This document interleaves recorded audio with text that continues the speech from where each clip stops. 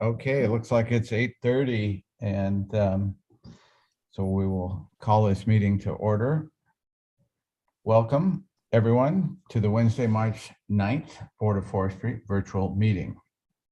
We are live streaming this meeting on YouTube, and to make sure our viewers online can follow along with today's virtual meeting, I'll go over some housekeeping tips to keep us all on track.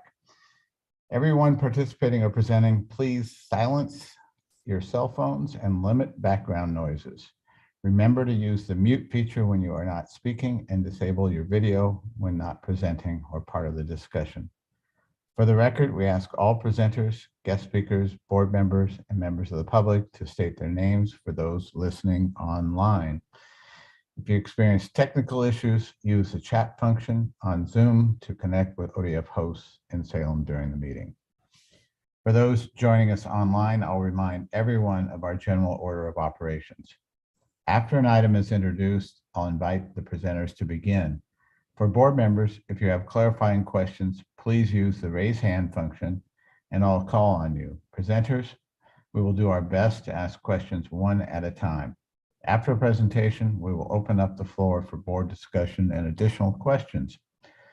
We offer real-time public testimony under item 1, where the public can comment on items on and off the agenda. At the end of board comments, we will begin our public comment period. Commenters will have 3 minutes to testify. We have 3 decision items in front of the board today. Item number 3, which is the 2022-2024 board work plan decision for forest resources. Item number 4, Wildland-Urban interface and wildfire risk mapping discussion. And item number 6, endangered species management plan. Time for live public comment is also available for these items. In the general order of operations for a decision item, the board will be presented with information with a staff recommendation. The board can ask clarifying questions on the topic before we invite members of the public to provide comments. Board members can ask follow-up questions from the presenters before the board sets forth a motion for discussion and vote. We will use a roundtable approach for the voting process, which seems to work well at our previous meetings. Additionally, members of the public, we ask that if you would like to submit written testimony for this meeting's agenda items and enter it into the record, please send in your comments by March 23rd. This will help in the preparation of our board's meeting minutes. With that, any questions? Okay, if none, I'll perform a roll call to confirm a quorum can be met for today's items. Liz Akpoa. Present. Okay, Carla Chambers. Here. Ben Doimling. Here. Chandra Ferrari. Here. Joe Justice. Here. Brenda McComb, Here. and myself, Jim Kelly. We're all here. Great. Okay, moving on to the consent agenda items. If there's no comments or suggestions, then I would seek a motion to accept items A through L. Jim, I have a comment. Yeah, I see you've got a hand up. Brenda, go ahead. Thank you, Jim. Brenda McComb for the record. I'm wondering if we might be able to pull out the legislative concepts piece for the consent agenda. It just strikes me that there's some opportunities here that I'm not sure the board has had a good chance to discuss. And if I'm missing something, my sincere apologies to board and staff. But I was surprised that there were no legislative concepts listed for fire protection or state forests, and state forests would seem to benefit from some deeper thought about how to structure state forest division to be more stable financially, especially given the fluctuations in the log market. Maybe Cal or Kate could comment on our process here. Is this at this point supposed to be a final list, or is this appropriate time for us to be giving further input? Well, I think given the timing, I think we still have some time to bring forward some legislative concepts to the board if they would like to explore some areas, Jim. And I understand Brenda's talking about perhaps stabilizing the funding for state lands, forest lands. Yeah, that was my, thank you, Cal. That was my initial reaction. I just was surprised to see none. I mean, there is a POP that deals with the recreation and education piece, but I didn't see anything that would help stabilize the state forest financial situation as a legislative concept. Yeah, and then also under fire, what are you thinking there? Well, I don't have any specific ideas for that one. You know, a lot has been done already, and maybe there's been sufficient legislative work done on fire issues, but given the gravity of the issue, it just caught my attention that there was nothing presented. Carla, you've got your hand up. Yes, just a quick on a different topic. On the item number D, the Elliott Forest decertification, just a technical question. You know, for a number of years, I managed lands at Oregon State, and you know, decisions change over time, and I'm just that is a reversible decision if OSU should make a different decision at some point in the future. Is that correct? You can recertify. If we can decertify, I assume we can recertify. Is that true? Go ahead, Cal. I can see you raising your hand. Kate. I am not sure about that, but I would suspect yes, but go ahead, Kate. It would be working with the land board in the direction of the state lands of what they would want to do there with their lands. We've also got Justin Buttress here, who's been working on this more to provide some input. But yes, you know, we've gone through certification of lands and decertification of lands over the years. Okay. It has been changed. Thank you. Okay, Brenda, you still have your hand up. Is that? Oops, sorry, Jim. Oh, okay. You still have your hand up, so I was. Got it. Yep. All right, I'm going to suggest that we go ahead with the understanding that this is not necessarily a complete and final list, and things could be added as Brenda suggests, that we go ahead and approve the consent agenda. Is that workable for everyone? I would so move. This is Board Member Chambers. I would so move approval of the consent agenda. Okay. So I'll go ahead and second, Jim. This is Joe Justice. Great.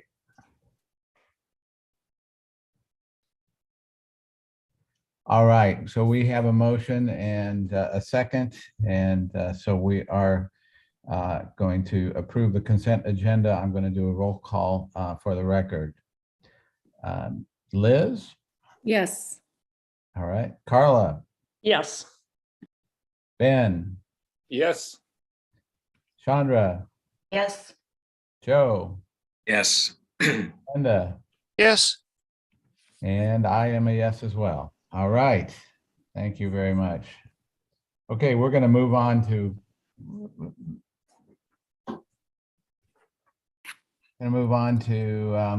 our, let me find myself here on the page here. To item 1, State Forester and Board Member comments. And so I'd like to welcome our State Forester, Cal Mukamoto, to begin with your opening comments. Thank you, Chair Kelly. I appreciate that. Some opening comments. The short session of the Oregon Legislature just ended. While short sessions involve far fewer bills on the table than full sessions, there are always several that we end up tracking closely because of their nexus to the work we do. The key bills coming out of this session for ODF were SB 1501, which codified the negotiated terms of the private forest accord. The bill comes with more than 16.6 million and nearly 60 positions for ODF for implementation of this legislation. SB 1502 created a tax credit for small landowners for riparian areas not harvested. The tax credit will remain until completely spent by landowner or their descendants. SB 1501 included a number of rulemaking requirements for the Board of Forestry, including to adopt the terms of the accord, to require notification filing when forest operations are complete, regarding tethered logging and post-harvest disturbances, to describe the role of the new statutorily established adaptive management program committee and independent research and science team. The board will also be responsible for appointing the initial members of both groups. The bill also requires the board to prepare and submit a habitat conservation plan, HCP, to the National Marine Fisheries Service and U.S. Fish and Wildlife Service by December 31, 2022. The department did receive hiring to hire a contractor to ensure this work can be completed by the end of the year. You'll hear more about the PFA from folks who were instrumental in developing the PFA, and from the department about the changes in the board's work plan for the Forest Resource Division to accomplish this work. And additionally, HB 4055 addressed the forest products harvest tax rate that were left on the table at the end of the 2021 session. HB 4087 granted news media access to scenes of wildfire and natural disasters.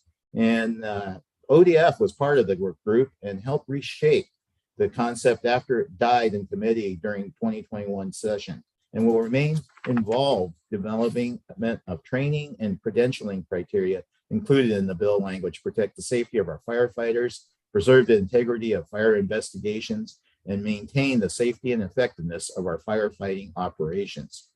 HB 5202 was the budget bill that included reimbursement of the state's portion of the 2021 fire costs, which was $46.3 million. It also appropriated $50 million in general funds to the emergency board that can be allocated to the department to address cash flow needs through the end of the biennium. Related to the topic of department cash flow issues and concerns, as you all know, I recently convened the Emergency Fire Funding Task Force. The task force has met twice and is working to develop a recommendation for sustainable funding system for emergency fire costs that doesn't depend upon the department's budgeted operational needs. Chair Kelly is co-chairing the task force, and board member Chambers is a member. Also, we have Brennan Brault from the Emergency Fire Cost Committee, who is also co-chairing. We appreciate his service. Their recommendation will help inform the department's development of an emergency fire funding fix proposal for 2023 legislative session. That proposal will come before this board for deliberation and decision in June with the department other legislative policy and budget asks for 2023. The board will have a chance to hear from anyone interested in providing input on this topic through its standing public comment process. Oregonians or representatives of our various stakeholder groups will be able to provide you with input either in writing in advance of your deliberations, or it's in person during the June meeting. So you'll have the opportunity to receive and consider what they have to say prior to making your decision. Progress also continues on the department's 2 priority implementation efforts related to operationalizing Senate Bill 762 and MGO finance related recommendations. You'll hear more about efforts related to Senate Bill 762 during today's meeting, so I'll just provide a high-level summary of key milestones achieved since January's board meeting. ODF received 19 proposals requesting approximately $36 million in funding for landscape resiliency program grants. The $20 million available was awarded to 9 landscape scale projects during the state or throughout the state in areas at high risk of wildfire. These projects plan to treat over 156,000 acres and bring over $15 million of matching funds. Grant agreements are being finalized and project work will begin in the spring. All project work covered by these grants must be completed by June 30th, 2023. The legislature also provided $5 million in general fund for hazardous reduction work on smaller properties through the small forest land and firewise community grants. The statewide wildfire risk mapping rule drafting process concluded last month. Rulemaking advisory committee members, OSU staff, and ODF staff met for more than 60 hours between August and February to create the rule package you'll hear about in item 4 on today's agenda. If the board chooses to move forward with rulemaking, the department will file with the Secretary of State's office and hold public hearings. We will bring the results of these hearings back to the board in June for a decision on whether to adopt the rules. The board is required to complete the rulemaking by June 30th, 2022.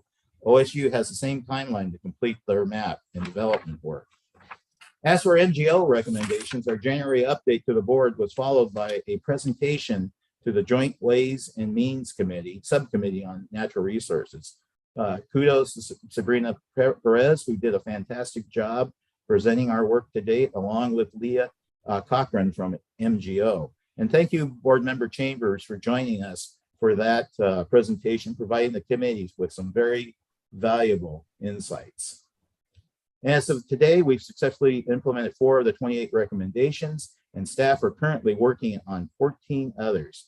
We are still confident in our ability to meet the legislators' deadline expectations. A key recommendation we are working on now is number 16, relating to development of an agency policy on financial oversight, which you'll hear about our concept in later today. So with that, I'm very happy to also introduce our new representative from the EQC. As we all know, last year, Commissioner Wade Mosby stepped down from his position on the EQC. And so we're very happy. We really appreciate, I want to just express a strong appreciation from the department for his continue to be the liaison from EQC to, or DEQ to the Board of Forestry. But I'm also very happy today to introduce Commissioner Amy Slusher. Amy is on the Environmental Quality Commission and is the EQC liaison to the Board of Forestry. Her EQC term began on November 18th, 2021. She is an attorney with the Green Energy Institute at the Lewis and Clark Law School, specializing in climate and energy law and policy. Amy is also married to a forester and has some experience with forest law, water law, and forest-related climate policy, all of which spurred her interest in serving as the EQC liaison to the Board of Forestry. I wish to say welcome, Amy. Amy, do you want to say anything to the board? Hi, everybody. I'm just really excited to work with all of you, and yeah, just excited to be here. Thanks. Thank you, Amy. Chair Kelly? Okay, thank you, Cal, and welcome, Amy. I look forward to working with you.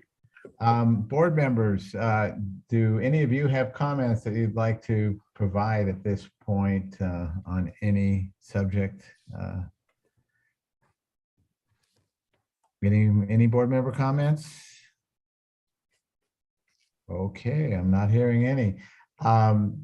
I just would want to comment on one kind of housekeeping issue. After I became chair, one of the things we struggled with these meetings was the number of stakeholders who were providing comments and testimony very up to the last minute before board meetings. So we made some changes because it was really hard for the board to actually be able to have a chance to read and digest that information. And now I'm recognizing with this meeting that we have, we're kind of having a similar problem with a whole lot of stuff coming in real late or newly edited versions from staff. And so I haven't seen it quite like this ever before. So, and I know that creates challenges for all of you to deal with what comes in at the last minute. And I also know it creates a big challenge for Hillary and her staff. So I just sort of recognized this and thought about it yesterday. I will work with Hillary and with Cal and leadership. I think we're going to just have to put our foot down and create some rules. I really think we need to have board books that go out that are as complete as possible, and that you guys all have that information, not just before the board meeting, but before your pre-board meeting. So that's going to be my goal, and I'll work towards that goal. And I assume that that's music to all of your ears, I would guess. So Cal will be talking. All right.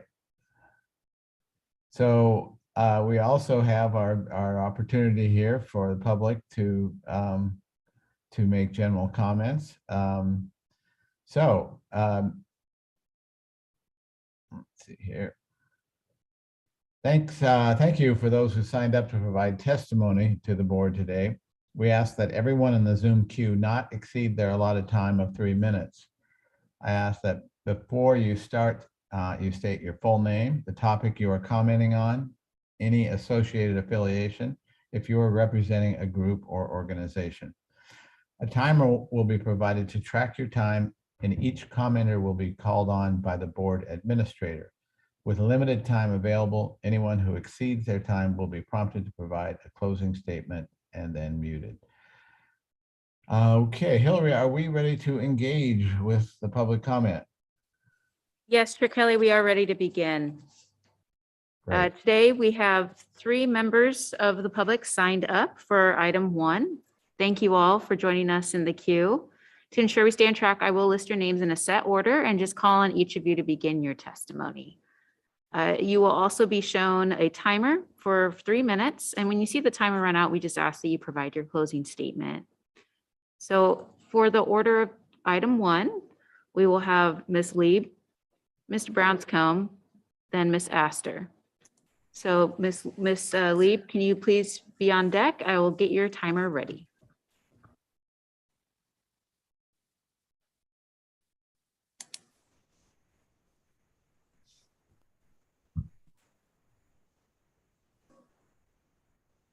Lieb, feel free to begin.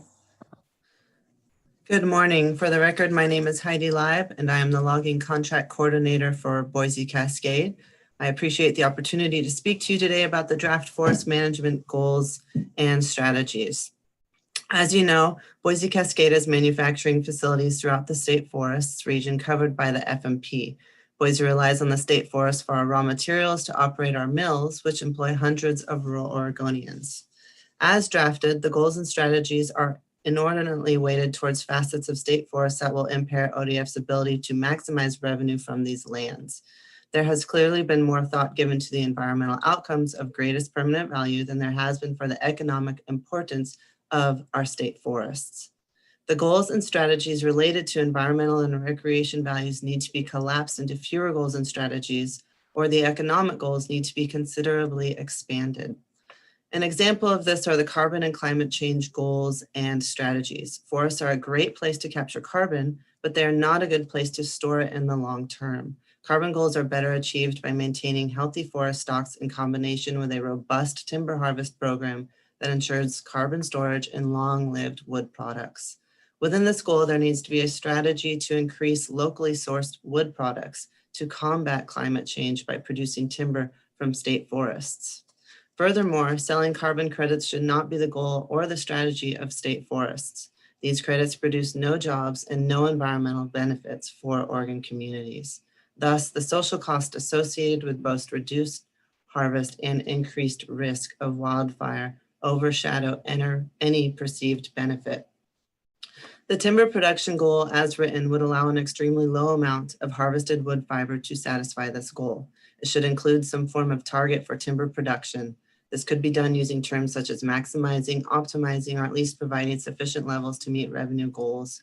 At a minimum, the financial viability of the agency should be an obvious goal of the State Forest Program. Ideally, the department would concern themselves with their fiduciary responsibility to the Forest Trust land counties by maximizing the financial return for the local counties and taxing districts. Over 60,000 Oregonians work in forest occupations that pay a living wage that is 3% higher than that state average. Many of those workers provide firefighting force that is present in the forest every day. By concentrating on goals other than timber harvest and economics, you'll reduce the economic well-being of state and reduce the firefighting force drastically. The ODF needs to rethink and rewrite this plan and place more emphasis on harvest and economic criteria. In its current state, it does not serve Oregonians. It will especially cause more hardship for rural communities. It will raise the price of affordable housing, and it will actually store less carbon over the long run. Thank you for this opportunity to comment today, and I look forward to more timber revenue-based strategies in the FMP. Thank you, Heidi, and apologies for mispronouncing your last name. Oh, that's okay. I'm used to it. Thank you. Thank you. Up next is Mr. Brownscombe. Ready when you are. Okay, can you hear me okay? Yes, loud and clear. Okay, thanks, Hillary. Chair Kelly and members of the board, State Forester Mukomoto, thank you. For the record, my name is Brett Brownscombe and I'm with the Wild Salmon Center. I wanted to comment on a couple things. One is the forest management plan and the habitat conservation plan ongoing work. There were in your board materials 2 references that I thought were noteworthy. One was the reference on this is the FMP board materials to since the 2001 plan was adopted in 2010, it was revised to increase harvest to maximize or further improve financial performance. So that's noteworthy because the harvest has already increased and the department's been operating at the high end of the range since 2010. And there are concerns over that. The second is the board materials flag that since 2001, when the original FMP was adopted, it was always intended to be paired with a habitat conservation plan. And that hasn't happened yet. It's poised to happen. So I think it's just a good reminder that all along the intent since 2000 has been to pair up an HCP and with the FMP. And in light of the Marble Miolet materials on your agenda today, the habitat conservation plan needs to be meaningful. There were over 1,300 responses to the survey that the department did around the FMP strategies, and then 3 times that amount of individual comments in the survey comment form. So there's a ton of public interest in what's happening here. A lot of those comments are from climate and carbon advocates, drinking water advocates, and others. Those align, certainly those voices align with interests that Wild Salmon Center has around salmon and aquatic habitat and ecosystems. So carbon and drinking water and some of these other values, frankly, weren't part of the discussions that were happening in 2001 around the FMP and 2010, and they need to be integrated meaningfully now, and now's the time. The legislature just ended an historic short session, and I think that session for us reflects that the legislature is ready to do more work around how the state will meet climate and carbon objectives, as well as its conservation objectives. And heading into next session, looking forward, and this is relevant to the conversation you all had in your consent agenda, we're happy to see that there are POPs related to recreation and education information, enhancing that program, as well as climate and carbon. We were disappointed to see there's no robust thinking. It doesn't appear around ledge concepts for the big need conversation around the business model for state forest lands. And that includes how the state is going to balance conservation pressures that are needed, timber needs, and rural community funding, and how the state finances rural community services. We think there's a big opportunity here, and we would encourage the board and state forester to step up and lead and work with the legislature, who we feel are ready for this. Thank you. Thank you. Last up, Ms. Astor.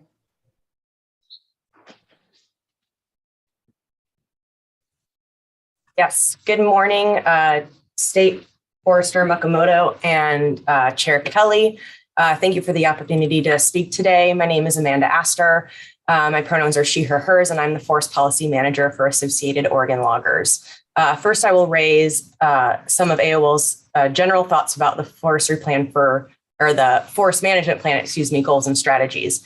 It is AOL's opinion that any plan ODF develops should be able to be measured for success. AOL has a few suggestions to help reach measurable outcomes while maintaining flexibility. Generally, these include decadal and annual metrics with error allowances in either direction and the concept of indicators. More detailed information about these suggestions can be found in AOL's written comments. If the concept of indicators is not right for the FMP, then they may be right for the forestry plan for Oregon. It is AOL's opinion that the FPFO should look to achieve environmental goals while recognizing the importance and value of a healthy, economically competitive forest product sector in achieving the state's mitigation and restoration goals. A durable FPFO would seek to ensure forested landscapes are in an ecologically functioning and resilient condition while meeting the economic and social needs of present and future generations. The FPFO should include ecological goals while promoting rural economic development rather than choosing one over the other.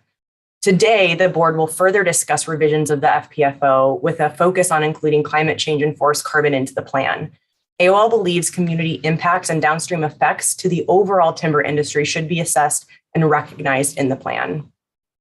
AOL also believes this type of emphasis on climate change cannot come without an equal emphasis on wildfire. This should come in the form of recognizing biogenic carbon emissions. We believe the concept of avoided emissions is paramount and that the FPFO should stress wildfire mitigation as a key forestry practice. To accomplish this task, the FPFO needs a strategic lens when it comes to fire. Thankfully, the department is in the beginning stages of developing its 20-year strategic plan, which is going to focus on developing a strategy to implement landscape resiliency across the state. The plan is outlined in the MOU on shared stewardship and is to be modeled after the Washington State's 20-year Forest Health Strategic Plan. As AOL sees it, this plan will strive to set forth an implementable long-term strategy to achieve the mitigation subcommittee recommendations of the Governor's Council on Wildfire Response, while also seeking to restore and manage forested landscapes in the face of primary disturbances like insect infestation and drought. This 20-year plan does not need to be complicated by addressing long-term strategies for fire-adapted communities nor wildfire response, because Senate Bill 762 expressly sought to implement those recommendations of the Governor's Wildfire Council. To address these recommendations, the plan should seek maximum effectiveness of forest health treatments at a pace and scale commensurate with the risk we face. It should do this by leveraging commercial timber value to increase non-commercial and restoration activities. Thank you.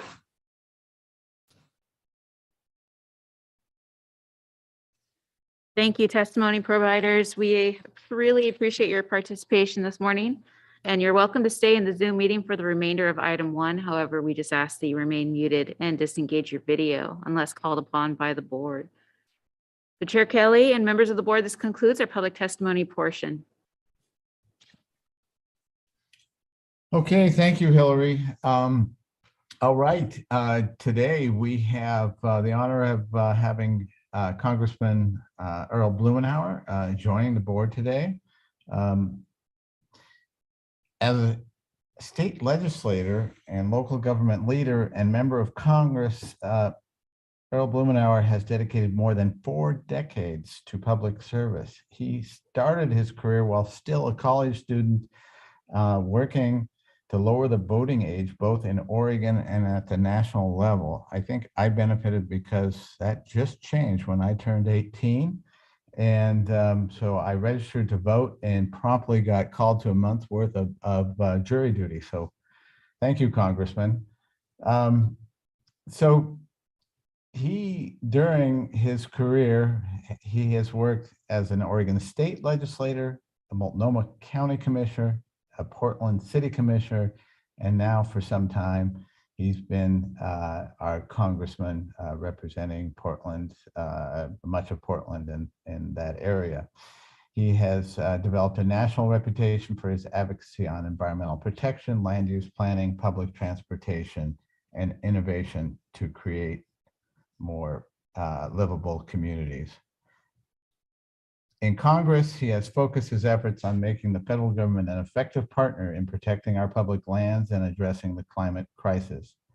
Congressman Blumenauer is currently leading congressional efforts to improve community resilience in the face of climate disasters like catastrophic wildfires and his Climate Resilience Act.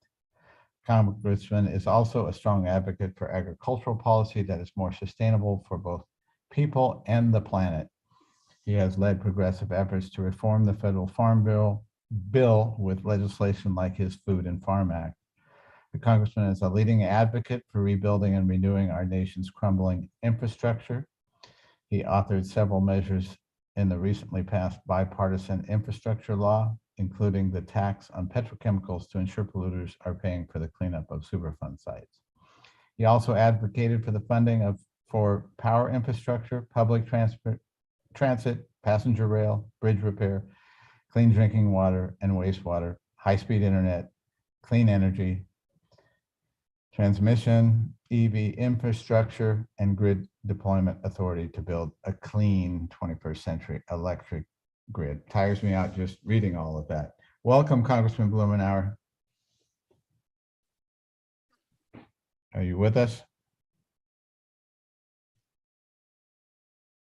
Chair Kelly, this is Board Administrator Hillary Leibus-Rude. At this point, he is still in transit, so he'll be, I believe, joining us in about 7 minutes. So apologies for the delay, but he's got a very tight schedule. We can offer to have a quick break until they join. If not, if you'd like to return to any board comments or state forester comments. Unless there's a board, anyone has any comments at this point, then I would suggest that we take a short break. And so you said that he is 7 minutes away. Is that correct? Yeah, yes, we're negotiating Eastern versus Pacific Standard Time. So All right. Let's take a short break and convene at 9:15. thank you.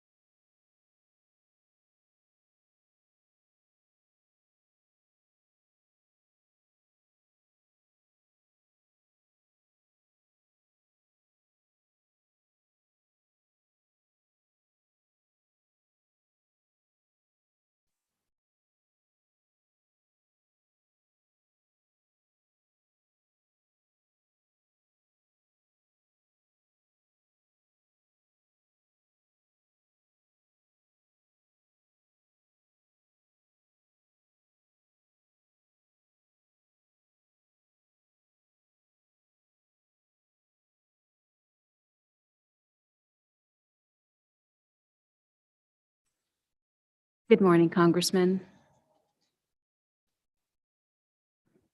Feel free when you're ready to do a video and mic check. We are currently on a break. Well, I'll unmute, get the video and have some fun. Fantastic. I'll go ahead and rename you for the record. And we'll be adjourning. We'll be coming back together at 9:15, but feel free to stand by. All righty. Thank you so much. Welcome. Thank you.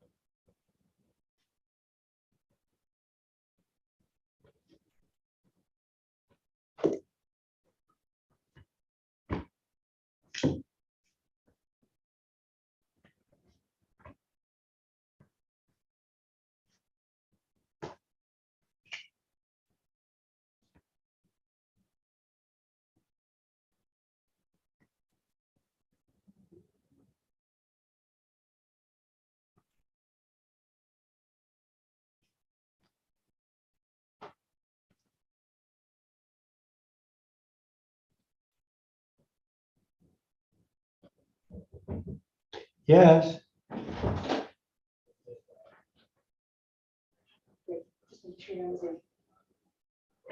I'm sorry. Yeah, I think so.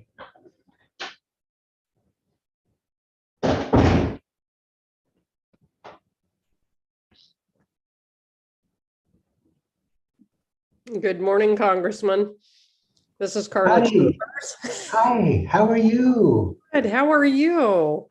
Well, I'm better than I deserve, but these are crazy times. Oh, my. I just don't know what normal is anymore. Do you? Well, I hear you. Well, I look forward sometime this year to our being able to have breakfast or dinner and just sort of sort this all out. I would welcome your insight and advice. Well, and in return, I would look forward to that. Well, I'm pleased that you are willing to take this particular assignment. It is Hillary, are you able so to hear pivotal me? for our future. Yeah, that's right. Well, Even with Jim Kelly chairing. he and I are about employed full time right now on this project, aren't we, Jim? My word. Oh, my word. Oh, I can't imagine. Well, thank you for doing this. yeah. And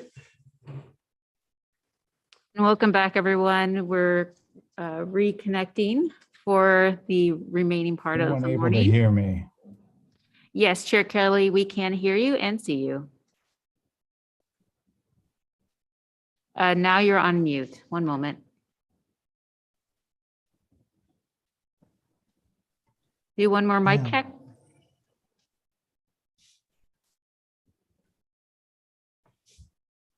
Jim, I can hear you.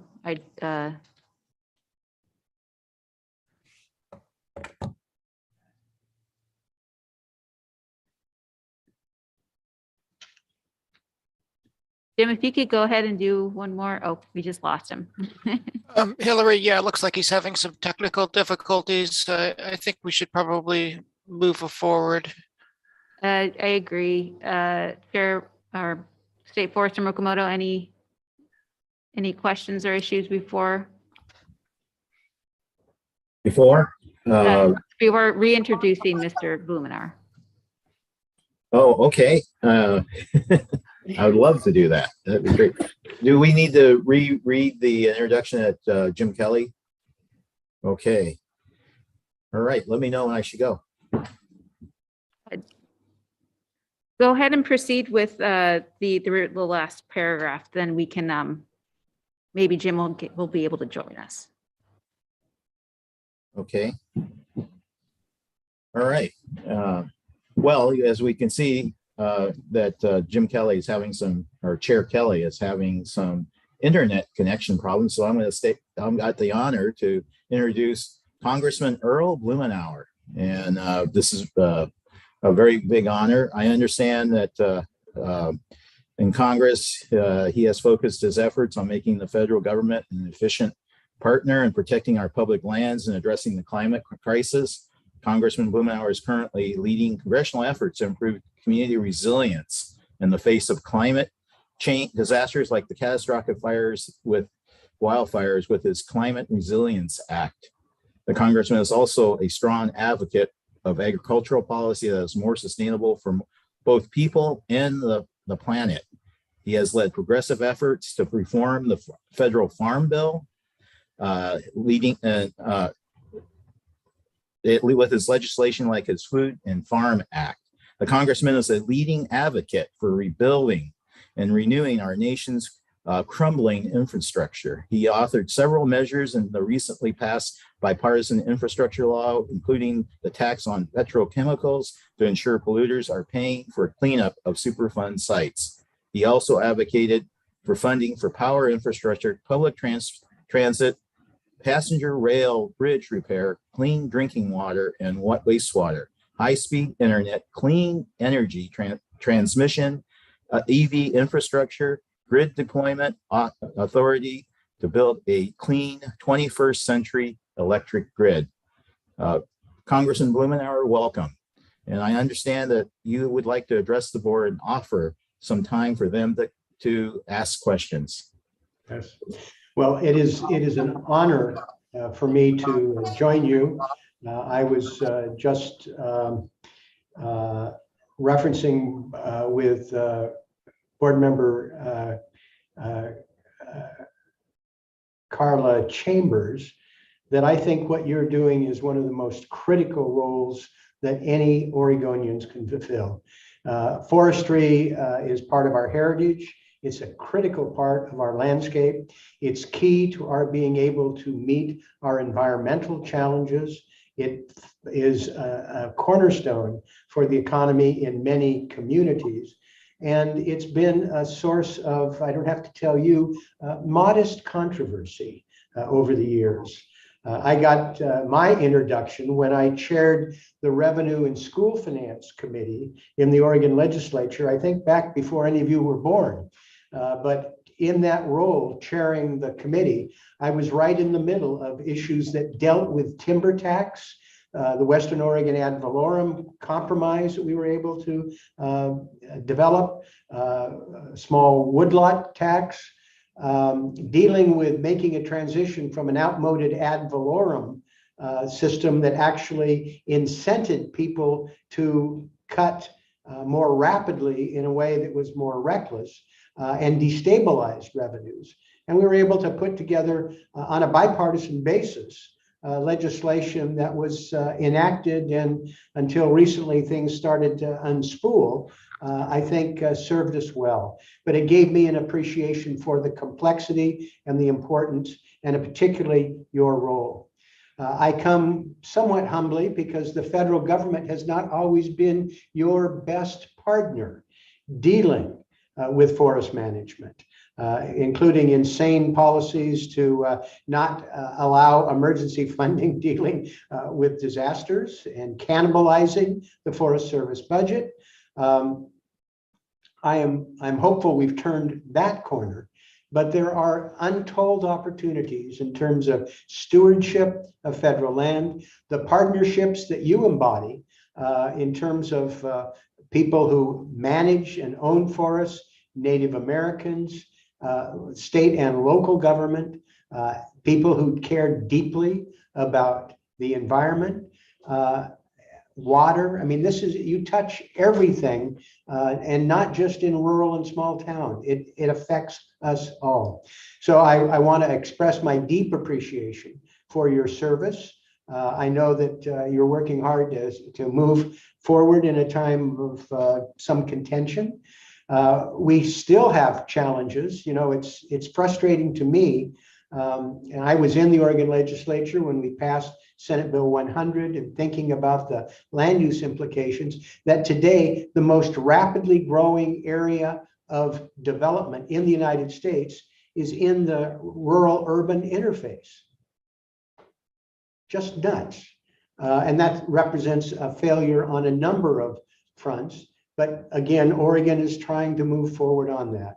So I wanted to express my appreciation, my interest in being able to work with you to unspool some of these. Recently, I've been involved with legislation that would deal with the federal response to disasters.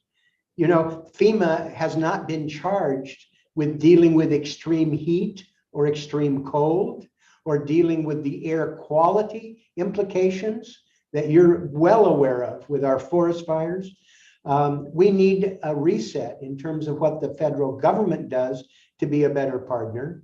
We want to make sure that the infrastructure, the gusher of infrastructure money that is coming forward, and the fact that in part because of the federal partnership, the state has some choices to invest. We want to make sure that we make the most of it. Including that broadband that we all live on. Maybe Jim got caught up on some of the broadband issues. This is life and death for rural and small town. It's critical for education and how we conduct public business. So let me just stop at this point with my thanks, my interest in being able to work with you in the year ahead to make the most out of the opportunities we have now and going forward. And I'd be happy to entertain questions. I'd be very interested in comments and advice that you would offer me. Congressman, this is Jim. I'd like to go first. I think my computer blew up probably because I was so excited that you were coming to address the Board of Forestry. We've known each other for a long time. I think, wasn't I in grade school when you were on the city council? Seriously. Rub it in, Jim, rub it in. Yeah. It's true. Yeah, true, of course. Seriously, you know, one of our biggest challenges is our financial stability. I'm speaking of ODF, and really our biggest problem is this large fire funding and the fact that with the various federal agencies, FEMA, Forest Service, BLM, that we typically wait 2 years for reimbursements, and so that has created huge cash flow issues for us, and we are likely going to be working with the legislature to fix it. But you know, it really, you know, there's really a federal responsibility, and yes. I can't imagine how we can just fix overnight the way the bureaucracy of approving these kinds of payments. But we cannot be alone as an agency out there that is put in this kind of position, waiting. Is there any possibility, any way to potentially address this, that there can be some sort of process for some upfront monies to agencies like ours? I mean, it's you know, when you are talking this many millions of dollars for a department like ours, it's you know, it's caused us huge problems. Yeah. Well, you are right, Mr. Chairman. It is a problem that is not just Oregon, but our partners in the West, and increasingly federal payments dealing with fire-related disaster are spiraling upward. And I think it's quite clear that it's not just us. I would love to work with you to assemble a Zoom call, dare I say, with some of your, particularly some of your Western partners and a few of my colleagues who represent Washington and California, as well as Oregon. And for us to be able to deal, with Secretary Vilsack, for instance, to be able to raise these questions and deal with an opportunity to help people manage these costs. We're not going to have an exact accounting, and there are probably responsibilities that need to occur in terms of making sure that every dollar is appropriately accounted for. But I will tell you that what you're talking about is rounding error compared to other areas. So I would hope that we could bring people together to talk about ways to be able to do some advanced funding. We're coming into another fire season. We know it's going to be hundreds of billions of dollars that are going to be in play. And for these states, hundreds of millions of dollars dealing with our response in helping you deal with the fires. I would think we ought to be able to get ahead of this curve, have something that would have bipartisan support and not circumvent necessary protections. But for heaven's sakes, we'll spend more time arguing over details than if we were able to get a significant portion of money out the door, helping you deal with the challenge and be able to do it more effectively and sooner. It would probably save money. And I'd love to work with you to put together that conversation with some members of Congress and some of people in your sister organizations. It's a great point. Okay, I see Carl making notes, so we will take you up on that offer. And I see Board Member Carla Chambers has a question.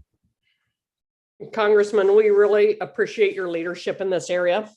I love your upfront dollar and offensive thinking. We've burned almost 4 million acres in Oregon in just the last 6 years. And we only have 29 million acres of total forests, about half of our land base. But in the last 2 years, we've spent $260 million on large fire, which is a little over half of our Oregon Department of Forestry. Carla, what was that number again? 200? We've spent 130 million a year, 260 million in 2 years, almost half of our Oregon Department of Forestry budget. The Wildfire Council recommended that we mitigate 4.7 million high-risk acres over 20 years, although over 10 would be better. And you look at that FEMA dollar, which is the last dollar spent after the disaster occurs. Yes.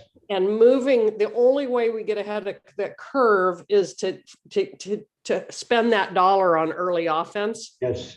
And I wondered if you'd just talk a minute about, U.S. Forest Service and BLM have really gotten behind the curve here on some forest management practices. Yes. Can you talk about some changes that we're going to see, hopefully on these Western lands? Well, Carla, it just pains me when I think of how much money we spend on failure. Yeah. Every dollar of mitigation saves us $5 to $10 further downstream. We all know and acknowledge it, but we're sort of trapped in a process, and they all had probably a reason when they were put in place. In some cases, we're talking about not just years, but decades ago. Yeah. And this is something that I have, I've been working with Governor Kitzhaber on, thinking about ways that we can do a better job of not wasting money on failure. Being able to accelerate money that we know is going to be spent, but accelerate it to spend it in a timely fashion to reduce damage and further expenditures. And I will say that this is a broad application. I mean, I think of people that we see on our streets in communities large and small. We end up probably paying more to deal with their healthcare and law enforcement and courts, and than if we actually invested upfront to try and help them. And certainly, as a result of natural disaster, the money would be so well spent to be able to help you manage these forests and for the federal government to do a better job of its management. So I could not agree with you more. It's part of what I've done. I put out a report dealing with the federal policies and disaster, which I'll be happy to share with you, but I have pieces of legislation to try and implement this. And I'm finding some members on both sides of the aisle who are scratching their heads and saying, well, yeah, this doesn't have to be World War III. This is something that we ought to come together on. And I think if we can move dealing with this particular area, dealing with wildfires that are predictable, that are destructive, that have such an impact on our communities, everything from the Shakespeare Festival to wine to agriculture.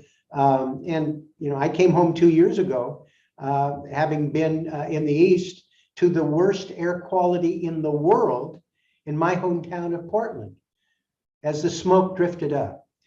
So I could not agree with you more. I would love to continue that conversation with you. I know you have very strong feelings about ways that would make a difference. And I hope that we're able to focus on the cost of failure. I'm tired of spending on failure. I'd like to be able to get ahead of this curve. It will cost us no more.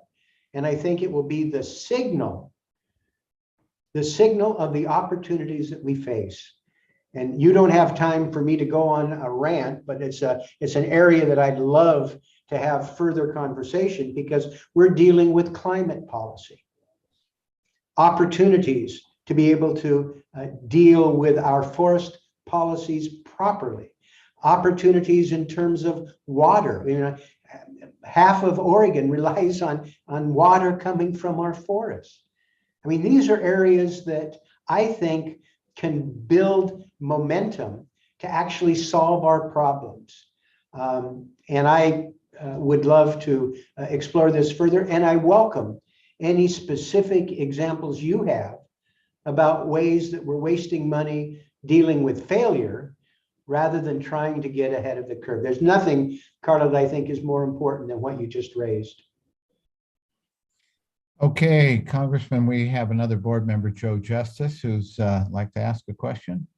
Yeah, Congressman, thank you very much for speaking with us today. I'm Joe Justice. I'm a forester, and I've lived in Oregon my whole life, and I currently live in La Grande, Oregon. So, when Carla and everybody talks about the fires that are happening in Eastern Oregon, I see the columns, I see the smoke. I see what's happening. I guess I just have a comment about urgency related to this restoration.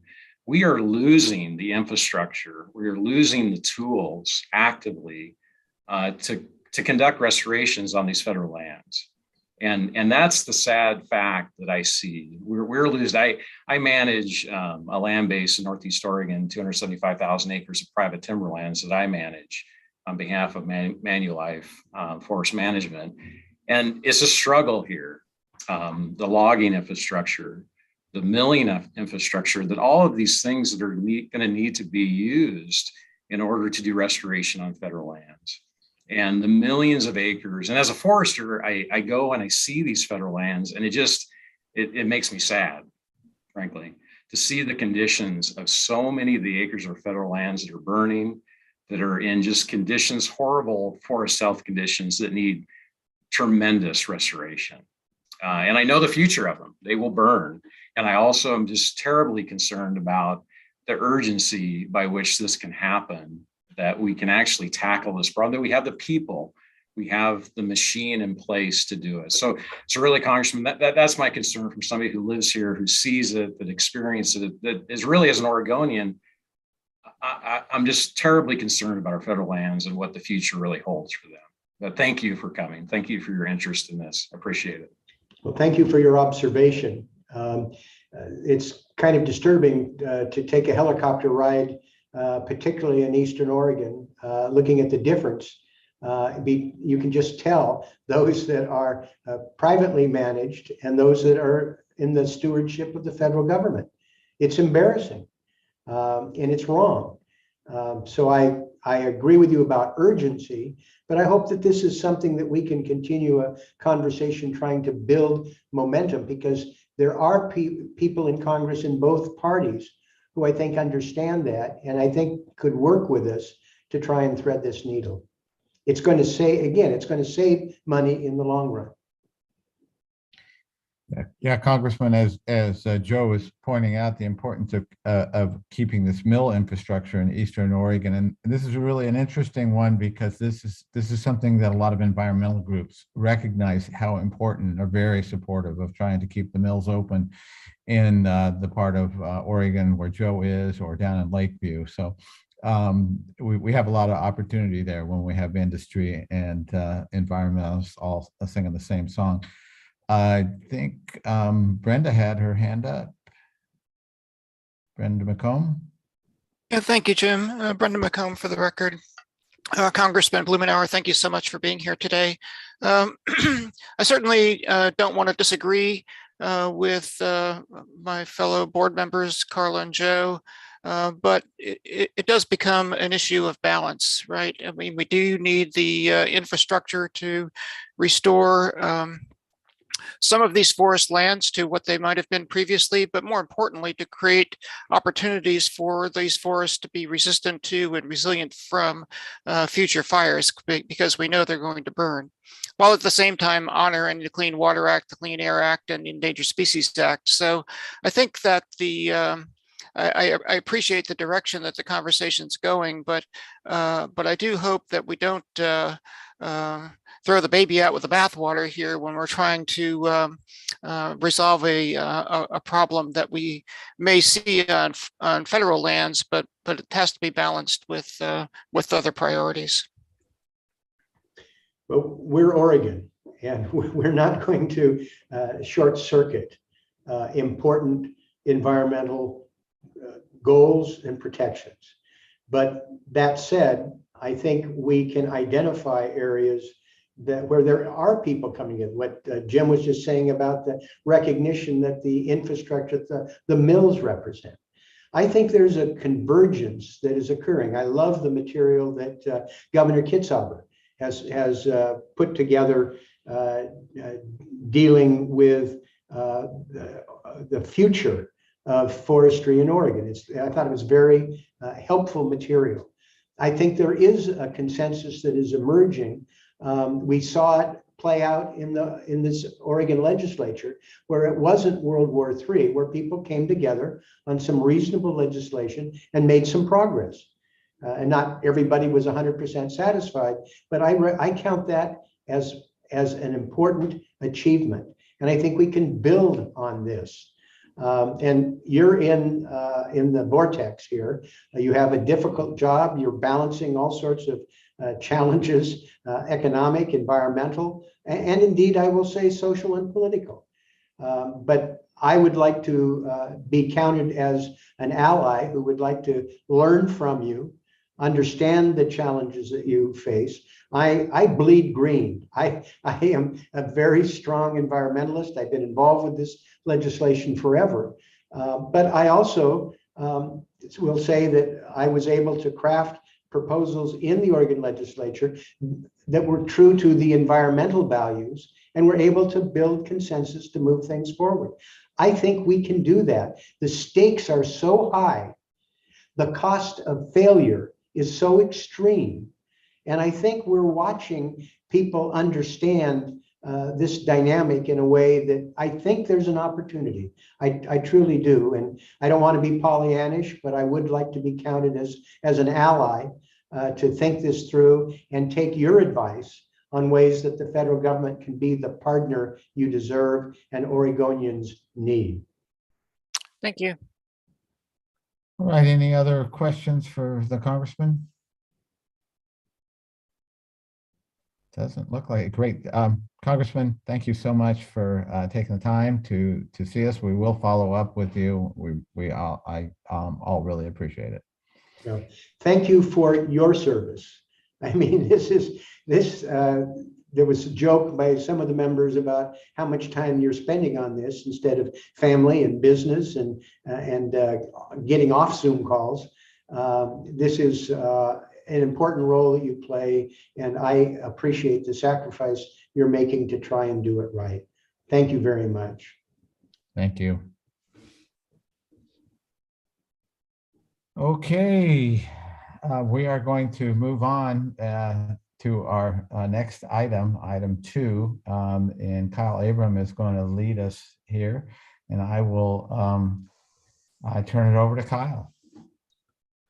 Thanks, Chair Kelly. Chair Kelly, board members, State Forestry Mukomoto, for the record, my name is Kyle Abraham, and I serve as Deputy State Forester. I think it's the first time I've said that in a board meeting, still a little bit surprising. It's great to see everybody here today. We do have several folks joining us on this topic to talk a little bit about what Congressman Blumenauer mentioned in terms of collaboration and work in the legislative session. So this is really a topic about the Private Forest Accord and 3 bills that made it through the session this year, which we've been keeping the board members apprised of. And you've heard us talk about this a little bit within the context of the Forest Resources Division Work Plan, which will follow this topic and really highlight some of the work in front of the department and the board. But I would like to introduce Jason Miner with the Governor's Office, Heath Curtis with Hampton Lumber, Jim James, and Ken Nygren representing Oregon Small Woodlands Association, Bob Van Dyke with Wild Salmon Center, and Sean Stevens with Oregon Wild. There were several folks that engaged in these conversations over the last 2 years, and these are just a few of the folks that I could get to agree to come today and talk a little bit about some of their experiences and insights over the work, and maybe share some perspective about what their relationships have been over that time frame. And really, obviously a success for Oregon. I think some of the language has been about the continuation of the Oregon way, and I would maybe just echo that this is the way. So with that, I'll turn it over to Jason first, and then over to Heath to kind of talk a little bit about what they experience, and then I'm sure folks will add some comments, and then really wanted to save some time for board discussion and input. So thank you. Jason, if you'd like to take it away, that'd be great. Thanks, Deputy State Forester Abraham. That was my mic check, and seeing a smile means my audio must be working, correct? Yep. Great. Sounds great. For the record, my name is Jason Miner. I serve as Governor Kate Brown's Natural Resources Policy Director. And thank you, Chair Kelly. Thanks, members of the board. Thanks, presenters, members of the department, and everybody in the public attending the Board of Forestry meeting today. Appreciate it. And I want to begin by saying, if I may, on behalf of the group presenting today and all the groups that they represent, a real thank you to the board, to the chair, to members of the board, and to the department for affording this group of people the space over the past 2 years at least to engage in conversations that were difficult, that were different, that didn't always follow the patterns that we've established in state government over the past 10, 20 or more years. But I just want to acknowledge that it must have taken a lot of trust, confidence, patience on your parts. And I, on behalf of the governor, appreciate that. And I know the folks who are presenting today appreciate that you afforded this group the space to try something different. And, as a result, to be able to come back today and present something different to the board that we hope is a meaningful and transformative way forward. So heartfelt thanks to all of you on the board and to all the ODF staff here, because I think the same no doubt extends to you. And I want to say, I think I read the agenda item, and I think there are two ways to read this, the subheader on our agenda item. One is that we might walk through the PFA report itself, and I want to make clear, I don't think that is what the assembled crew here is to do. I think we're here to talk about lessons learned and our experiences in the room. So I will just say that I think you're here in the company of folks who have read 1501, 1502, 4055, and the PFA report cover to cover. The PFA report itself is a fantastic read, and for those of you who may not have read it, I encourage you to dig into it. This experience, the documents attached to the legislation, meaning the PFA report on your website, is unlike really any other thing that I've seen in the legislature in the past 5 years. Very approachable, very readable, well-structured. The subject headings will give you a good outline, and everybody in the public a good outline of what we are talking about here today, from riparian approaches, steep slopes, adaptive management, small forest landowner approaches, roads, beaver and east side approaches. It is all laid out there. It's all artistic, elegant, and well presented, and I recommend it to you.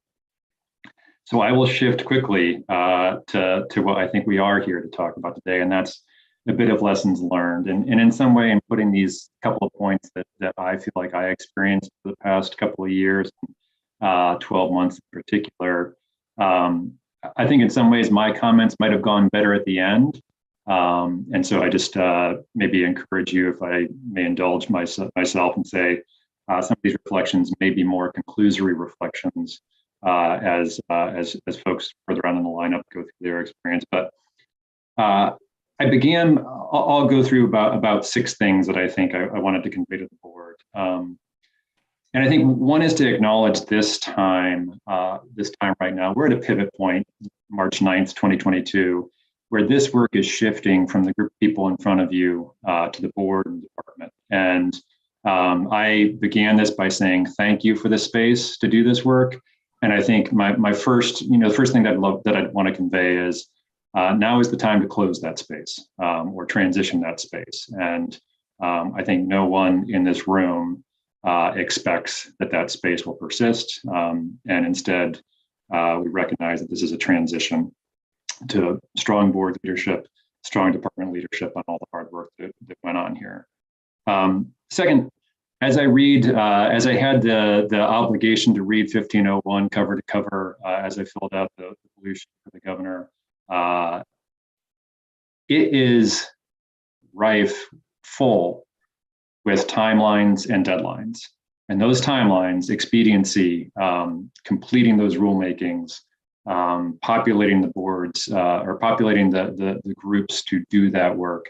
I am struck by, we are entering a period of timelines and deadlines, which we all have to stay attentive to. And I will be here in the governor's office, working with you and waiting for calls from you to do anything I can to help meet those timelines and deadlines. The third thing that I draw on, and it was touched on, I think it was touched on a little bit in the earlier conversation today. It struck me during the past 2 years that it is amazing that in February, if you think back to February of 2020, which was just prior to many of the changes that the pandemic brought about in the way that we do work and the way that in the future of work, it is amazing to me that these groups sat down in February and struck an MOU, which I think at its heart, you can say, was about valuing the importance of certainty. And so how prescient that a month before, as I recollect, March 13th was the day that I left the office, was not really, did not take that box back. How prescient that a group of people would come together and think about the value of certainty. I think there are a few things that could teach us the value of certainty more than the past couple of years in these contexts. And then I might shift a little bit to, things, again, having reflected on the report and the legislation, there are things that are not written in there. that I think that I would want to convey at this time of transition. And that's one thing that I heard mentioned often amongst the conversants in this group was a recognition that work somewhat like this has gone before us in the state of Washington. Washington conducted a collaborative process, in some ways dissimilar, but in some ways similar to what we engaged on in the past couple of years. And one thing that I think resonates from learning from Washington is there will be a period of time where the experience and recollection of the parties who were in these conversations are invaluable. Where the parties who are in these conversations, will be wanting to serve on the advisory groups and required to serve in some ways on the advisory groups to the legislation. There will be a period of time where their recollections of what was explored and rejected might help keep things expedient. Their recollections of what was explored and embraced might help with the way things move forward. So I just want to acknowledge, I think one of the pieces of learning from Washington that I'm not sure appears anywhere in the writing is everyone on the board and the department should feel compelled in some cases to reach out to the people who participate in this process for additional context. Not that can change anything that is in writing, because it can't, but to inform all the conversations that went on and how we go forward. And then lastly, sort of a two-part thing, I think an interesting obligation of the board is to decide at what point in the future those reflections of everybody who did participate in the private forest accord negotiations are in some ways just another stakeholder, because there will come a time, this is public policy, and everyone is engaged, and everyone cares. Everybody invested in forestry cares about these issues. And just as acknowledging this is a pivot point, at some point in the future, memories will begin to fade, and there will be an acknowledgement that every voice is equally able to reflect on the words of the private forest accord as anyone else. But I would say I think that there is one exception to that, and that is the biggest thing that I saw in the past 9 months was the ability of people to come together and reject the tools of confrontation and instead embrace the tools of collaboration. And I think more than any comparison of science or competing points of view, that ability to simply make the choice to collaborate when there were other choices on the table was invaluable. And I think, even 15 years from now, being able to draw on the experience of anybody who is at the table to reemphasize the value of working together and how it has led to greater outcomes than we ever could have achieved by working in conflict will be something that I think carries great value, because it was said on the floor of the legislature. I think the true value of this agreement extends beyond the PFA itself to the commitment to work together and to continue to flex the muscle of collaboration. And that's hard work, and it will continue to be hard work. I remember David Bechtold reflecting at one pivot point about November 1st, saying, I feel like I just won a pie eating contest and the prize is more pie. And I think that has been every step of the way along the PFA, that the product of this hard work is more hard work. And that hard work is continuing to remind ourselves that flexing the muscle of collaboration has value. And I will leave it at that. Thank you, board. Thank you, Jason. Heath, looks like you'd like to go next. So Heath and then Jim. Oh, I just heard my name is next. I don't think we discussed an order, but I'm happy to do it. Chair Kelly, members of the board, State Forester, thanks for inviting me to share a few words with you today. My name is Heath Curtis, and I work for Hampton Lumber and Family Forests. Hampton's a fourth generation family-owned company with 4 sawmills and approximately 90,000 acres of timberland in Northwest Oregon. Our operations provide roughly 800 Oregonians with year-round family wage jobs, predominantly in rural areas where those jobs are tough to come by. For Hampton, community health and vitality has been a priority since the company's inception in 1942. I think it's safe to say today that we in particular are known for being engaged, responsive, and valued members of the communities in which we operate. Of Hampton's many successes over our 80-year history, this unflinching commitment to community in good times and in bad is probably the greatest source of pride for the Hampton family and our employees. For the last 2 years, I've had the privilege of working on the private forestry court. It's a grand compromise in the truest sense on Oregon forest practices. At Hampton, we genuinely believe that the accord is the right path forward. It will enhance habitat for fish and amphibians. And in the long run, we believe it'll be good for the Oregon timber industry because it'll provide the stability businesses need to continue to operate and invest in the local forest products sector.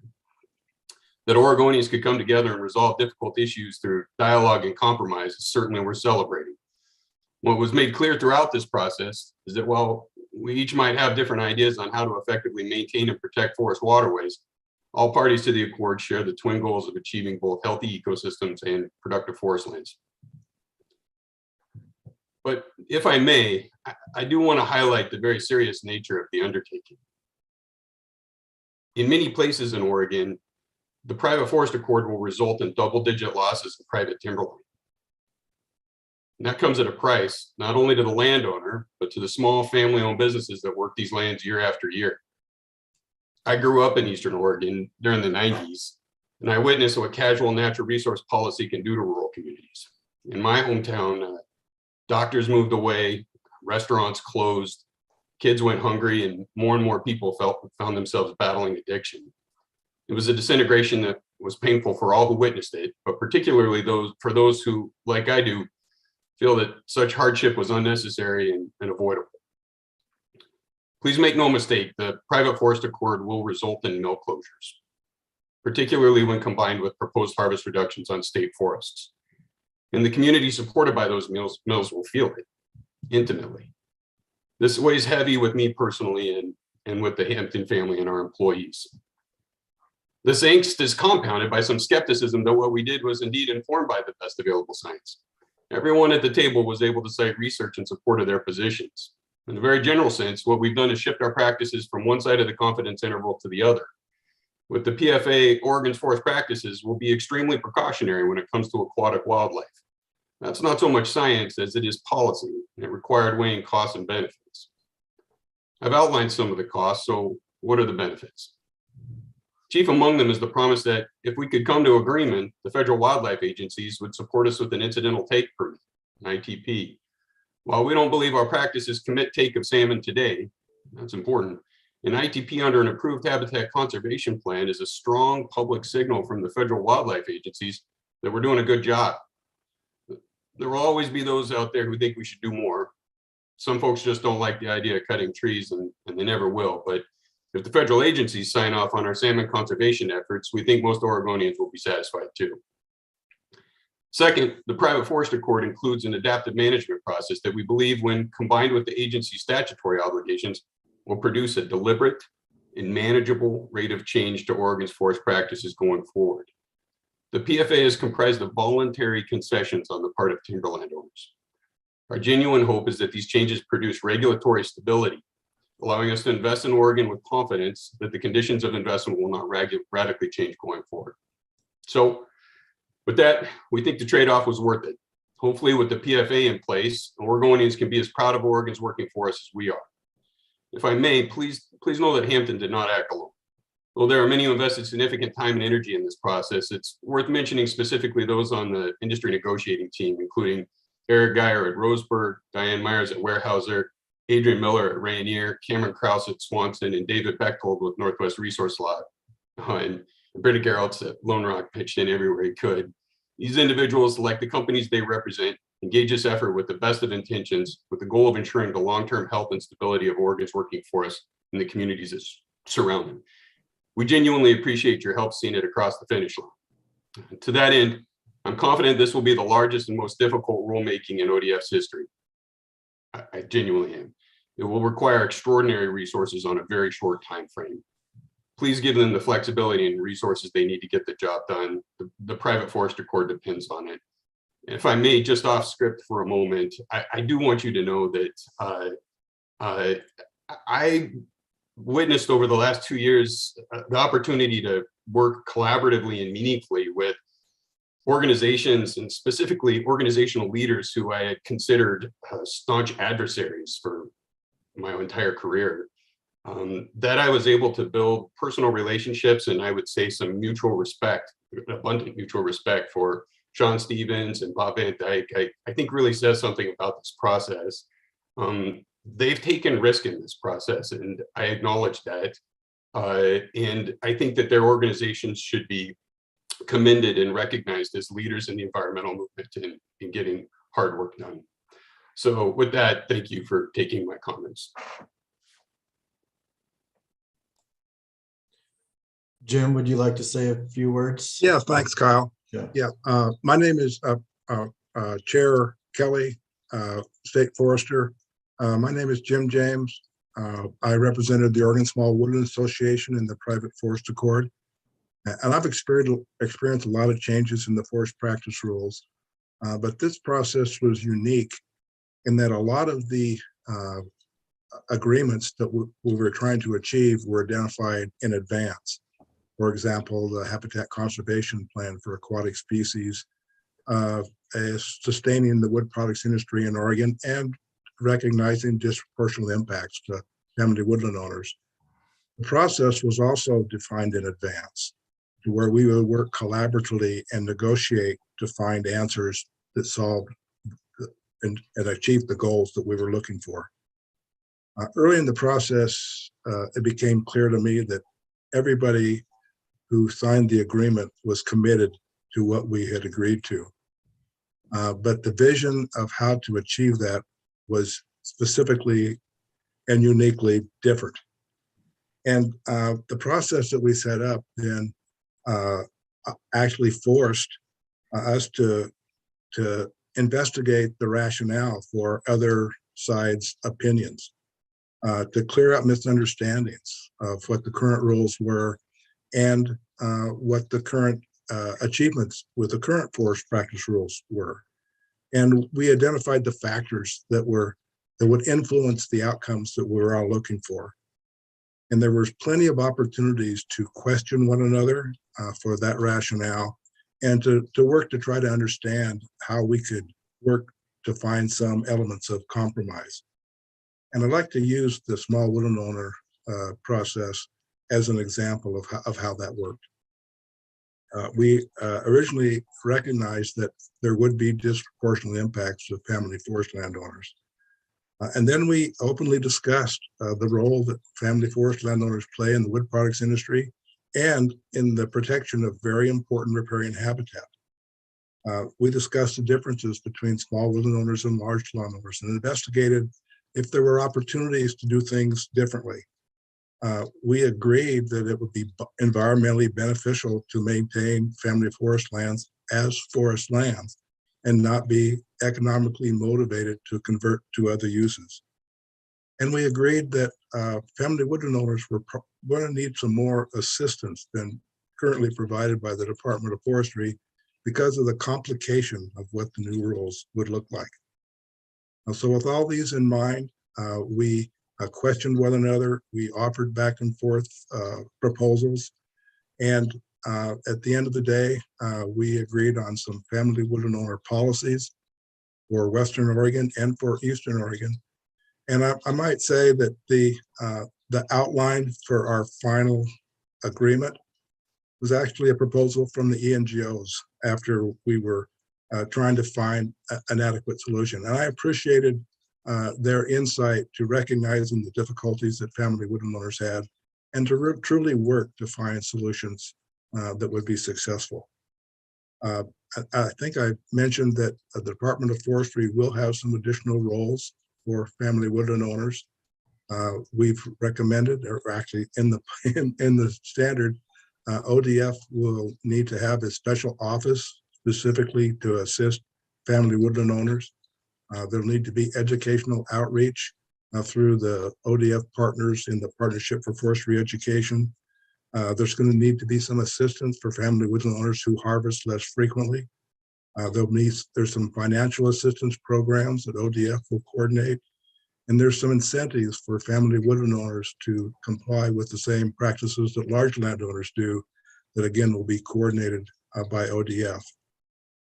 There were some important lessons that I learned through this process, and I think Heath addressed it, where some of the folks we were negotiating with had been our adversaries. But I learned that by being open-minded and to really search for the rationale of why people feel the way they do, it was not so difficult to find alternatives and compromises that would work for both.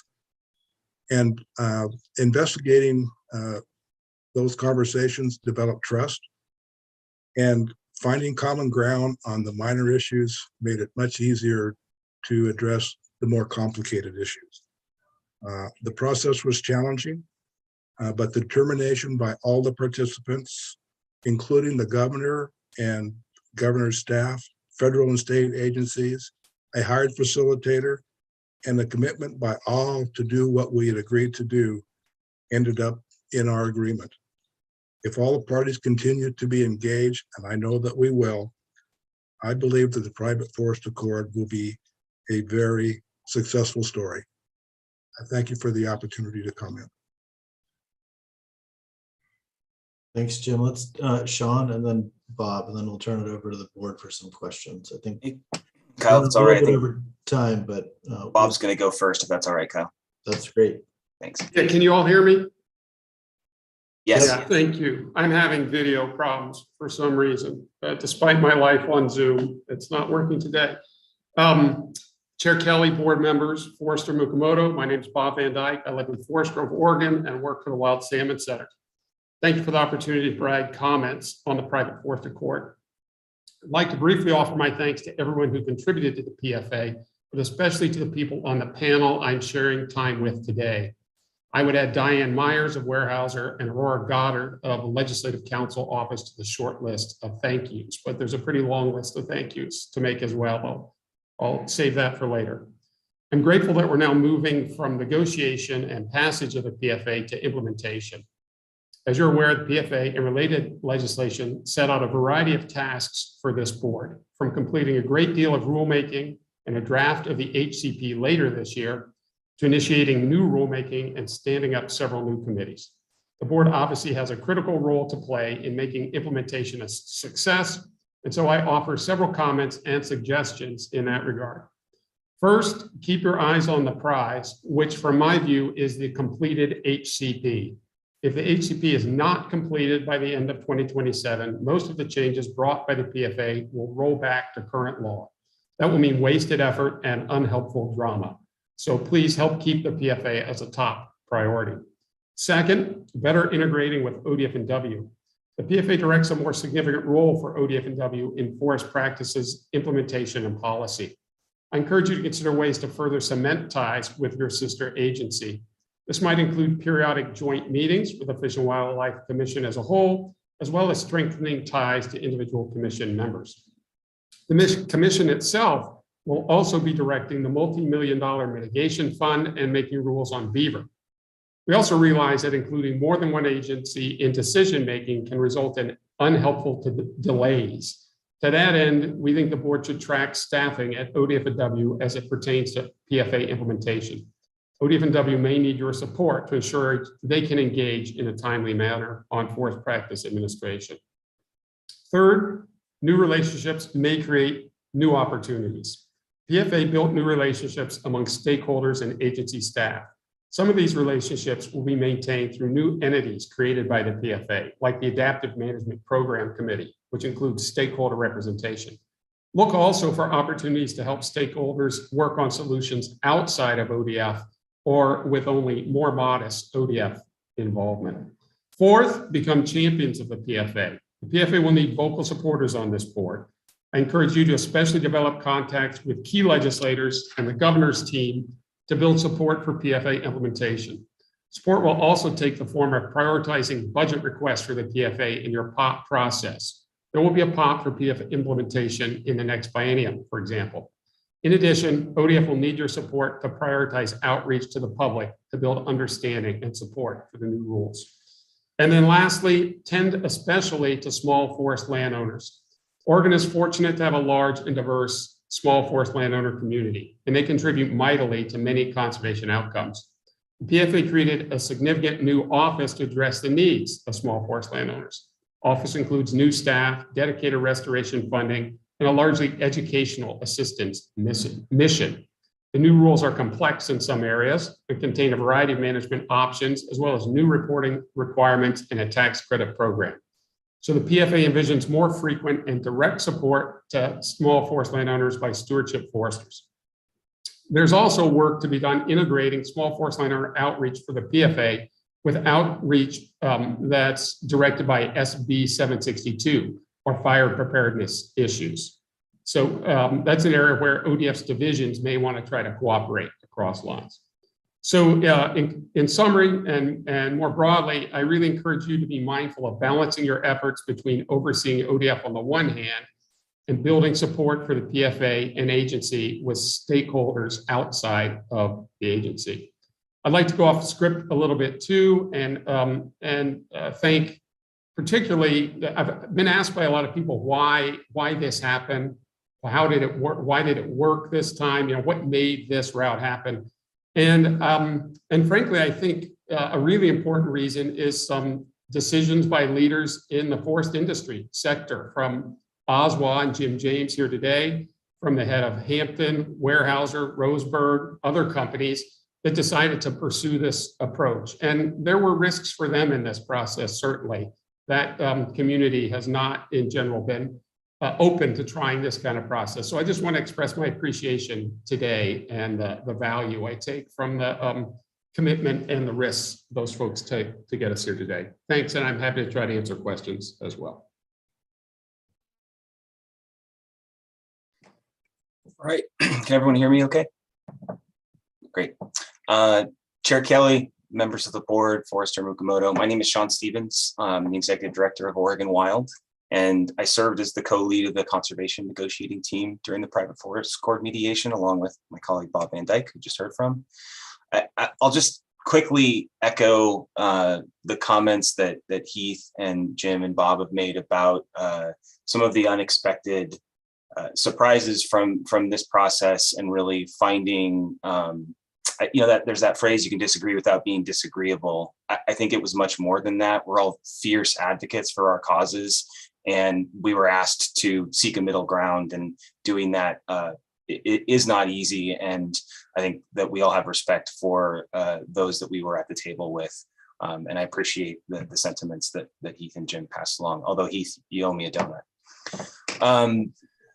The process that has led to the private forest accord and now the important implementation role that the board and the agency have, it's been a long and arduous one. We've had 4 months of intense work to draft legislation and finalize the PFA report. Before that, 10 incredibly full months of negotiations where all the parties sacrificed personally and professionally to forge the compromise that became the PFA. Even before that, we had a legislative walkout that put at risk the original MOU between our parties, and we had nervy moments working through the first special session of the 2020 to get the first piece of the puzzle in place. And just over 2 years ago, a lunch meetup between competing factions set to take their opposing ballot measures directly to the people. That meetup eventually led to the governor's first successful effort to mediate between these parties. In reporting on the private forest accord, the media have usually started right there with the governor, bringing the parties together to find a different way forward. And the governor and her staff have played an incredibly important role in bringing us to this point today, but it really isn't the start of the private forest accord story. The struggle to find a new way forward for forestry in Oregon goes back much further, and it's not always as hunky-dory. But I believe that remembering those struggles that came before the PFA can help this body, this agency, and the parties to the accord do better in the future. Not surprisingly, I think you'll hear some differences between how Heath and I reflect on the past. I believe that the private forest accord is in no small part a product of decades of inaction or inadequate action to keep Oregon's forest laws current. And despite plenty of the requests over the years, the agency, the board, the legislature, been slow to modify the OFPA to keep up with new and emerging science. And it's why the changes in the private forest accord are quite sweeping. Put simply, we'd fallen pretty far behind. And I don't bring this up to dwell on past decision-making or resurface old wounds. Rather, I think we can draw a lesson from the past that should serve us well going forward. And Bob and Heath have already mentioned the new relationships that have been created through this process. I really urge the board and the department to double down on these new ties between stakeholders to ensure that all parties have equal access to information and an equal voice in ODF decision-making. But perhaps the greatest opportunity to avoid falling back into old patterns is the new adaptive management program authorized in SB 1501. The negotiators took great pains while designing this new program to learn from some of the struggles of similar adaptive management efforts in our region. And I think at its best, an adaptive management program will avoid the exact inertia that ultimately led to the competing parties to try ballot measures. Across the 50-year lifespan of this HCP, we're going to need science-based, stakeholder-driven process to produce change when it is needed, if it is needed, if we're to succeed. And I think a key part of that adaptive management process is the science. And it's part of the reason that we designed the adaptive management process to have an independent research and science team to ensure that that scientific inquiry would be as independent as possible. And the PFA specifically envisions that this body could be housed at ODF, could be housed at another agency or at a university. And I urge the board to give strong consideration to the best approach here to keep that science independent, because I think it has the potential to preserve and strengthen ODF's credibility as we move forward. Getting to this point hasn't been easy, and I've got no illusions that the process ahead is going to be free of confrontation and disagreement. However, I do sincerely believe that the structure in the PFA, combined with this new willingness to engage in honest, albeit difficult conversations, really has Oregon on the right path. Thanks for listening to us today and for your service on this important board.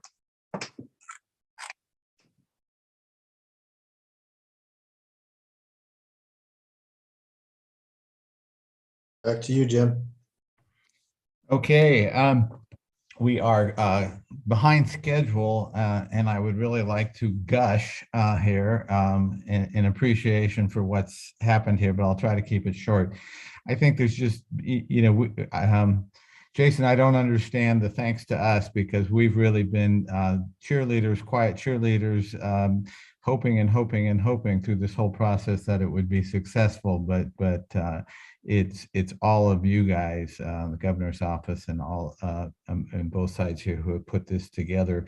No one is more appreciative of the success of this and what it means for today and what it means, I hope, for process going forward in the future than the Board of Forestry. None of us, relish those decisions when we are faced with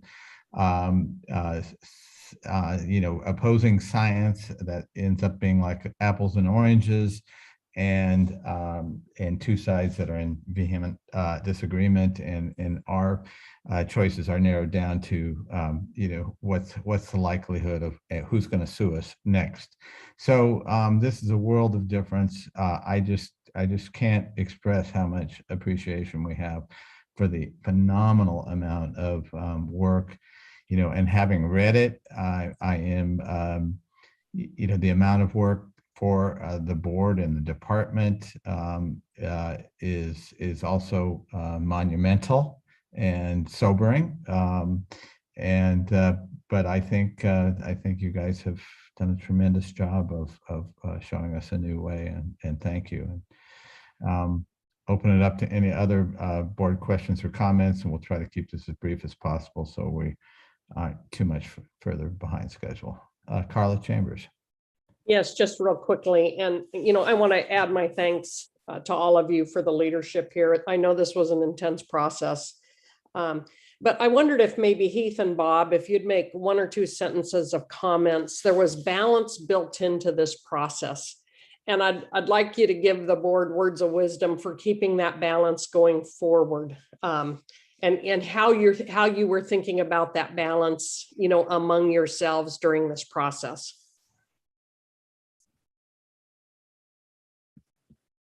Well, I think Sean's stuck on some of it from my perspective. You know, a habitat conservation plan, we hope generate some certainty in the investment environment going forward. That is to say, it would be very difficult for the industry if they would have sacrificed billions of dollars of forest land only to begin sacrificing more the next day.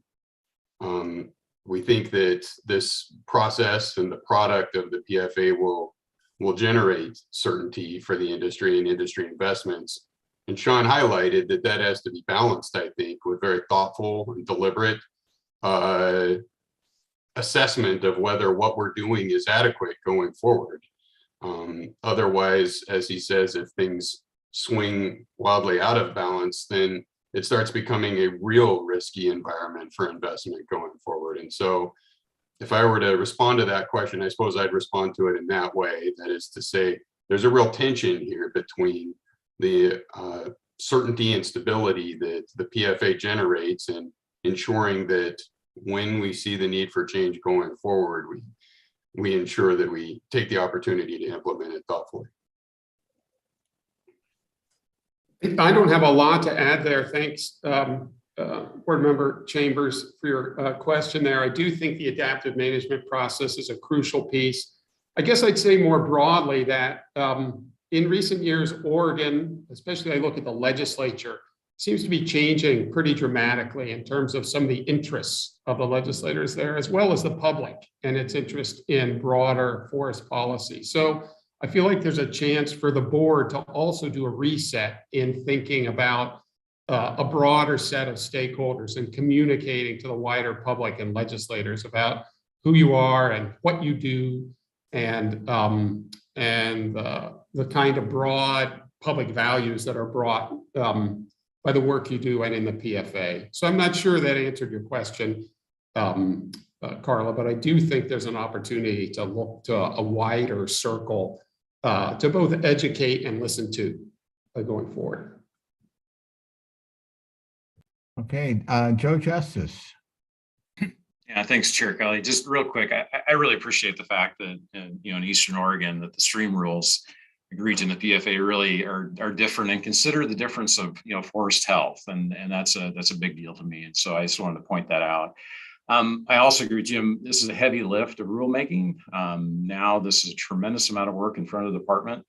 I'm curious, Kyle or Josh, how are you going to engage stewardship foresters? I've been talking to local stewardship foresters who I communicate with fairly regularly here in Eastern Oregon. How those are your experts in the field related to rulemaking. Are they going to be a part of, or are you going to bring them into the committees to discuss and talk about how are we going to write these rules? Just a quick question. Thanks, Board Member Justice. The short answer is yes. And so Josh does have a pretty detailed plan of how we're going to engage stewardship foresters and, a bunch of other folks, including the PFA authors in those rulemaking groups. So yeah, maybe there's an opportunity to connect, in a little bit about what that plan looks like.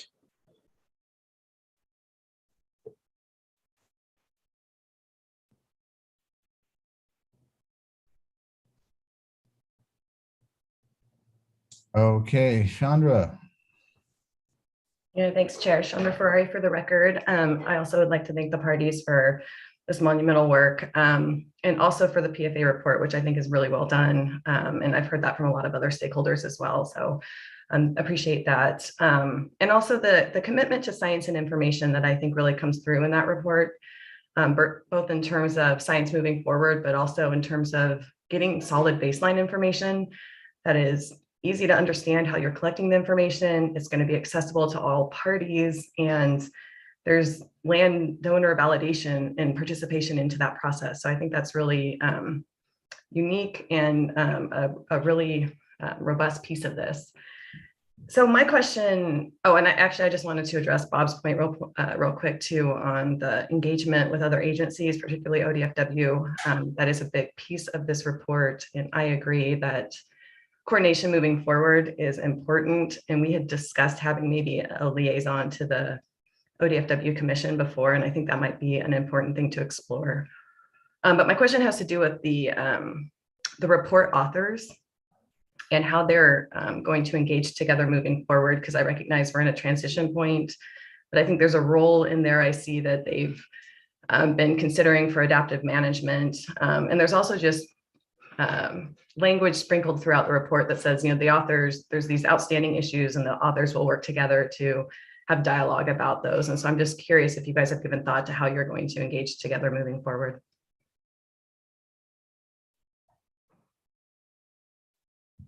I'll take that, I think. Thanks for that, Chandra. I don't think there's been a lot of conversations about that. We've been at the same dance for a long time now. And so some of us are ready to maybe not dance so often, but we're going to be engaged and are already organizing ourselves around the rulemaking. So we've got some steady engagement there. I think there'll be opportunities with the appointments to the Adaptive Management Committee, as well as the Mitigation Committee, to have areas where conversations can continue to take place. But I think it's worth thinking. The parties certainly can think, but the board or ODF may want to think too about how to nurture those relationships over time, however informally, to make them work. So maybe others have things to add, but I guess those are my initial thoughts. We were careful in the body of the legislation in the report to style the authors as those organizations. I think, as a testament to the importance of this work, I mean, on the industry side, the companies mobilized senior officers in all of these huge companies to work on this. Literally their best and most thoughtful negotiators, maybe with the exception of me. I would say that the teams going forward are not likely to be comprised of specifically the same individuals. And I think that that's a good thing. That is to say, to the degree we can create a larger web and more humans working together on this process, I think the more durable and robust this work will be going forward. But trust that none of us are abandoning this effort in any way, and we remain 100% committed and invested to see this across the finish line. Now and into the future, frankly.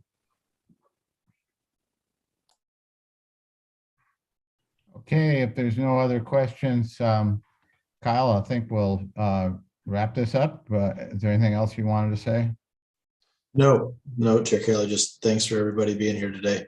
Okay, yes, thank you everybody for being here. Once again, we're just so impressed with this work, and it just feels like if these timber wars are ever to have in history an end, we hope that what you all have done is what marks that end. So with that, we are a half hour behind schedule. And so I think I'd like to have our morning break right now. And let's cut that down to 10 minutes, 10 or 11 minutes. So let's, it's 10:29. Let's come back at 10:40 for the next item on our agenda. Well, with that, we are adjourned for 10 minutes.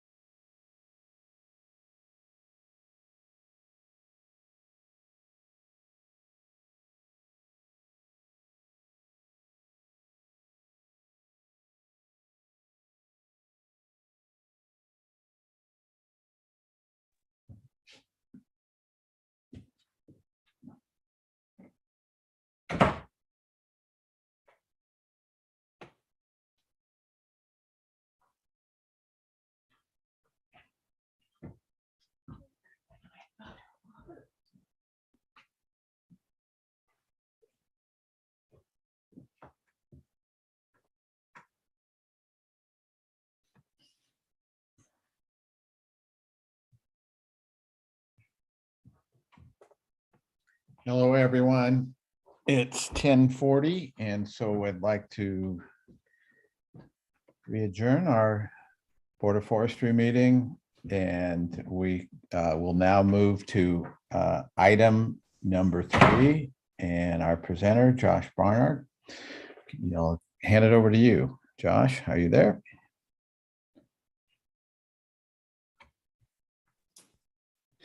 Good morning, Chair Kelly, members of the board, State Forester Mukomoto. My name is Josh Bernard, and I'm the interim division chief for the Forest Resources Division. Today, I'm here to present the updated work plan for Forest Resources Division and get the board's approval of that work plan. The updated work plan reflects the work to implement the private forest accord legislation that you just heard about in the previous topic. And at this point, I'm going to have support staff there pull up a presentation to help walk through this visually.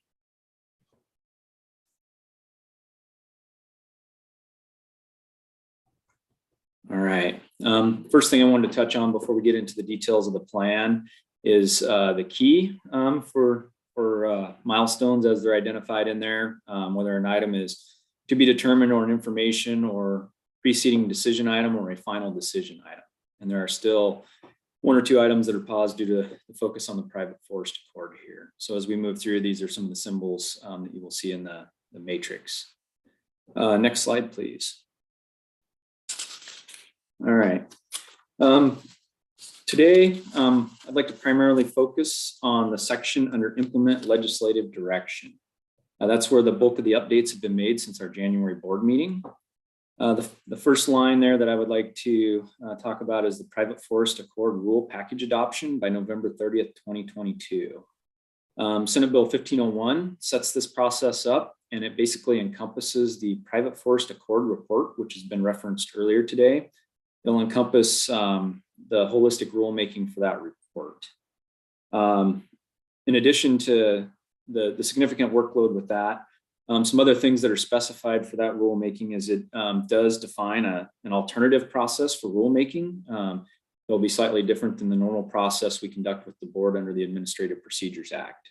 It specifies that the board will hold a 30-day public comment period and 1 hearing in conjunction with that public comment period.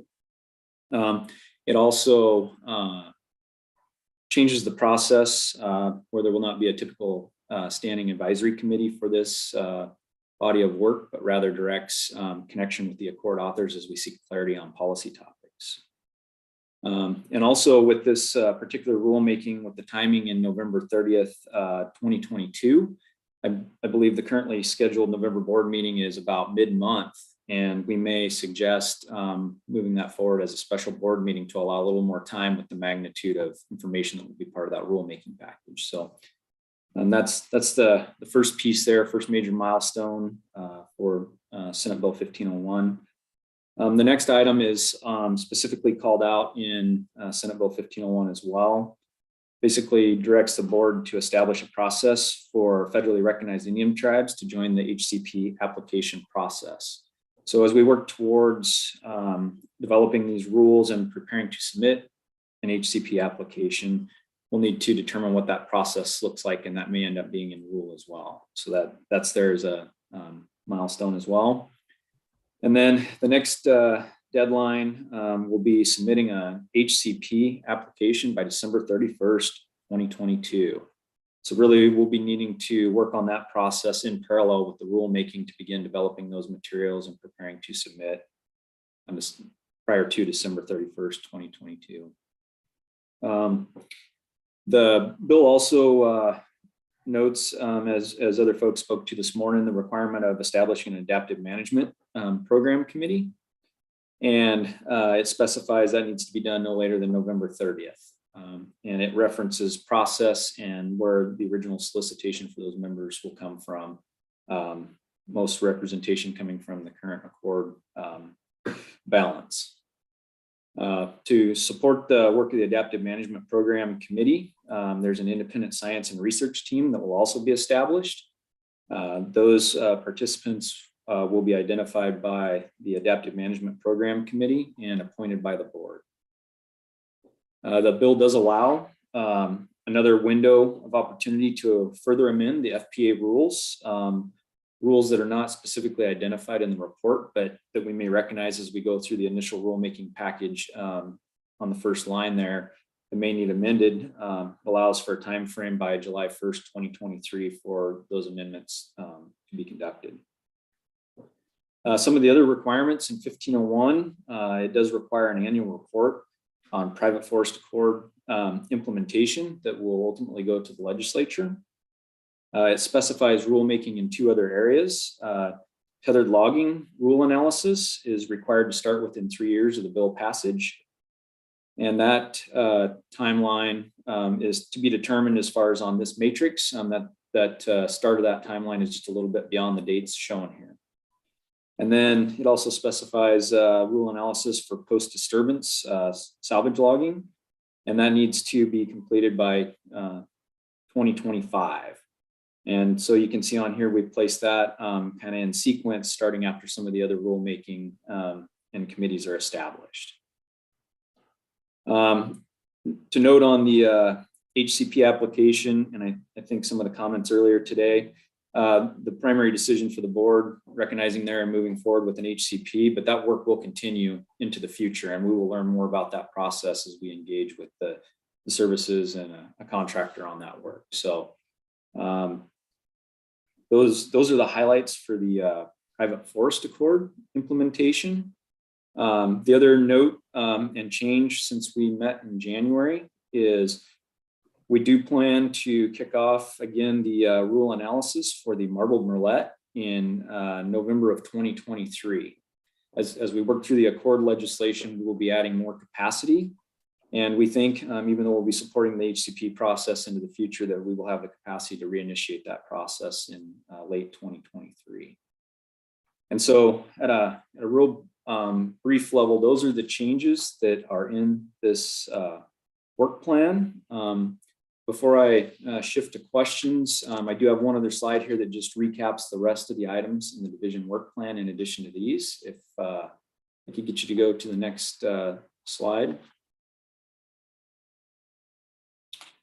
And these will look familiar. The remaining timelines here for updates on post-fire recovery and working to develop the Climate Smart Forestry Award are still on the same timeline. And then we maintain the board updates that have typically been on this work plan. So as noted in the staff report, staff recommendation today would be to approve the work plan. And with that, that's a pretty quick synopsis. I'd be happy to take any questions that you might have about the details here. Next slide.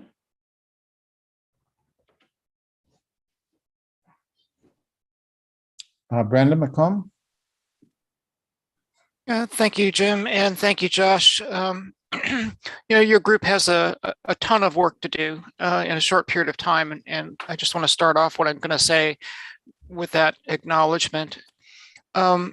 Relative to the marbled murrelet rulemaking, I think that petition was received about 5 or 6 years ago. Is that correct? Yes, that's correct. And I'm also relieved to hear that I think I heard earlier that you're getting some funding to hire either staff or consultants to help with the private forest accord work. Given the amount of time that this rulemaking for the murrelet has languished, I'm wondering if some consulting FTE could be added to try to make some progress on that too. The last work that was done that I'm aware of was Jennifer Weichel's report from 2019, and not much has been done since. And we know that Matt Betts and Jim Rivers' study will have additional information this summer. So it seems like a consultant could provide to you and to the board some recommendations regarding resource site identification between well before whatever it was, November 2023. I appreciate that question, Brenda. And as we've looked at it and kind of looking at the timelines here for the Accord work. When we hire a contractor, it still takes a fair bit of staff time and, ODF leadership capacity to also, connect with that process and help move that forward. And, the thinking right now is we've planned to have a facilitator help with the MERLAT process when we kick that off. But with the workload here, it still seemed like November 2023 or somewhere in about that range was going to be the first opportunity we had to pick that work up. Okay, I think we're going to have some public testimony on that issue, so we may want to return to that before vote. Chandra Ferrari.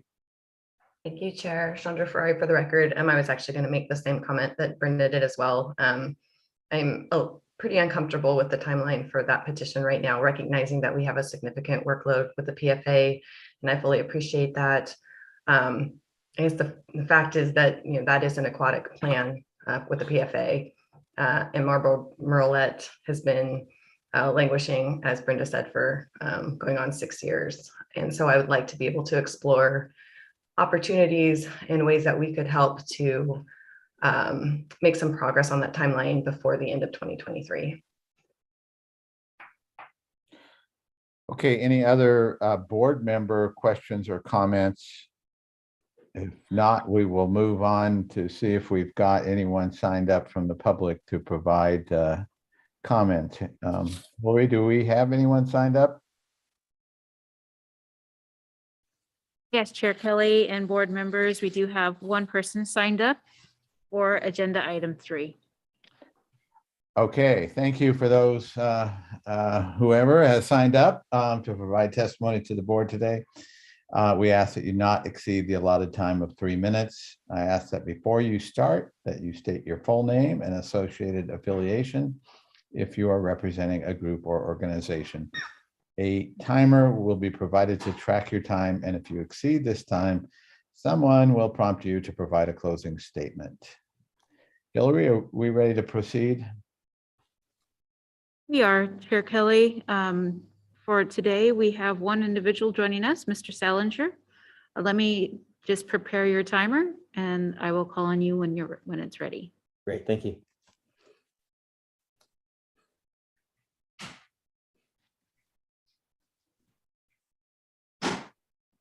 Ready to begin. Thank you. Good morning. My name is Bob Salinger. I am the Conservation Director for Portland Audubon Society. Chair Kelly, Director Mukamoto, and members of the board.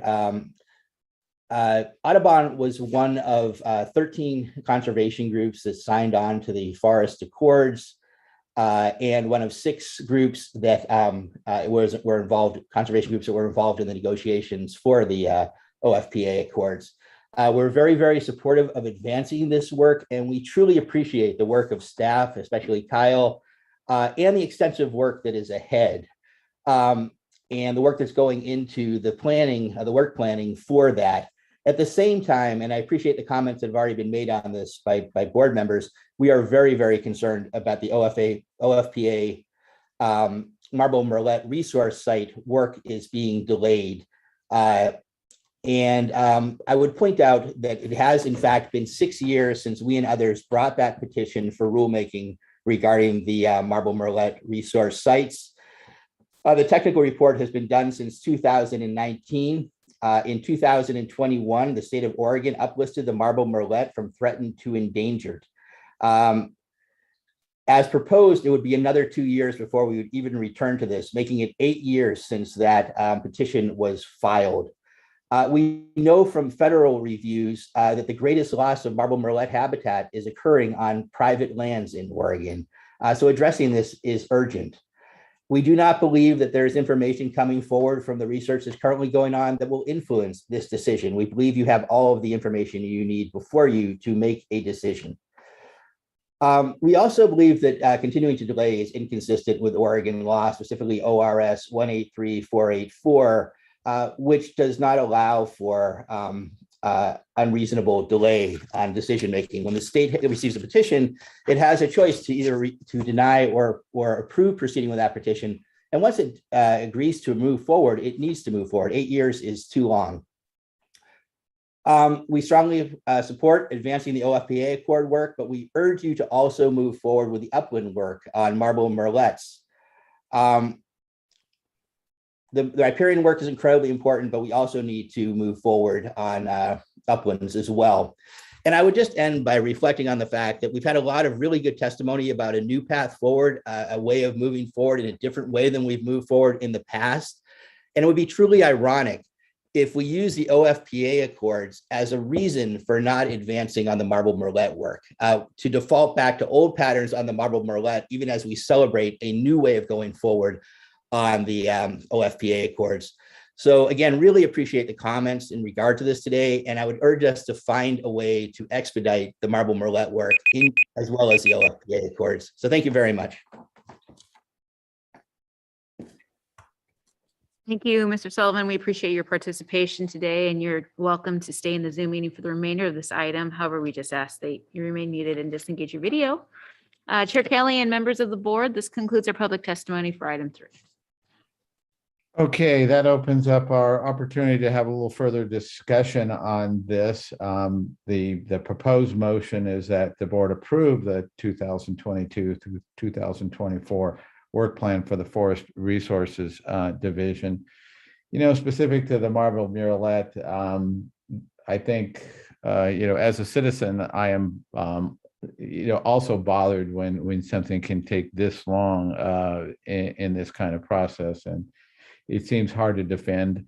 On the other hand, from what I have learned, it does appear that the population is fairly stable. So that's it for what I'll say. And I'm just any other comments, and I'm open to a motion or a revised motion, whatever anybody would like to let's just say on this. And I see I've got 3 hands up, so not sure who went up first, but I'll go to Joe Justice. Thanks, Chair Kelly. I would just encourage us to take this plan as the department has put forward. I don't know that we understand the amount of time fully. We have to take a recommendation from staff as to what they believe that it will take. I am sensitive to the timeline. I hear that. I appreciate that. But I think we have to rely on staff to make their estimations of what are reasonable timelines to do this work right. So I guess I would encourage us to support this this work plan as it's been submitted, and that's where I'm at right now. Thank you, Carla Chambers.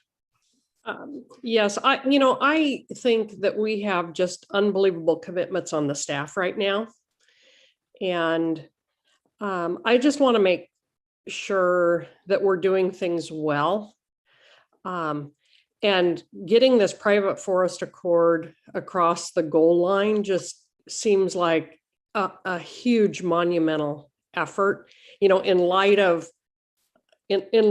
just all the different projects we've got going on right now. I'm just afraid we're going to put the staff into doing so many things. We're going to start doing things very poorly. And having spent my life in business, that's a pretty fine line, and you can get there quick. And I just think we have to be realistic with what the staff can accomplish and accomplish well. Okay, thank you, Brenda. Recognizing that the private forest accord work is the priority in my mind, I would like to propose that the motion be amended to indicate that State Forester Mukomoto will explore with staff the possibility of contracting some work out to expedite the decision on the marbled murrelet. Okay, we'll consider that a motion, and then Ben Doimeling. Thanks, Brenda, for that suggestion. I was going to suggest something similar, in that I think would support moving forward with the plan that's been proposed. I think the private forest accord is too important to derail, but I want to make sure we have a mechanism in place that we can revisit the murrelets sooner than 2 years from now. So yeah, I am generally in support of this, of a theoretical middle path. Okay, Chandra Ferrari. Thanks, Jim. I would agree with that. I probably would like to recommend a friendly amendment to Brenda's motion that would be a broader look at options beyond just a contracting situation. We did get, or the department did get significant resources to implement the PFA, and I agree that's a priority. We're actually probably have more investment in the department than I think we've ever had historically. And so what I'd like to also understand is, as I understand that takes time to bring on capacity, I understand there's gonna be a lot of shifting around, but some of that's gonna crystallize as you guys take those actions. And we're gonna probably have a refined understanding of what additional capacity might be available as you're making some of those adjustments and bringing some of those resources on board. So I'd like to keep the opportunity open to adjust those timelines when you have a fuller understanding of some of that, and think about creative ways we might be able to use some of those new resources. Okay, Brenda, did you mean to have your hand up still? Sorry, Jim. No, I forgot to lower it, but I do support Chandra's comments. Okay, and Joe Justice. Yeah, I think we just have to be careful here. I'm okay with trying to have the department come back and reevaluate whether or not this timeline is, if they can begin to move this timeline, I'm okay. But I don't want to imply anything that we're not accepting the timeline by which the department has recommended that they could achieve. And I just think we just need to be really careful here. We're getting into trying to, their business and their operations, and I'm okay. I think we just need to be very, very delicate with. I think maybe if the state forester can bring back, here's some other options or some. We're talking in kind of what can we do? We don't really know what we can do. There's really no kind of finality. I don't really understand what that is. I guess I'm okay with a motion that modifies that has the state forester bring back some other options as to what may potentially speed up the timeline. I mean, that's what I'm hearing is people want that to be sped up, and that's great. That's great. I just don't want to impact the humans that are having to do this and the stakeholders that are going to have to be involved with this, that we don't get an unreasonable timeline. We just need to have more information before we make any kind of. I would suggest that we, adopt this timeline, and I'm okay with Brenda having just very, an instruction to the state forester to bring back some options to the board that may result in speeding up the timeline, because we don't know. So okay, I see Liz has got her hand up there.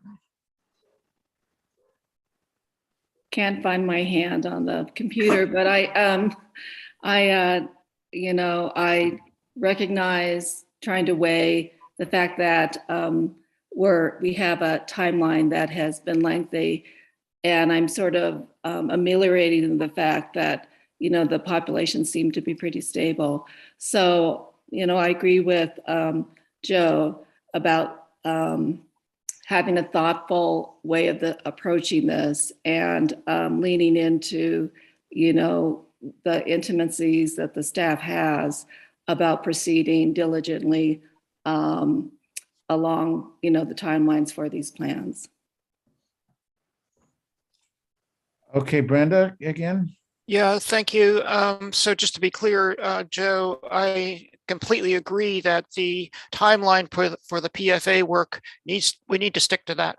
We should not deviate from that timeline.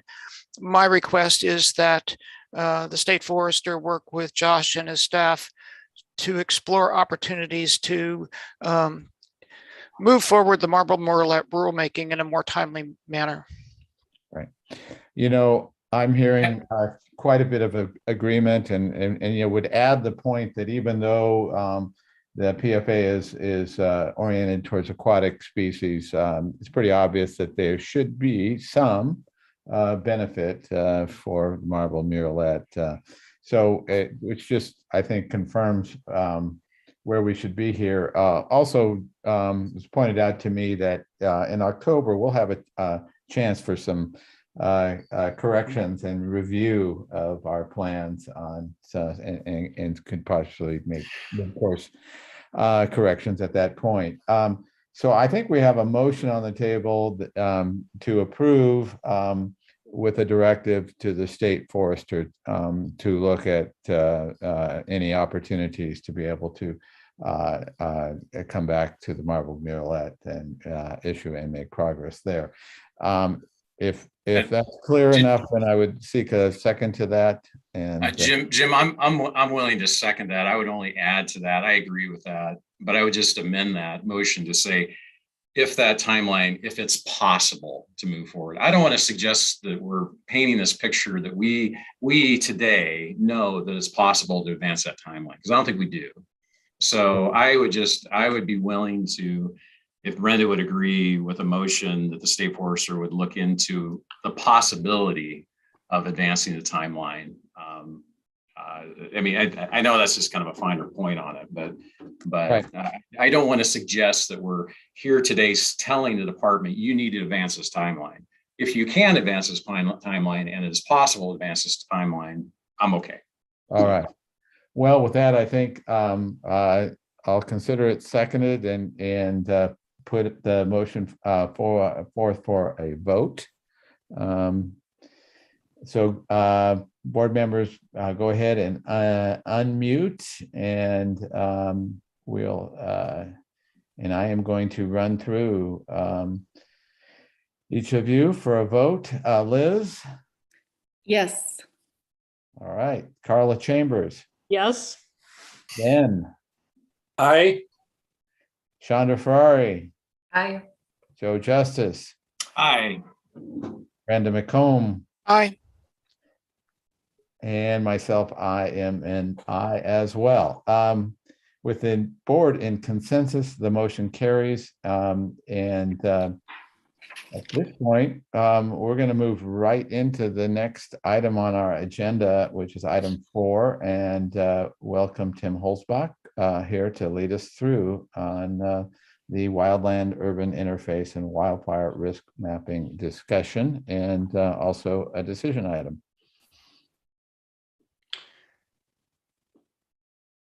Tim? Actually, Jim, this is Mike Shaw, and I'm going to start off for the division. Okay, no problem. Thanks, Mike. Absolutely. Good morning, Chair Kelly, State Forester Mukomoto, and members of the board. For the record, my name is Mike Shaw, and I currently serve as the Chief of Fire Protection for the agency. Today, I am joined with Deputy Chief of Policy and Planning, Tim Holzbach, as you've identified. The department is here to take the next step in implementation of Senate Bill 762. As you know, with the passage of Senate Bill 762, that landmark legislation that proactively advances wildfire protection in Oregon, there's a series of steps necessary to aid in the cohesive strategy tenet of fire adapted communities that the agency has been engaged in. This began with the definition of wildland-urban interface via administrative rule that you approved late last year. Since that time, the department has continued its meetings with the Rules Advisory Committee, or RAC, to help us work through the process of developing rules to establish criteria for map development and maintenance. The RAC, which is comprised of a very diverse set of stakeholders, has spent over 60 hours meeting and providing input into the work that you will hear about in more detail today. Before I turn it over to Tim, I want to provide a bit of clarity on the deliverable that we are seeking today. What you will hear in detail is a description of the draft rules that will outline the criteria for map development as Senate Bill 762 asked. And at the end of the day, we are seeking your approval to move forward with the next step in rule development, which is to proceed with public hearings regarding the draft rules. With your approval to move forward, the department will proceed with public hearings in April and come back to you with a final rules package in June. With that, I will turn it over to Tim. Thank you, Chief Shaw. Good morning, Chair Kelly, State Forester Mukomoto, members of the board. For the record, my name is Tim Holzbach, and I serve as the Deputy Chief of Policy and Planning with the Protection Division with the Department of Forestry. As Mike mentioned, today the department is returning to the board to request to move to the next step in the administrative rulemaking process regarding the development of wildfire risk map and criteria to identify the wildland-urban interface. Next slide, please. So this morning, we'll be going to start by providing a quick refresher of the requirements of Senate Bill 762 regarding wildfire risk mapping and developing criteria to identify the WUI. We'll follow that with the overview of the Rules Advisory Committee process and the work that group has undertaken since July. We will work through each rules section and close out with the department's recommendation to the board and next steps in the process. Next slide, please.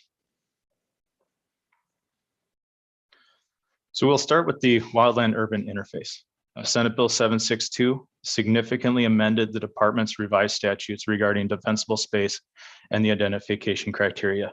That's the ORS reference 015 through 064 was previously what was referred to as Senate Bill 360 that was passed in the mid-90s. The board has previously seen this topic when it established the definition of wildland-urban interface last October. Since that meeting in October, the Rules Advisory Committee and the department have continued to work towards establishing criteria to identify and classify the WUI as presented today. Next slide, please. The wildland-urban interface area must be included in a statewide map as directed by Section 7 of Senate Bill 762. This section requires the department to oversee the development and maintenance of a comprehensive statewide map. This section officially delegates the Oregon Wildfire Risk Explorer as the official map of the state of Oregon, and also that this map is to be used to inform policy actions and programs in other sections of Senate Bill 762. And all this work is to be completed by June 30th of 2022. Next slide, please.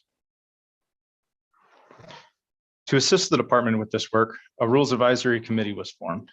That committee met 13 times between August and February and advised the department on the wildland-urban interface criteria, as well as the development of the statewide risk map. One of the guiding principles of this committee was the use of objective scientific and quantifiable data in recommendations and decision-making. The initial meetings at the beginning of the process involved subject matter presentations from Oregon State University, as well as review of concept recommendations from both the department and input from the Rules Advisory Committee members of alternatives to consider and processes for the department to research in developing its recommendations. As these concepts recommendations were refined, the meetings transitioned to review of administrative rule language with the integration of committee member comments and review of the fiscal impact statements for this rule package. The department would like to thank the Rules Advisory Committee members who spent considerable amounts of time and effort towards working towards this important work. Next slide, please. In the following slides, we will review the administrative rules section by section to provide the board context and an overall overview of the intent of each section. The first section is the purpose section. It involves a connection point between authorizing statutes and the administrative rules sections. It provides for specific needs for the rule itself. So each of these purpose statements is correlated to ORS 477027, which is the wildland-urban interface references, as well as ORS 477490, which is the reference to where the statewide wildfire risk map is. Next slide, please. Section, excuse me, 1005 is the definition section. And this is required for the administrative rule package. The definitions included in this section are to provide refinement when context is not clear in the law, as well as elaborate on any terms utilized in the rules. Many of the definitions in this section are words that are found in the definition of the wildland-urban interface that the board adopted in October, and the department was left the board with the next steps is to establish those the definitions of those terms. Additional terms such as hazard rating are transitional terms to relate between the language of Senate Bill 762 and the technical terminology needed to implement the intent of the law. Certain terms such as structure and other human development, as well as wildland fuels and vegetative fuels, were addressed in pairs. The purpose for this was in relation to the definition of the wildland-urban interface itself that the board adopted, where these terms are utilized in a pair fashion and relate to a singular data set that's bifurcated between the definitions of pairs. So the two terms come to a single data set. The definitions for structures and other human development received considerable discussion during RAC meetings. Committee discussions led that the definition of other human development was best characterized as referencing ORS 455447, which is essential facilities, and that is established in statute. Structures, however, continue to pose challenges and much discussion within the Rules Advisory Committee. The department's recommendation for structure is based on the available data, and the purpose, and the recommendation is based on the purpose of establishing the map itself and the WUI criteria. The inclusion of the minimal square foot space adds an extra refinement to that layer and allows for a singular refinement of that data set. There was two concerns that the Rules Advisory Committee raised with this definition. One was that it was overly broad, and the second was a challenge of utilizing of how it will be implemented in the future, or for the next steps through adoption by other state agencies. For the purpose of making the map, the department recommended to add the square footage to allow for refinement of that definition, and has added additional rules to this section that we'll be discussing in a future slide. Next slide, please. The department's recommendation for the criteria to identify the wildland-urban interface is largely based in the criteria found in the Federal Register. This criteria is commonly referenced and identification of WUI areas. In addition, the department is recommending including areas of undeveloped lands that are planned to be developed and would otherwise meet the criteria to be included. This allows for a forward-looking map and allows the facilitation of the building hardening standards that are in other sections of Senate Bill 762. The Rules Advisory Committee did discuss how wildland-urban interface was identified in states such as Colorado, California, and Washington as well. The RAC expressed concerns about the over-inclusion, again, with the definition of structure. To help alleviate this concern with overreach, to take it into consideration, the department also included additional rule language found in 1010 sub 2, and that the structures, multiple structures located on a single lot will only count as one structure to allow and not create an overinflated structure density. It also was discussions around proximity of designated of tax lots and their proximity to each other to create a WUI area, as opposed to singular anomalies of WUI designations throughout the state. Next slide, please. What this graphic is intended to display is how the wildland-urban interface is to be identified. Two calculations are completed for each of the pixels on the screen, the little squares.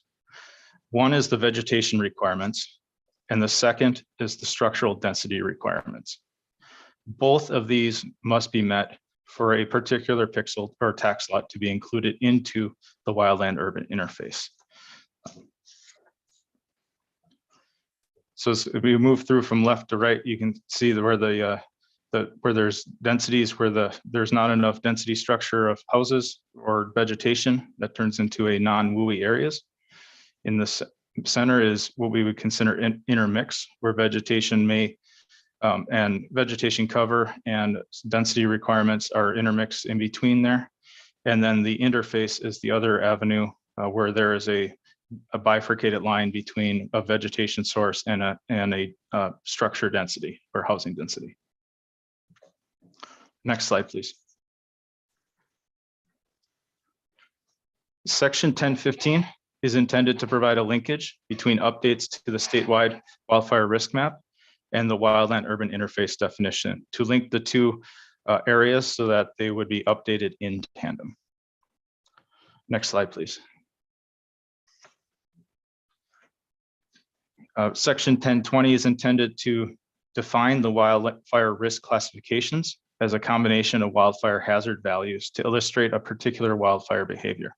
This section identifies the 5 wildfire risk classes as required by Senate Bill 762. The particulars values associated with each wildfire risk class are being determined as well by utilizing a natural breaks methodology. And those factors that are based, that go into the risk are, with the bill or weather, climate, topography, and vegetation.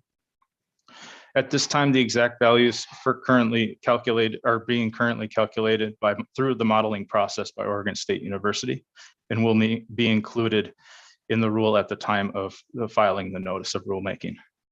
This section receives strong support from the Rules Advisory Committee members in determination of how wildfire risk should be determined. Next slide, please. Rule 1025 provides direction to Oregon State University on how the wildfire risk map is to be developed. It is recommended that wildfire risk be related to the combined value of wildfire frequency and wildfire intensity. This combination takes into account the natural landscape, as well as address the requirements of the criteria identified in Senate Bill 762 of climate, weather, topography, and vegetation. A layer will also be included displaying socially and economically vulnerable communities, and it establishes an update schedule. This section also receives strong support from Rules Advisory Committee members in its formation. Next slide, please. 1030 sub 1 addresses the requirement for notice issued to owners of property designated as high or extreme to ensure that they receive information regarding their designation, as well as information of how to appeal that designation. And these notices will be issued in writing. Additional outreach is specified through conducting public meetings when updates occur to the wildfire risk map. This rule does not restrict the department from conducting outreach through additional means, such as media, agency and local government partners, or through advocacy groups. And the department is continuing to research avenues of effectively communicating with Oregonians for this effort. Next slide, please. Section 1035 is intended to be able to include locally identified priority areas into the Oregon Explorer Wildfire Risk Portal, if a local jurisdiction chooses, and have it accessible to property owners reviewing the wildfire risk of their properties. This is intended to provide landowners as they log into the Oregon Explorer and to look up their parcels and their wildfire risk to see what planning measures are being taken by their local jurisdictions, whether it's a county or firewise or through a community wildfire protection plan. See those plans in conjunction with their wildfire risk for the particular property. The inclusion of these local plans, however, would not supersede the wildfire risk map.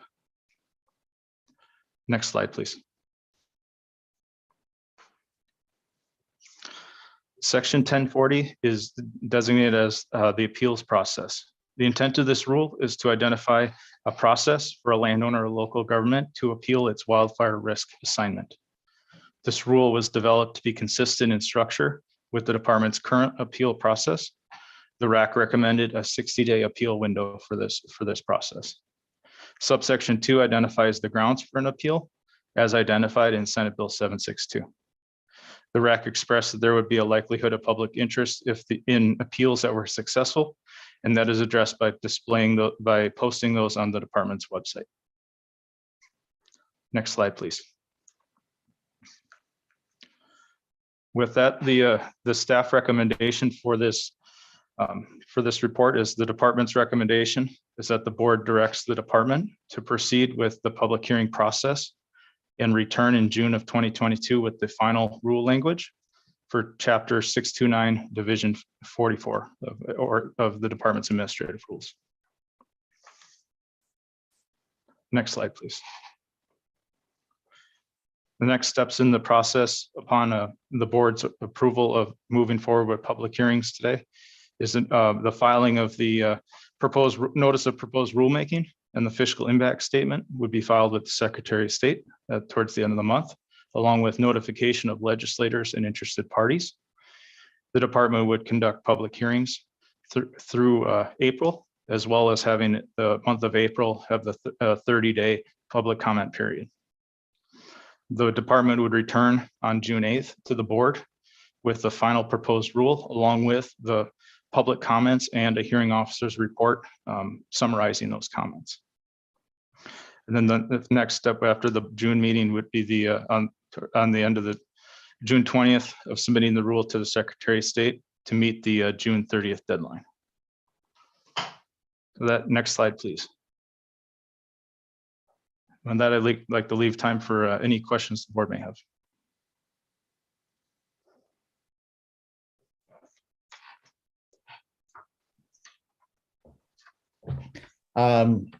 In this case, at this point, if any board members have any questions or comments, we'll have two opportunities right now, and then after we've had public testimony to discuss this. I've got Brenda, you've got your hand up.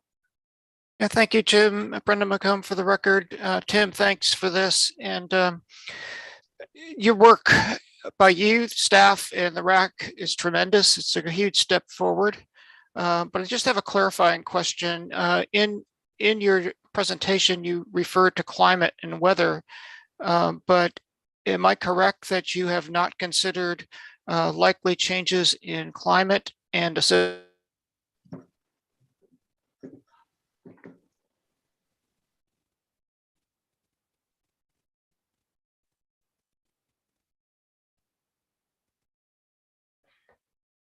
I might have missed the second half of that question.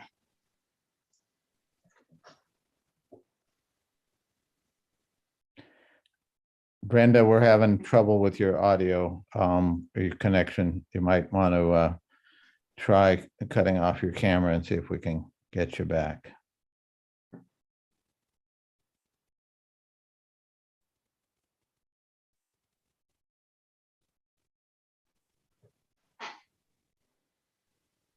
Looks like we've lost Brenda. We'll have an opportunity to answer her question later. Are there any other board members who have comments or questions at this point before we go to public testimony? If not, then Hillary, who do we have anyone signed up to provide a comment on this item? Chair Kelly and board members, we have 5 folks from the public signed up to provide comment on agenda item 4. Great. Thank you for those who signed up to provide testimony to the board today. We ask that you not exceed the allotted time of 3 minutes. I ask that before you start, you state your full name and associated affiliation if you are representing a group or organization. A timer will be provided to track your time, and if you exceed this time, someone will prompt you to provide a closing statement. Hillary, are we ready? Yes, Chair, we're ready to proceed. Thanks, everyone, for joining us in the queue today. I'll be presenting you a timer and ask and call on each of you to begin. Before I do, I will go ahead and provide a quick review of in what order will follow. First up, Mr. Johnson. Second, Mr. McCauley. Third, Mr. Williams. Fourth, Mr. Olson. Fifth, Ms. Porterfield. And just Mr. Johnson, if you can come on deck, I'll get your timer ready here in one moment.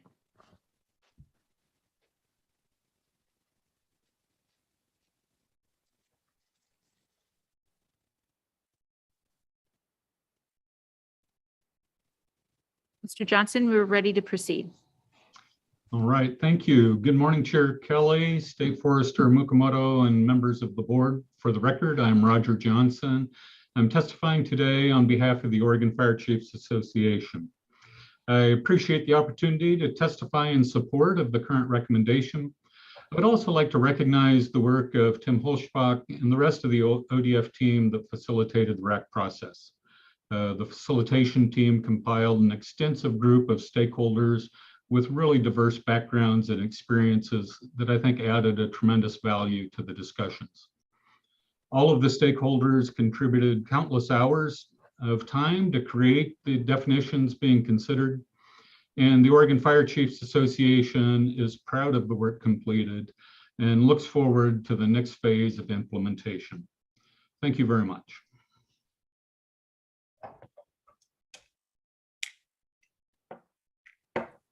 Thank you. Next up, Mr. McCauley.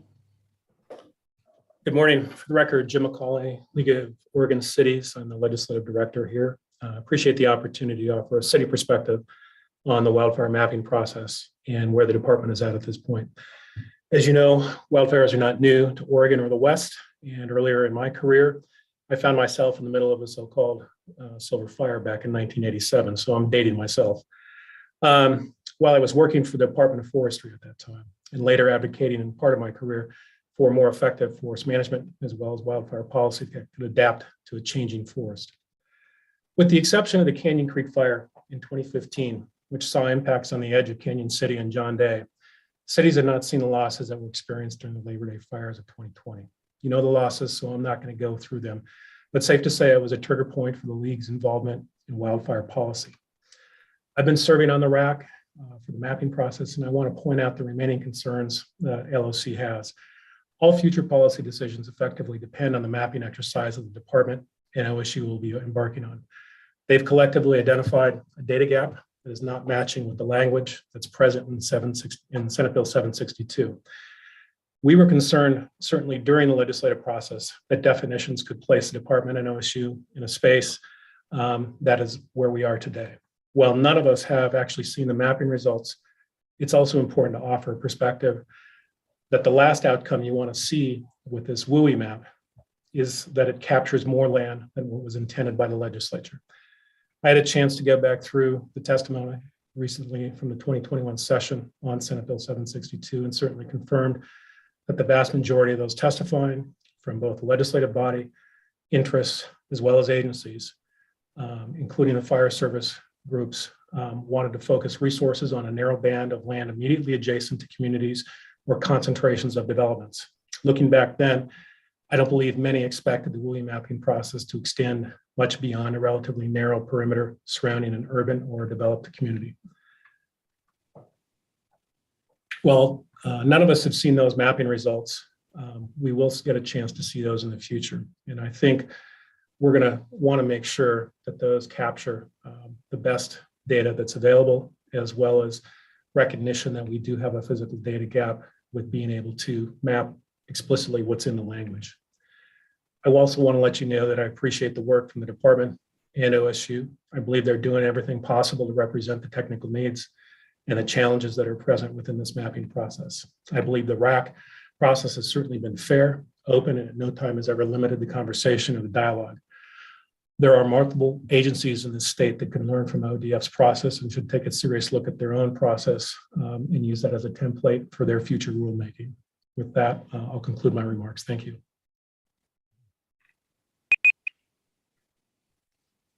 Up next, Mr. Williams. Good morning, Chair Kelly, State Forester Mukomoto, and members of the board. For the record, my name is Kyle Williams, and I serve as the Director of Forest Protection for the Oregon Forest and Industries Council. My job is to ensure through a combination of policy and effective response that our member lands and all Oregonians are protected from wildfire. I wanted to start by thanking the department staff for their work on this WUI rulemaking process. Tim Holschbeck has been asked to achieve a nearly impossible task with a nearly impossible timeline and a nearly impossible group of diverse stakeholders. But he's handled it all with grace and commitment to a good outcome. And in recognition of his effort and those of the rest of our stakeholder group, I wanted to be sure and share a specific concern I have with these draft rules. First, OFIC supports the outcomes we're hoping to achieve through the 762 efforts. But you've heard me testify before that credibility in our rules will be essential for gaining support from the Oregonians who will ultimately have to comply with the downstream regulations. And I'm afraid that credibility is at risk here. These draft rules are acknowledging that because of a limitation on the statewide data available, we have to accept a broad definition of any structure over 400 square feet. We then further expand that by saying one of these structures per 40 acres qualifies for inclusion. Let me be clear, The data available for the map will not match what I believe to be prudent policy. Without narrowing, we are embarking on what will be a very broad interpretation of the wildland-urban interface. That by itself could be workable. ODF's charge here was simply to create a map. And that's fine, if not for the very real fact that downstream regulations from other agencies are going to be applied in those mapped areas. Specifically, and because it's the set of rules we know are coming first, defensible space standards. To my knowledge, Oregon State Fire Marshal staff has clearly messaged that within the mapped high and extreme WURI areas, they're not going to be able to refine where and to what their regulations will apply. If that doesn't change, the practical implications are that we'll have defensible space standards applying to every structure over 400 square feet, regardless of occupancy, building permit, ag exemption, or prudent priority. If one of these two things doesn't give, either a refining of the broad set of criteria where one structure per 40 acres triggers inclusion, or the state fire marshal finds ability to refine how their rules apply, we are most certainly headed for overreaching regulations, and more importantly, a full-scale pushback by Oregonians. Many narrowing suggestions were offered by RAC members along the way, and these came from all sides of the conversation. I know that time is short, but I'd encourage you to consider alternatives to the language or the scope that will ensure we find the right balance between good intention and sound policy. Thank you for your time this morning. Thank you. Up next, Sean Olson.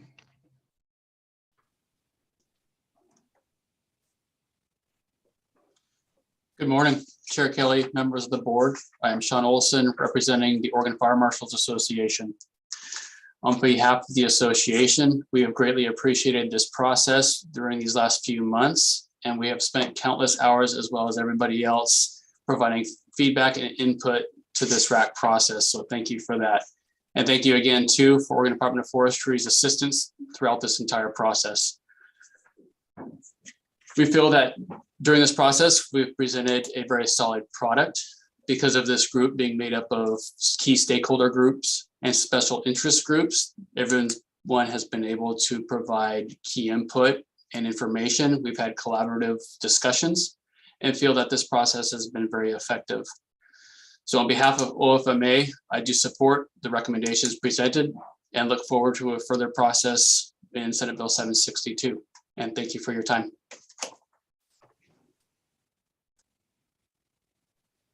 Thank you. Up last is Ms. Porterfield. Hello, Chair Kelly, Forester Mukomoto, and members of the board. For the record, my name is Amelia Porterfield, and I'm the Director of Government Relations for the Nature Conservancy in Oregon. Thank you for the opportunity to speak today in favor of moving these proposed rules forward to the public comment period as they're written.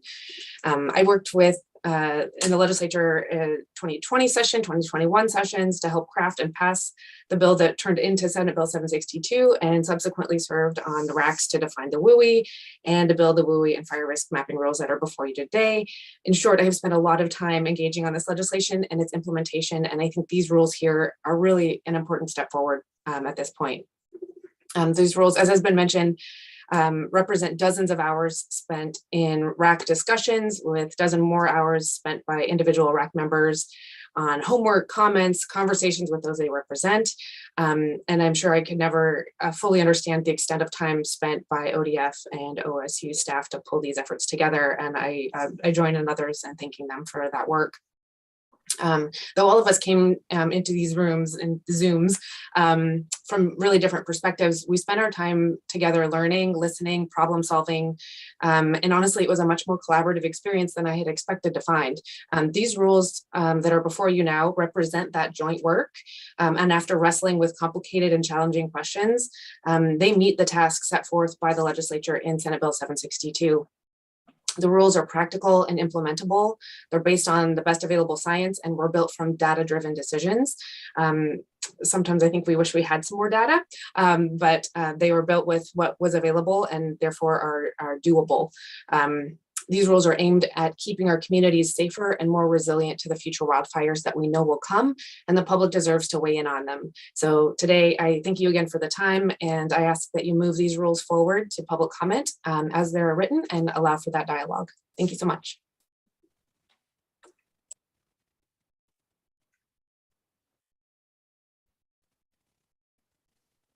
Thank you, everyone, we really appreciate your participation on this item. We're welcome to stay in the Zoom meeting for the remainder.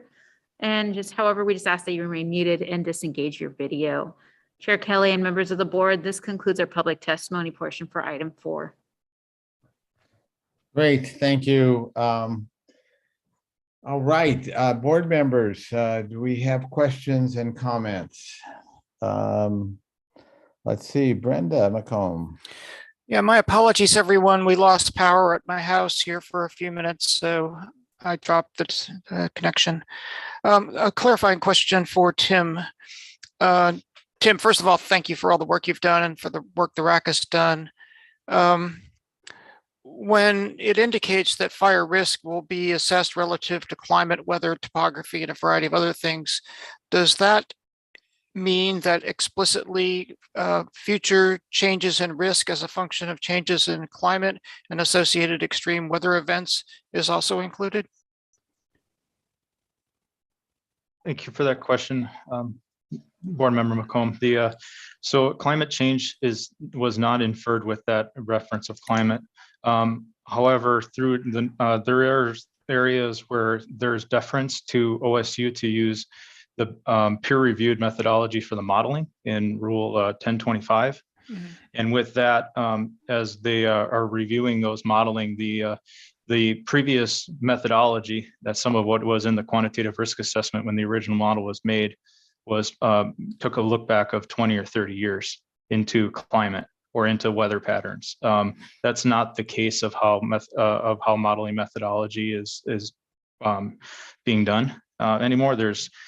There is new, fire intensity was one of the factors for the reason that vegetation burns differently now, and looking back at the data sets of it being a shorter rotation. So the look back window, because of the era we're in now with the fire behavior, that look back window has been restricted to what is relevant in that.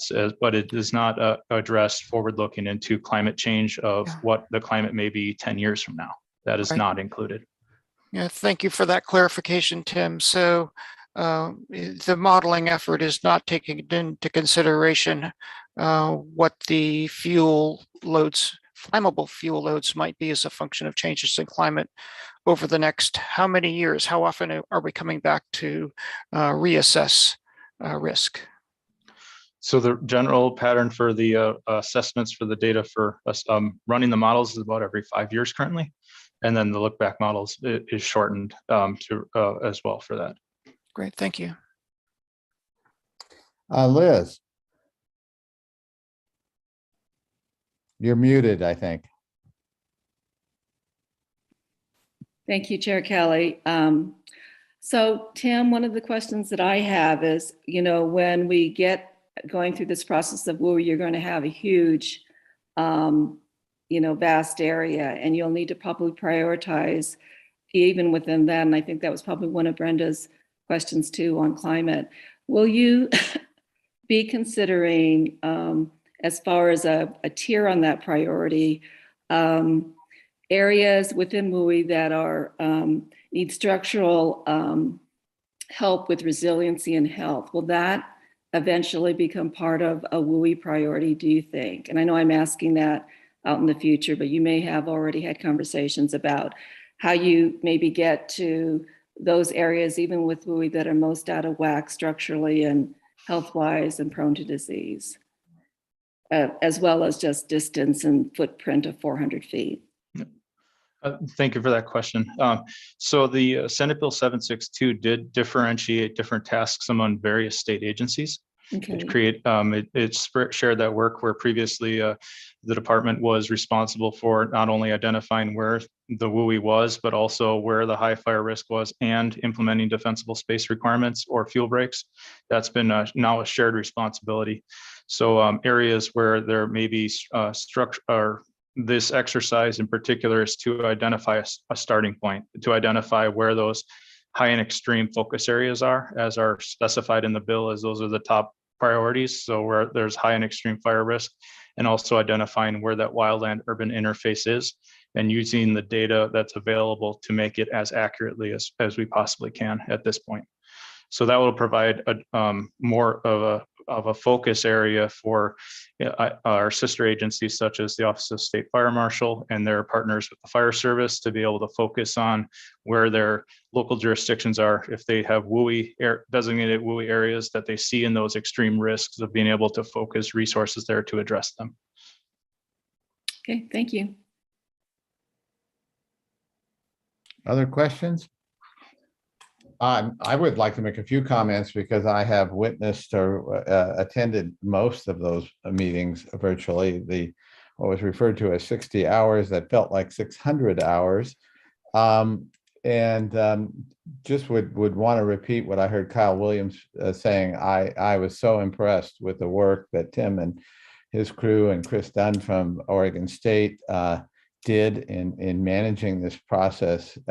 It was truly impressive. And I think go back to the first meeting, I would not have described that meeting as collaborative. I would have described it as contentious. And then I watched that under Tim's leadership move to a process that was very respectful and collaborative to most of it. So I do want to say that I think there's some concerns going forward. I mean, our partner OSU on the mapping, they have tremendous technology, but the lift here to implement this is going to be full of bumps, and a lot of those bumps are going to be for the Department of Forestry. We're going to have the different risk classifications and an appeal process to the state forester. I think none of us should underestimate what that will mean for the department going forward. Once that starts happening, it's going to be the mapping just isn't going to be that perfect. There's going to be, I suspect, a lot of appeals. One other issue that I hope is not an issue is that the legislation, whether or not you are in the WUI, the legislation does not give people the ability to, owners an ability to appeal that decision. And I think the thought there was that if they were in the lowest risk category, that really would have no effect on them or not. I don't know where that will land, but it's certainly possible that the state will be sued over that. And I don't think there's anything that we as a board can do to address that, but I just want to make other board members aware that possibility is out there. I don't know if Tim would have any comments on that. Other than that, I don't think we ever expected from all members of the RAC to have a consensus on every issue. Just a tremendous amount of work that went into almost every word and phrase that you see in those documents. With that, any other questions, comments? Brenda. Yeah, thank you, Jim. Brenda McComb for the record. My only concern here is that I think it's a tremendous body of work, but ODF and the board approved a climate change and carbon plan just recently, and to not include that as an effect on wildfire risk explicitly seems like a pretty significant shortfall to me. And maybe in a bigger context, the need for greater cross-division collaboration on some of these issues. Any specific proposal, Brenda? Well, I think that explicitly going forward for public comment, inclusion of climate change as a factor that is modeled by OSU in assessing risk today as it might change rapidly in the future.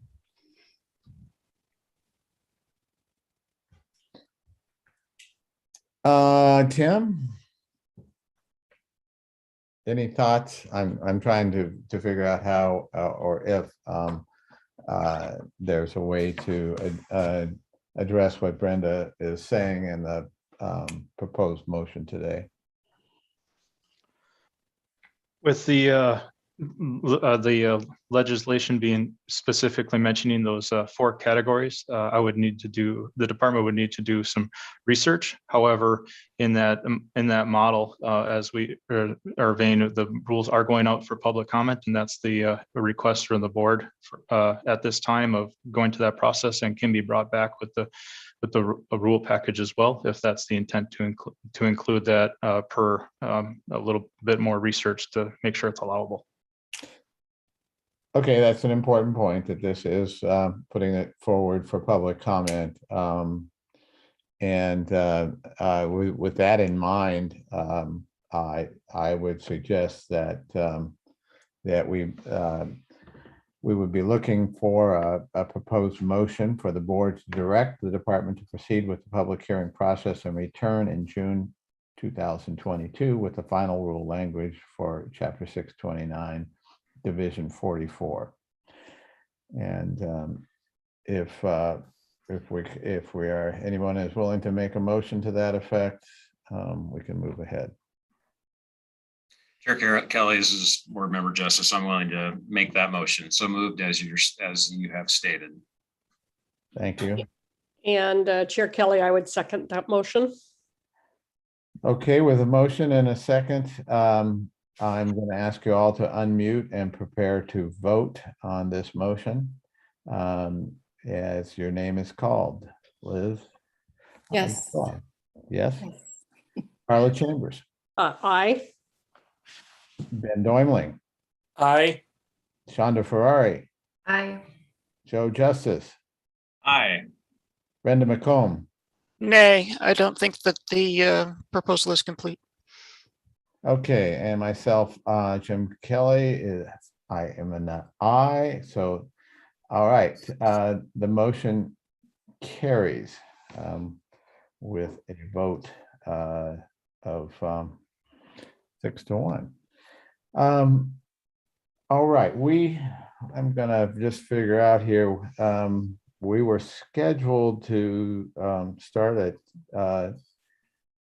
have a lunch break from 11:30 to 12:45, and currently it's 11:52. So we're going to try to make up the time we've lost and adjourn right now and come back at 12:45. I hope that works for everybody. Any questions? If so, we are adjourned for lunch until 12:45. Thank you.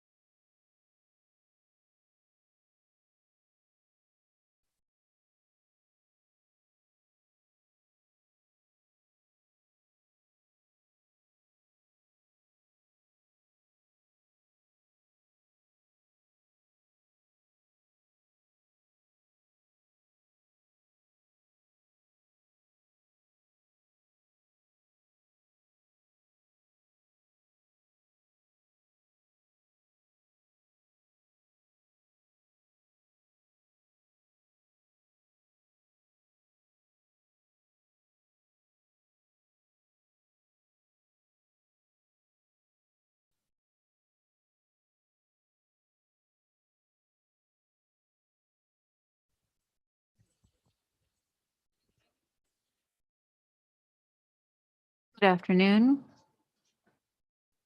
For all the afternoon presenters or testimony providers, if you'd like to do a video mic check, we do have that time. Good morning. This is Commissioner Dave Yamamoto. Hello, Commissioner. How are you today? Well, thank you. Thank you for allowing us to be here. Excellent. Will Commissioner Sweet also be joining us today? Yes, he will. I'm surprised he's not on. Normally he's here before me, but yes, he will be. Okay, no worries. Thank you very much. Thank you. Hi, Hillary. Mike Wilson. Hi, Mike. Thanks for joining us. Thank you. Of course. Quick question. Will you or Kate be starting off item 6? Kate. Okay, wonderful. Kate will be starting both the Endangered Species Management Plan topic and the FMPHCP update. Okay, thank you for that clarification. And Nick Palisato will be presenting. I don't see him on yet. Copy that. As long as if Oh, he's, there he is. oh, I just got here. welcome, Nick.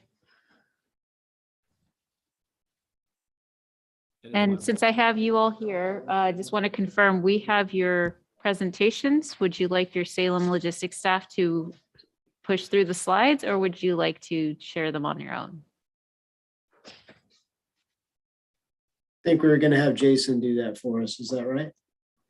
That's what I understood. Okay, great. We'll set that up for 6 and 7. Thank you. Thank And you. I'm sorry if I misspoke. Kate, are you actually leading off with the dangerous species topic, or is Nick jumping right in? Nick said he didn't want my help. All right, I take it back. No, I can lead right in. I mean, I assume, yeah. I mean, I don't know if there's an intro to be had. No, I think that's totally fine, Nick. Yeah. And Hillary, I am here too. This is Cindy. Thank you, Cindy. I Hillary, appreciate it. Sorry, did you grab the PowerPoints off of the Teams site? Sure, you guys have the most up-to-date version. I defer to Mr. Justin Buttress for that, and I believe he has.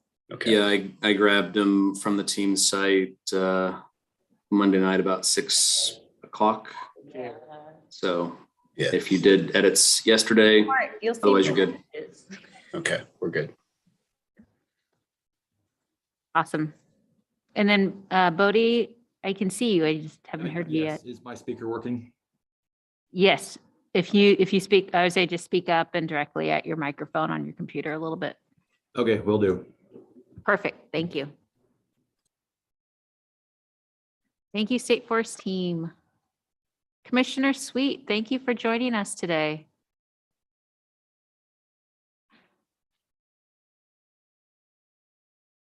I see you. Unfortunately, I just didn't hear what you just said, good sir.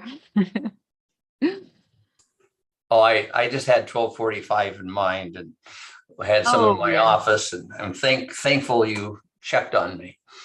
No worries. I just wanted to make sure we had you lined up because we're going to probably start promptly at 12:45 today. So thanks again for joining us. I require lots of care these days.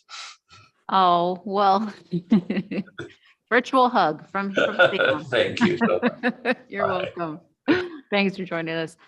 And next up, Kate Wells, you want to do a quick video mic check? Hi, yes. Can you hear me okay? Yes, loud and clear.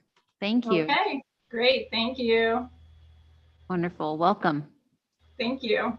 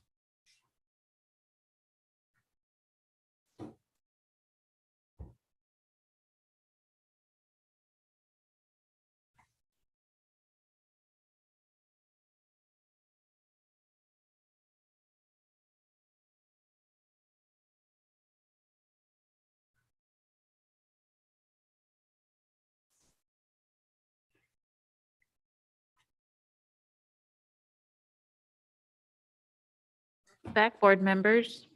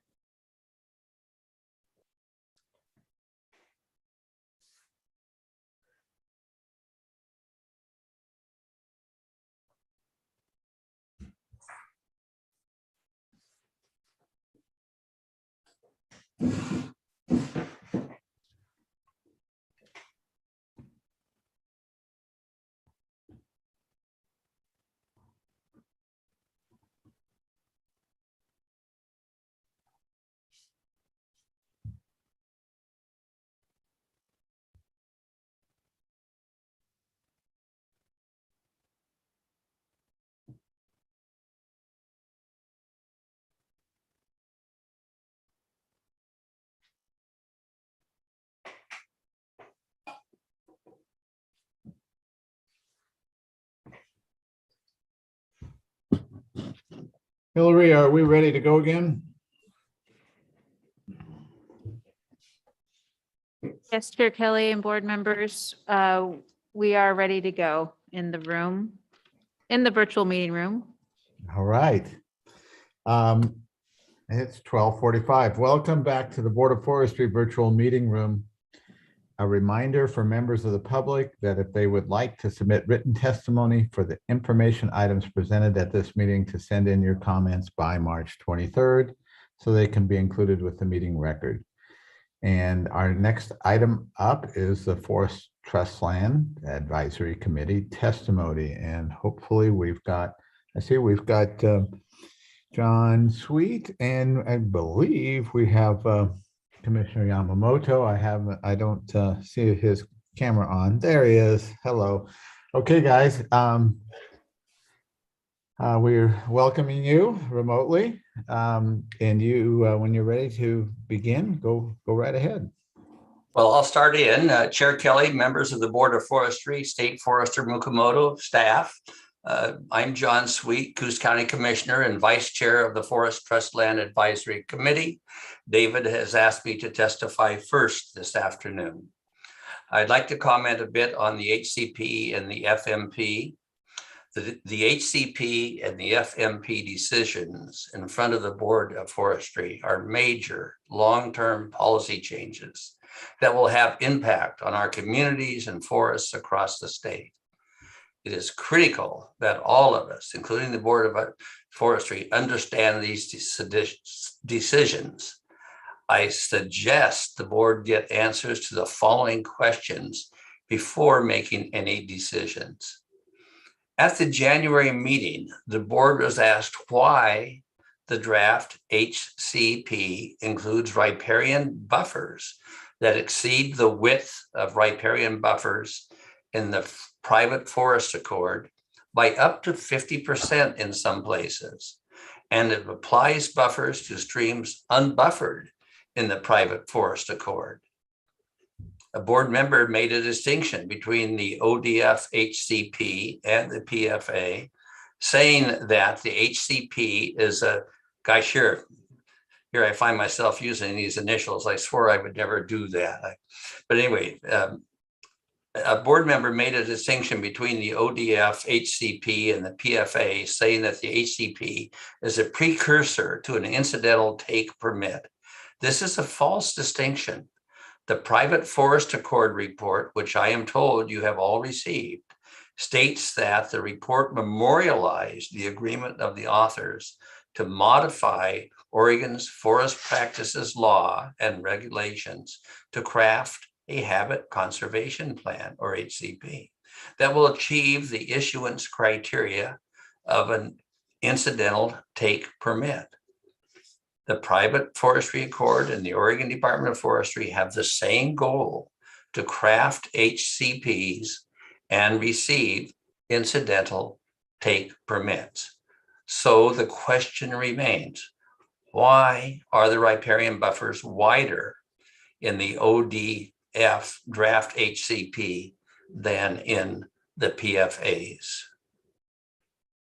Further, the Board of Forestry must ask how the HCP is compatible with the Lynn County case, which held that the state has a contract with the counties. This contract cannot be ignored. Finally, setting aside the Lynn County action, the Board of Forestry must ask how the HCP provides for greatest permanent value.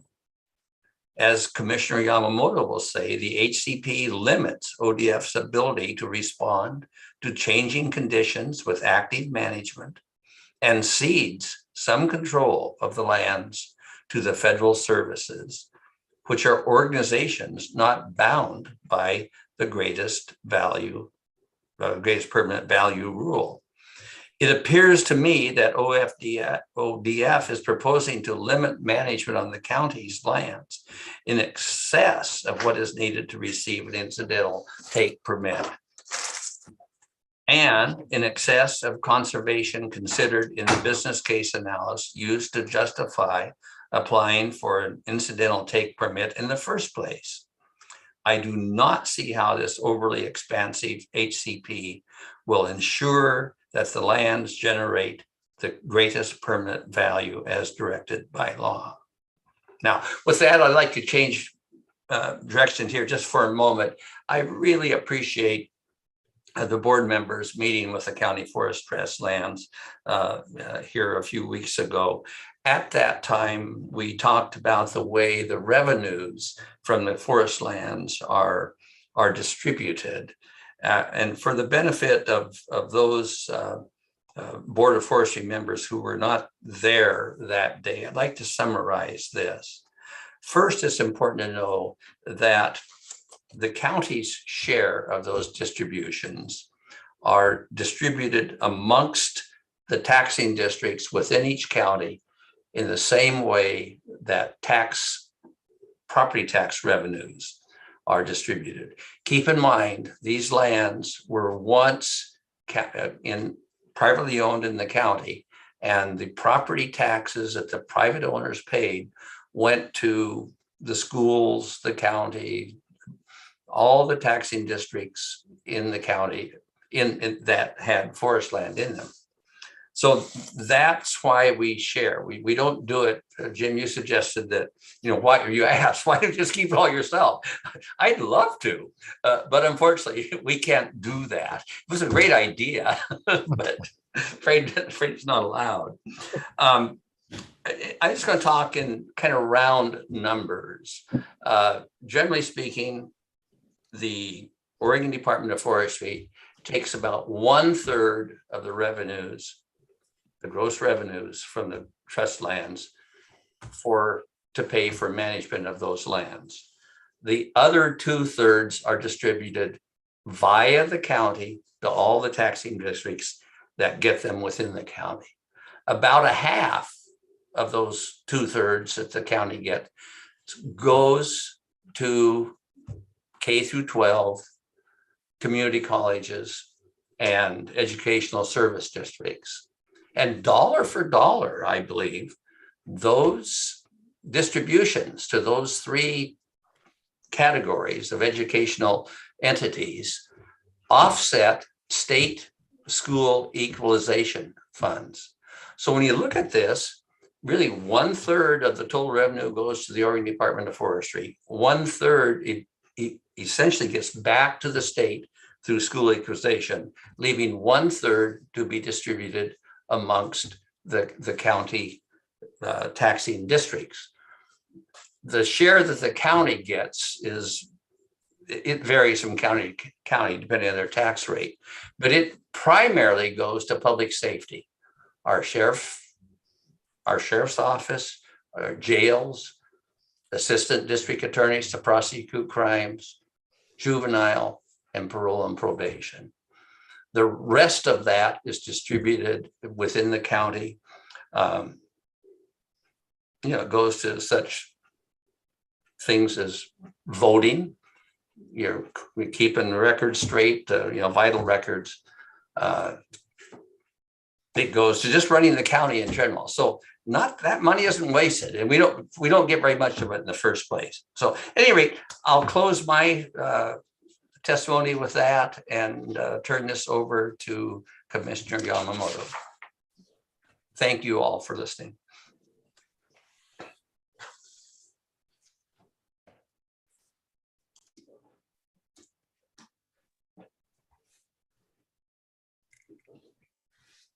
You're muted, David. David, you're muted.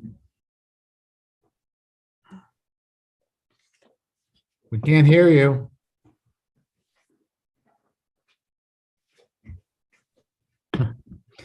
Not sure how to get through here. Now, if we all put our hands up. Sorry, I just realized I was muted. I apologize so much. Let me start over. I apologize, Chair Kelly.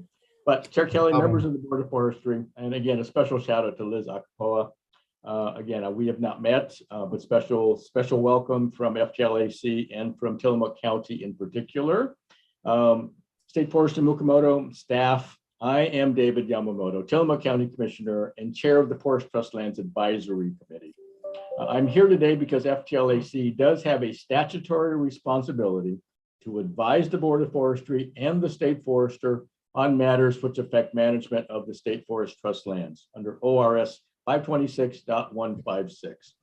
Today, I'm going to focus on county finances, jobs, and the magnitude of the decisions in front of each of you.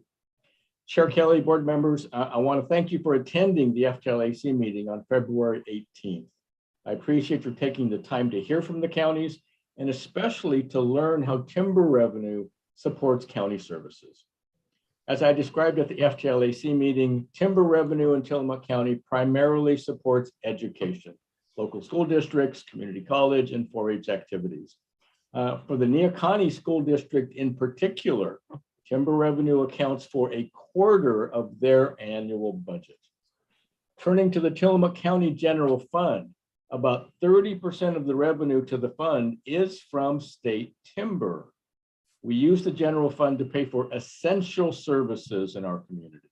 Our largest general fund department is our sheriff's office, which remains woefully understaffed, especially during the summer months when our population swells from 26,000 permanent residents to well over 125,000 people here during peak summer travel periods. Timber jobs are an even larger part of our economic picture and are absolutely vital. In Tillamook County, the wood product sector provides over 850 jobs. These are family wage, fully benefited jobs. The average wood product sector job has wages more than $17,000 a year higher than the average private sector job in Tillamook County. The story is the same for all counties with state forest lands except the highly urbanized Washington County. Further, wood product sector jobs pay double that of leisure and hospitality jobs in all of our counties. FTLAC appreciates the desire board members expressed at the January meeting to consider data before making changes to forest management policy. Included in this must be the consideration of, number one, impacts to county and tax district revenue. 2, impacts to the services the revenue supports.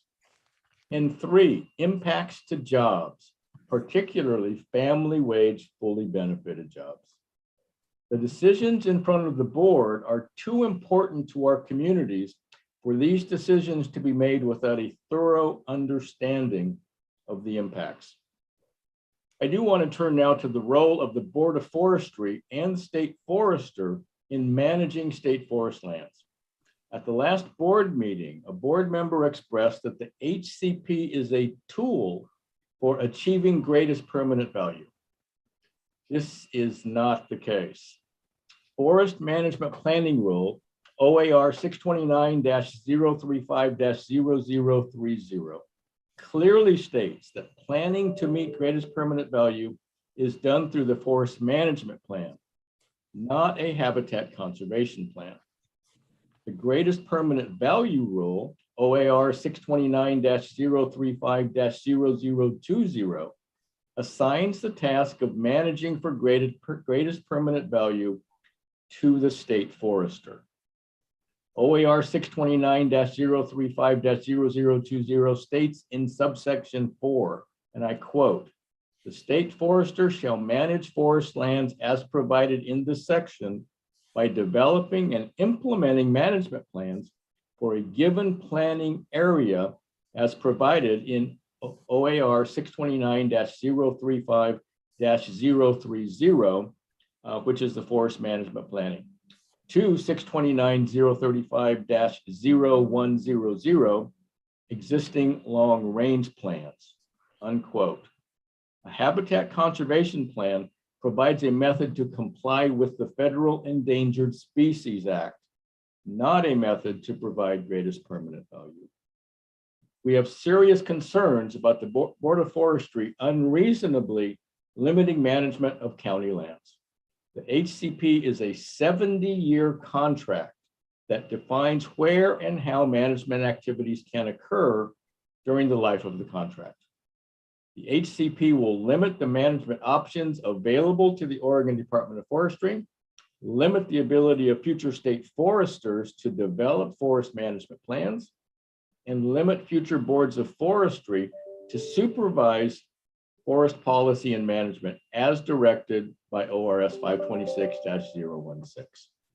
These limitations will be detrimental to ODF's ability to respond to environmental changes, including climate change, fire, and other natural disturbances. This Board of Forestry owes to future generations the ability to decide the appropriate way to manage state forest lands. Tying the hands of future boards with an overly burdensome HCP effectively takes control of the lands out of the hands of the Board of Forestry and Oregonians and puts control in the hands of NOAA Fisheries and the U.S. Fish and Wildlife Service. Doing so is not in the best interest of counties, Oregonians, ODF, or this or future boards of forestry. Ladies and gentlemen, I thank you for the time to present to you this morning or this afternoon, and I'd be willing to answer any questions that you may have. Thank you, Commissioner. We really did appreciate the work you guys did to educate us a little bit more on where the money goes and the constraints that you guys deal with related to that. So that's super. Any questions? Brenda, you've got a question or comment? Yeah, thank you, Jim. Yeah, just a point of clarification and then a question. So the HCP is a means of acquiring an incidental take permit, which then therefore enables greater certainty with regards to implementing a management plan. So I think the two are related. I would hate to see those two parsed apart. The question I though have for you, Commissioner Yamamoto, is, with all due respect, we hear from you at every board meeting, which we appreciate, and I appreciated attending the FTLAC meeting a few weeks ago. But I'm curious about the views that you and Commissioner Sweet express regularly, whether those views are shared by other commissioners within the FTLAC. I am sure if you polled the 15 trust county commissioners, it's not going to be a 100% unanimous, almost nothing is, but the vast majority of commissioners in those counties would absolutely agree with Commissioner Sweet in my views. Yeah, thank you. Approximately how many would out of the 15? I can count possibly a handful, 5, maybe 6. So about a third. No, 15 trust counties. That's about 40 over 40 commissioners. Oh, the commissioners, not the counties. Okay, thank you. Sorry. No, I'm sorry. I was talking to each individual commissioner within the counties. Even within certain counties that may lean in different directions, I still feel the majority of commissioners within each county would be in agreement with what we're doing.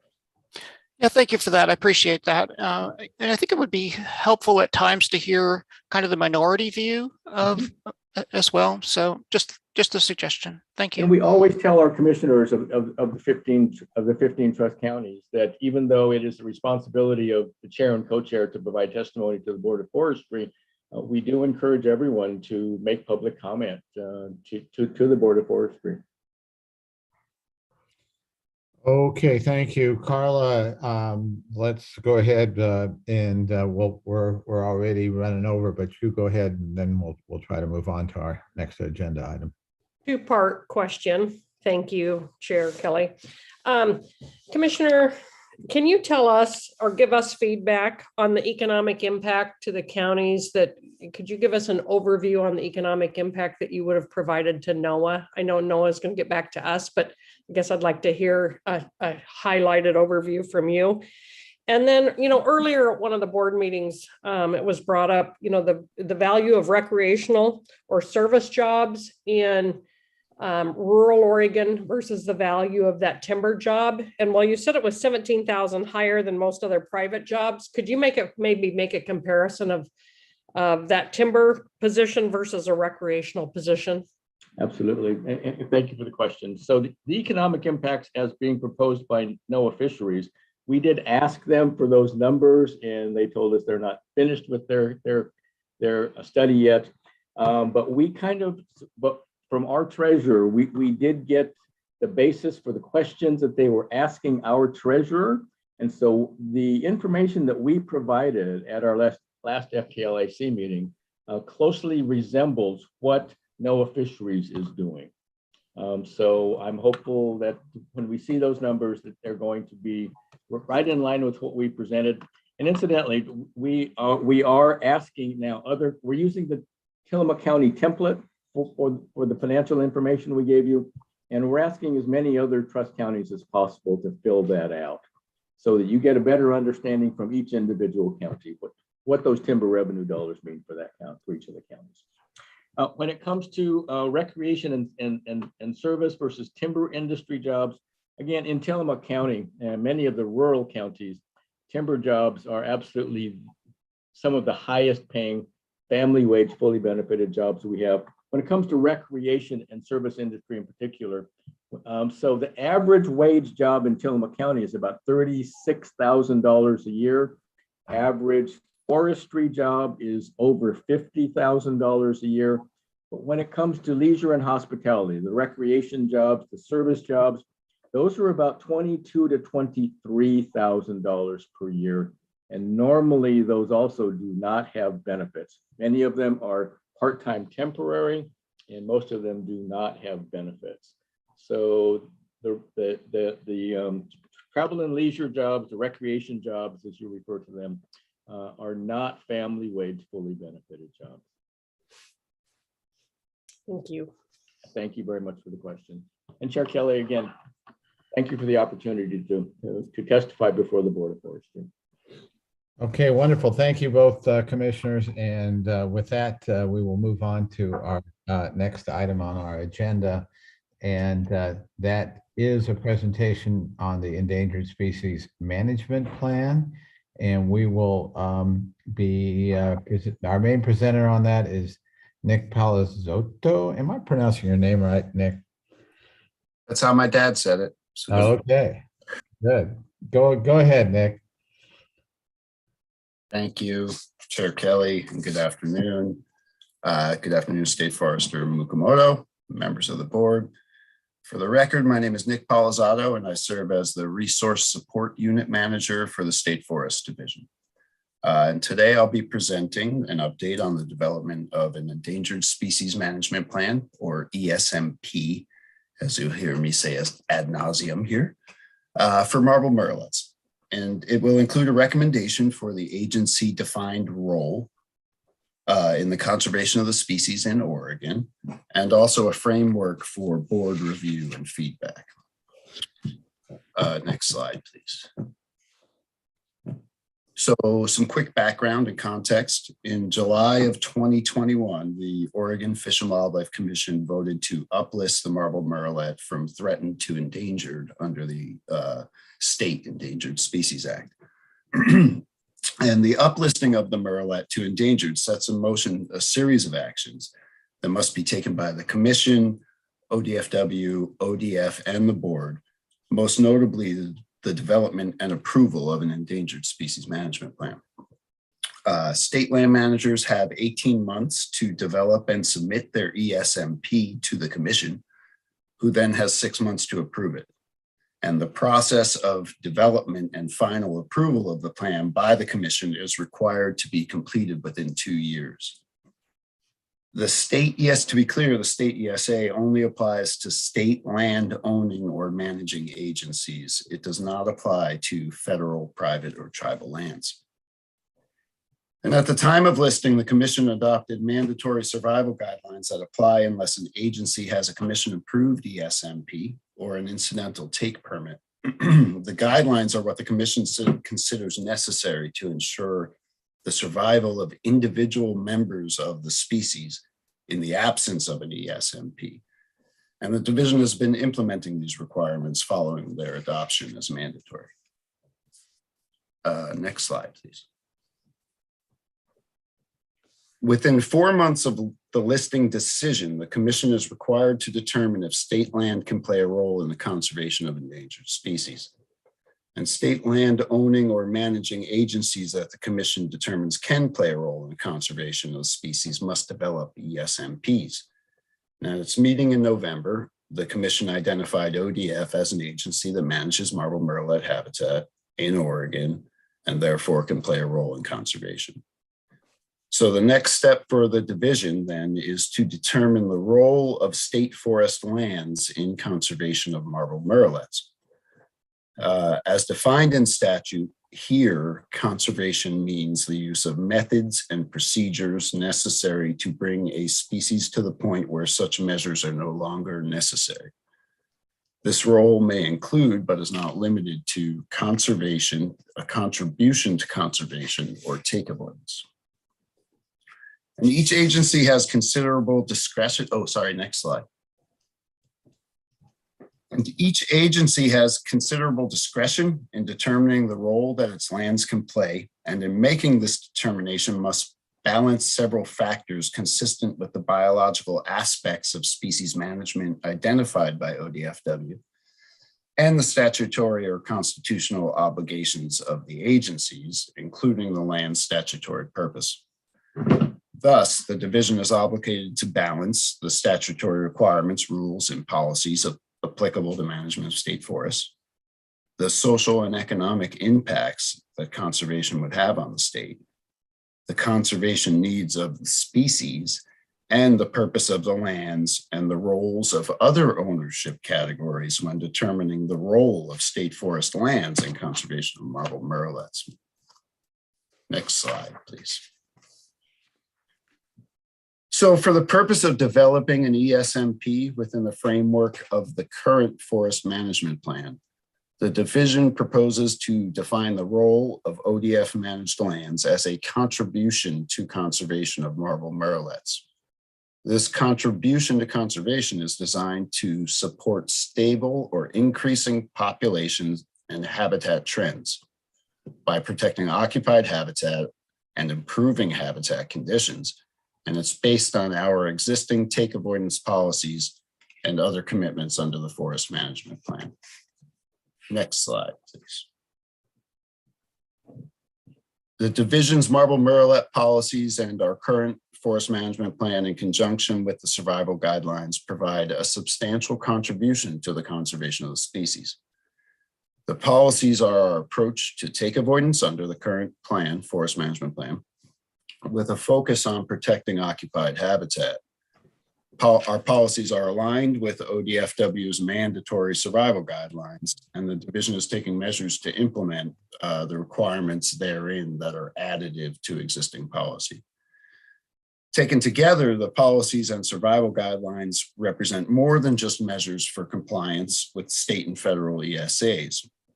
They also represent a contribution to conservation, since protection of occupied habitat helps ensure that we're not directly contributing to any negative population impacts or declines of known occupied habitat.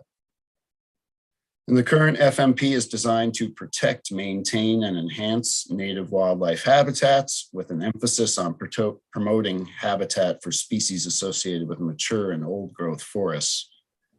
The FMP establishes targets for layered and old forest structural conditions, and these stands are then placed in a landscape design that's intended to provide for large areas of interior habitat. The Forest Management Plan also has requirements for retention of existing old growth, for leaf trees and harvest units, and management of riparian areas for mature forest conditions. And while not all of these strategies will result in marbled murrelet habitat everywhere, the Forest Management Plan nonetheless represents a substantial contribution to conservation beyond just the take avoidance approach to ESA compliance for listed species. However, other statutory mandates and environmental factors limit state forests' capacity to provide for conservation as defined under the state ESA. The purpose of the land includes a full range of economic, social, and environmental benefits. State forests represent a relatively small proportion of the total range of the species in Oregon. The Tillamook and Clatsop state forests play an important role in marbled murrelet conservation on the north coast, but ODF managed lands are scattered and smaller elsewhere, and federal lands harbor more habitat in larger species range. Additionally, ocean conditions can affect adult survival and breeding success, and ODF has no capacity to influence ocean conditions. Large-scale disturbances, either on land, such as fires or windstorms, or at sea, such as oil spills, are difficult to predict or prevent, as are the effects of climate change on habitat and resources on land or in the ocean. These limitations are such that state forests can't recover murrelets in Oregon, but can help arrest declines and improve habitat conditions, and thus contribute to positive trends for local populations and habitat. Next slide, please. So to talk a little bit about the timeline again, within 18 months and the relationship to our HCP and to the related FMP revision, within 18 months of the listing decision, which is by January 16th, 2023, the division is required to develop and approve an ESMP and submit that plan to the commission for their review and approval. The commission's then given an additional 6 months to review the submitted plan to determine whether the plan achieves the role defined for the land. And based on the biology of the species, the commission may modify the plan if necessary to be consistent with that role defined for the land. Commission must then approve the plan as submitted or modified within 24 months from the date the species is listed as endangered, which in this case is July 16th, 2023. These statutory established timelines require the division to proceed with development of the ESMP while working on the Habitat Conservation Plan and its associated Forest Management Plan. Thus, the ESMP will align with the current FMP, which is not connected to an incidental take permit. A commission-approved endangered species management plan for the murrelet will supersede the survival guidelines for the species. And also an incidental take permit issued by U.S. Fish and Wildlife Service under the Federal Endangered Species Act would be recognized by ODFW as a waiver of any state protection measures or requirements otherwise applicable to the actions allowed under the federal permit. Thus, an HCP would effectively supersede or replace the Endangered Species Management Plan. Next slide. Okay, so I'd like to take a few minutes to allow for questions from the board and for public comments before we move on to the next steps and a decision from the board regarding the role of state forests in murrelet conservation. And yeah, okay, thanks for unsharing. Okay, any questions or comments from board members at this point before we take public testimony? Carla. Yes, Nick, I have one question. You know, state lands only represent about 2.5% of all forest lands in Oregon. Less than half of that of all lands, right? So we're making pretty substantial policy based on considerable minority of acres. Can you explain to me, you know, very specific outcomes you expect with dealing with only, you know, 2.5% of the total forest acres and less than 1.25% of total acres?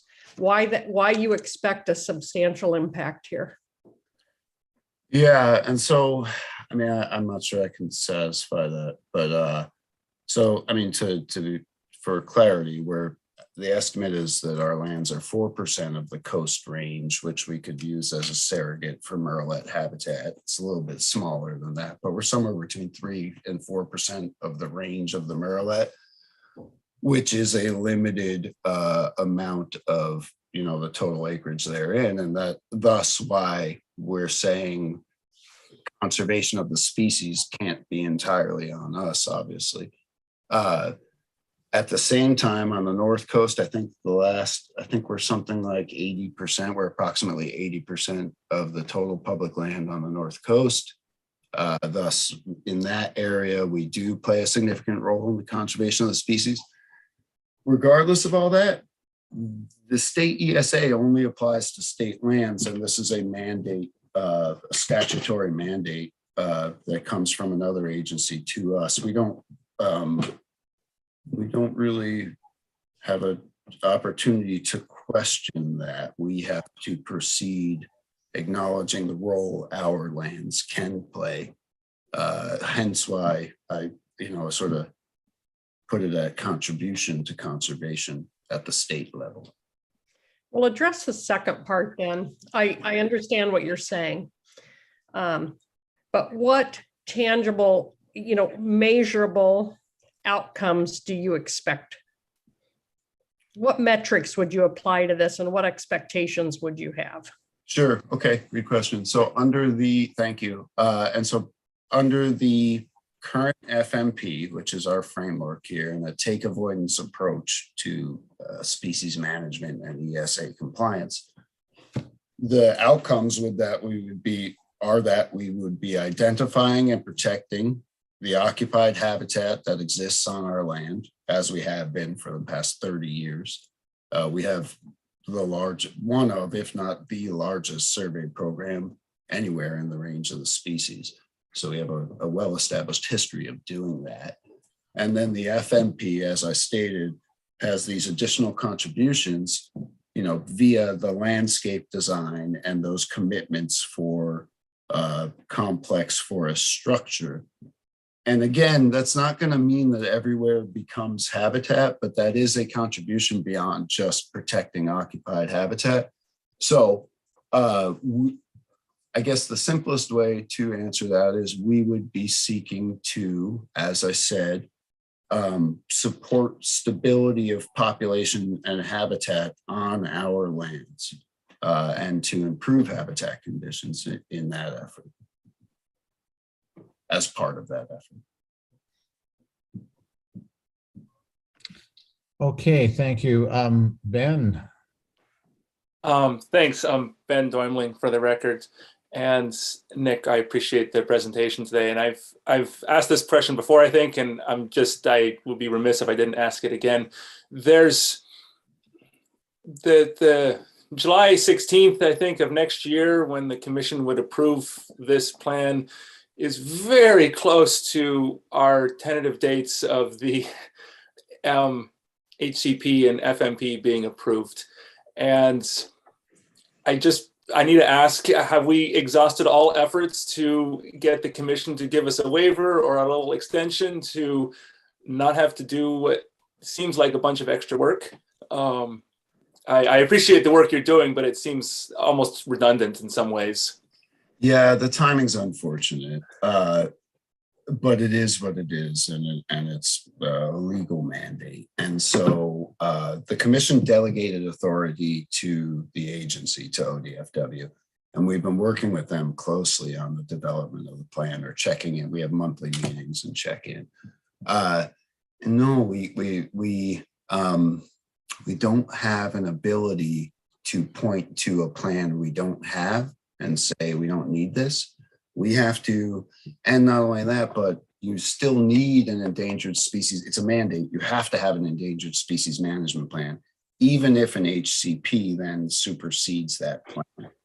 And so this needs to be in place. We can't peg it to a plan we don't have, and it will need to be there regardless of whether we get that plan. Got it. Thank you. Okay, without seeing any other hands up, I think we can move towards public testimony. Hillary, can you tell us if you've got anyone lined up for public testimony on this item? Yes, Chair Kelly, we have 2 individuals signed up to provide comment on agenda item 6. Okay, then thank you for those who signed up to provide testimony to the board today. We ask that you not exceed the allotted time of 3 minutes. I ask that before you start, you state your full name and associated affiliation if representing a group or organization. A timer will be provided to track your time, and if you exceed this time, someone will prompt you to provide a closing statement. Hillary, let's go ahead here. Thank you, Board Chair. So for those in the queue, thanks for joining us today. I'll go ahead and hopefully you're both unmuted. I will ask that you follow the order of first Ms. Kamal and second Mr. Salinger. And please just hold on one moment while I get the timer prepared for those comments.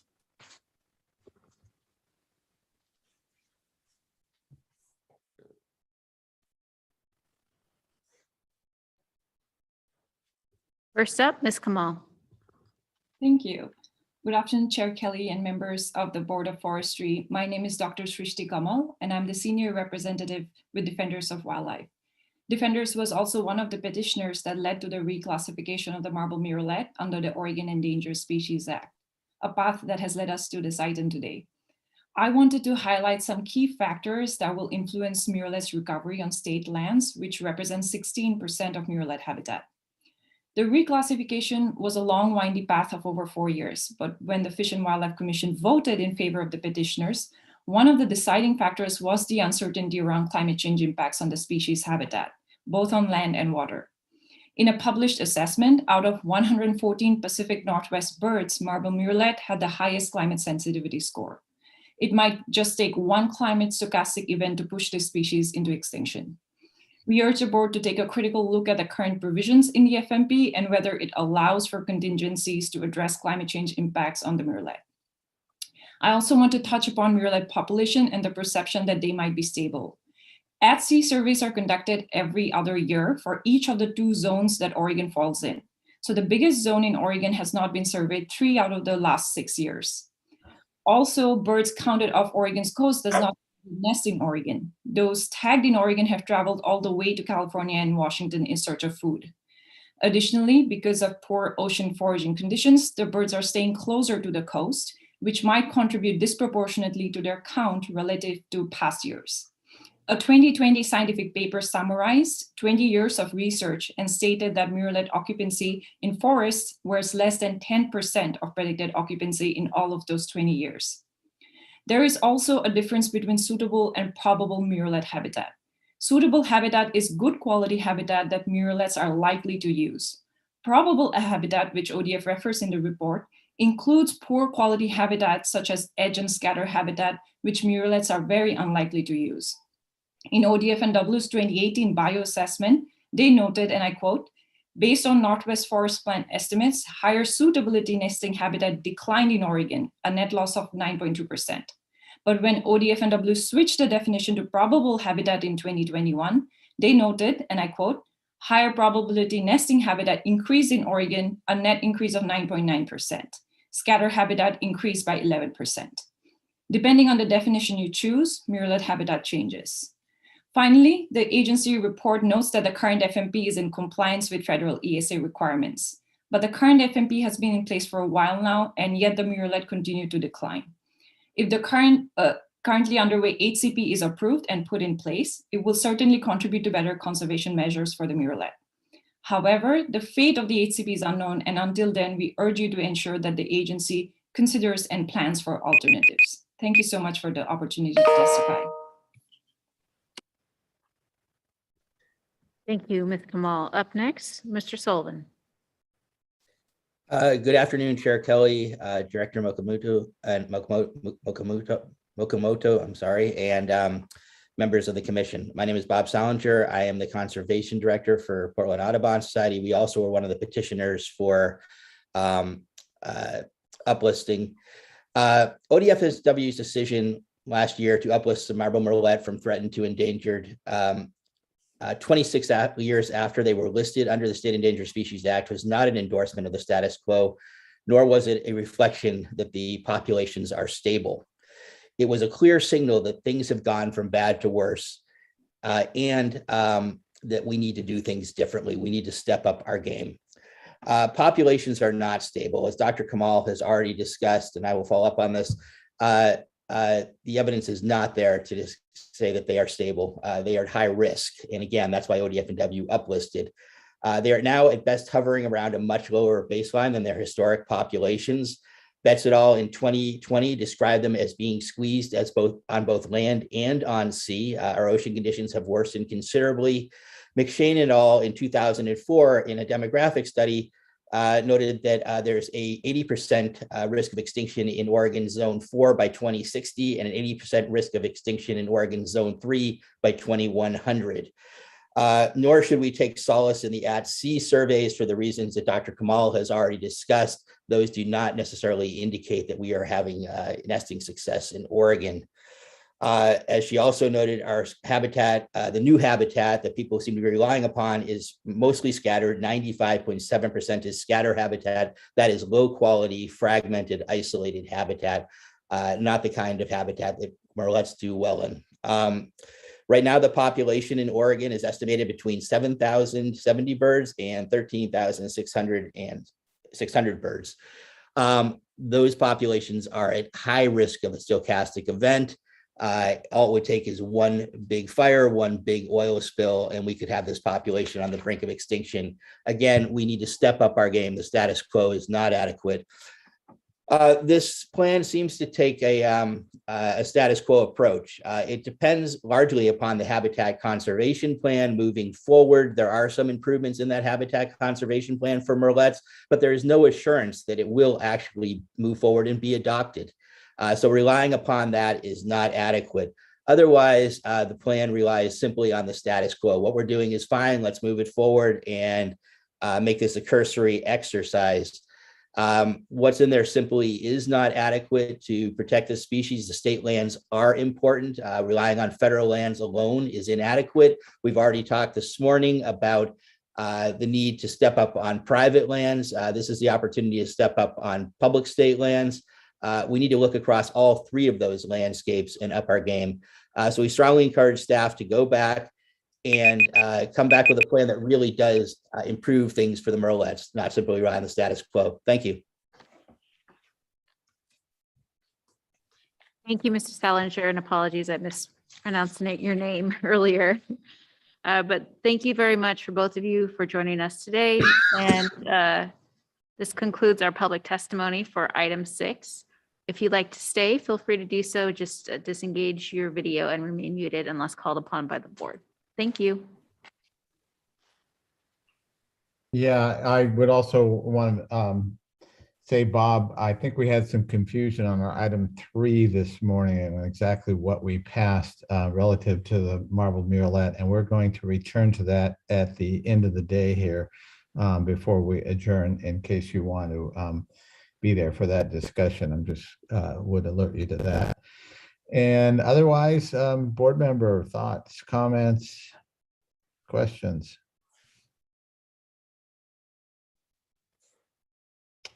I am hearing none. We have a proposed motion. Chair, apologies, I have a quick question. You bet. Actually, I have one for the commenters and then also for Nick. For Ms. Samal and Mr. Salinger, I'm just interested to know if you have particular recommendations for measures that you have thought of that the department should be considering to include in the plan. And then for Nick, I do have a question related to that distinction between suitable and probable and how that plays out into your plan, because I do notice that a lot of the protection measures, at least in the write-up that I'm seeing, says that you are intending to protect suitable habitat around identified occupied sites. Any of it. So I'm just wondering about that distinction and how that plays into your plan and what you're doing. If we're protecting suitable, if we're trying to expand suitable habitat, are we using the probable threshold? Do you want me to go first? Do you want to? Sure. Let them go. Oh, okay. So no, we protect known occupied. We determine that via our survey program, which, you know, we use the Pacific Seabird Group protocol, which is sort of the only game in town, though it has some shortcomings. Nonetheless, it has served us well in terms of using it to determine what's occupied out there. At the same time, the the commitments under the FMP will, in theory and in practice, based on the last 30 years, 20 years, will promote habitat, promote suitable habitat, which then is triggered for surveys when a sale is in proximity. So we're surveying suitable habitat to determine occupancy and then protecting the known occupied sites under the current plan framework and a take avoidance approach to ESA compliance. So sorry, quick follow-up on the concept of contributing to recovery, contributing to conservation. Have we seen that with our FMP management measures that we have seen an increase in suitable habitat on these lands or not? I haven't done the analysis to look at where we were at when the plan began.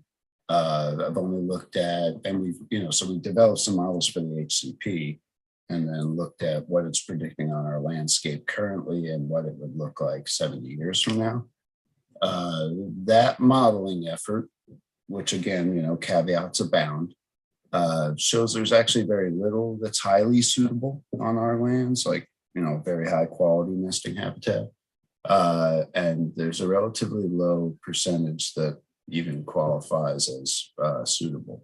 So we're short. I can't say whether, I haven't looked at whether it's grown since that time. However, we've looked at it in terms of age class structure and presented this to the commission, ODFW's commission in 2018. Our forest has gotten older, demonstrably. So more acres have come into age classes that generally provide for habitat. So kind of course, I'd have to go back and look and ask that specific question and get to the answer. But age structure suggests habitat has grown over the last 20 years. Okay, thank you. I'm going to have a process suggestion here. As we've learned, the timing here is unfortunate. And if we're able to be successful with an HCP, most of this becomes essentially moot. With that in mind, but also as Bob Salinger pointed out to us, if the HCP were to fail, then this becomes a much more important document. So I would kind of suggest that we go ahead and adopt this with the understanding that if we were to get to a point where the HCP fails, that we revisit this and examine it carefully at that point to see if it's really reaches a level of adequacy that the board could approve. I'm open to other thoughts on that, but that's my thinking.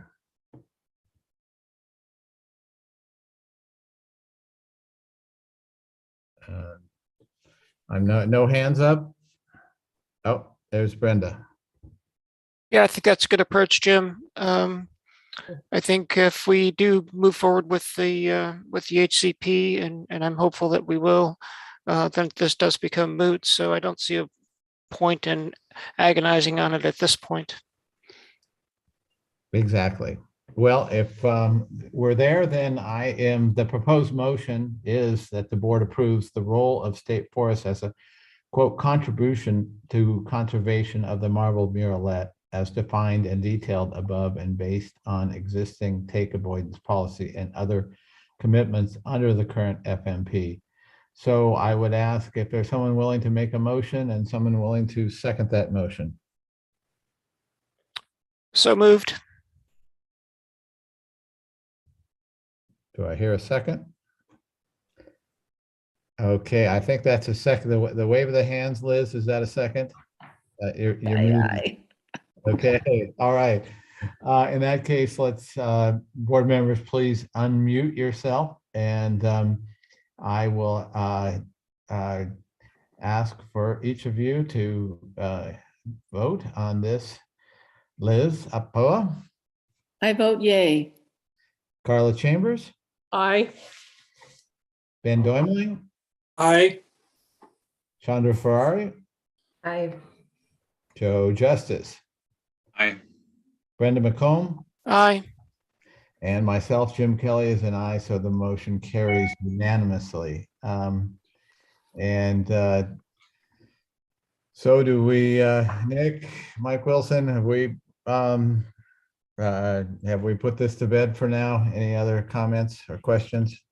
I guess just a quick comment as far as next steps. So we'll be returning in July to sort of provide an update on the development of the plan. And then we will bring the final draft to the board in November for approval. And then that will enable us to send it to the commission in January. Great. Okay, thank you very much. We're going to move on to our next item, number 7, which is the Western Oregon State Forest Management Plan.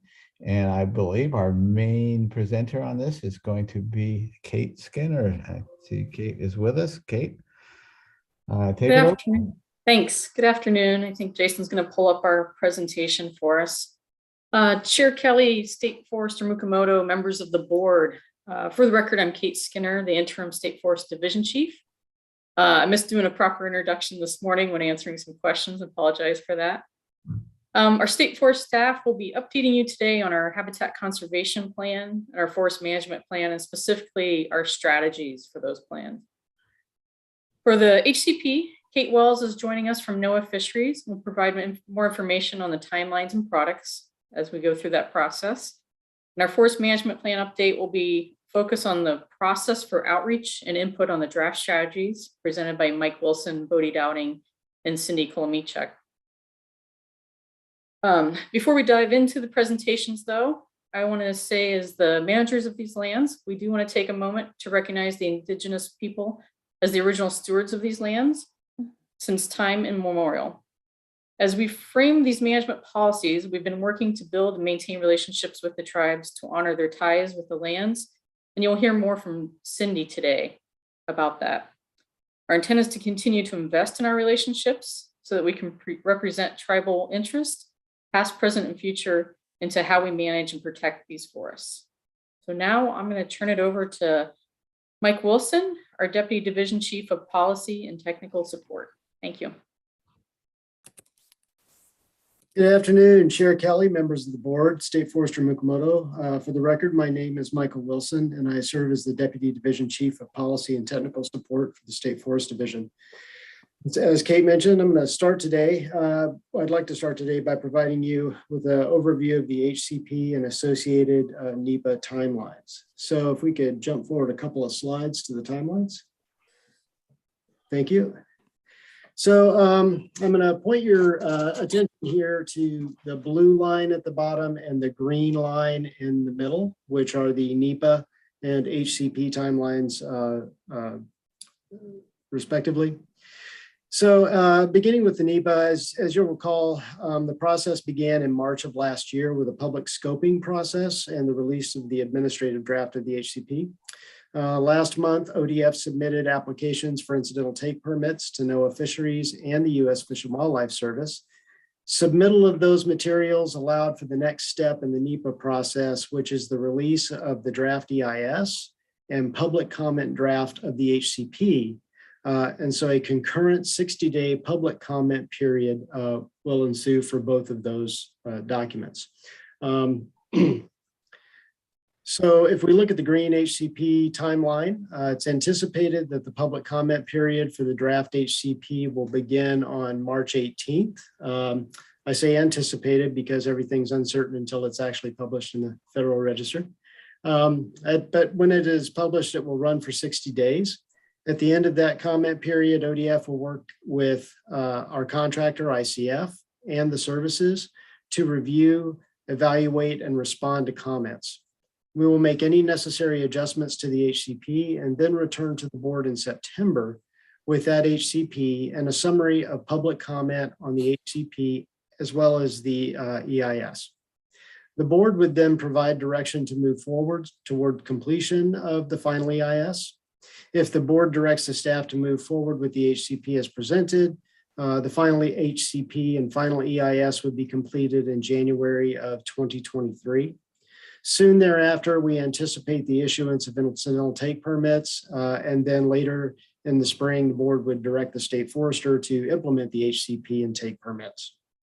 If the board directs staff to make any substantive changes to the HCP that are still within the range of alternatives analyzed in the draft EIS, the timeline would, of course, be extended to account for that extra work.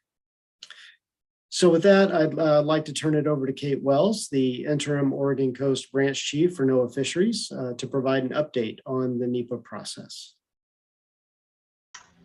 Thank you, and good afternoon, Chair Kelly, State Forester Mukumoto, and members of the board. For the record, my name is Kate Wells, and I am serving as the interim branch chief for the NMFS Oregon Coast Branch.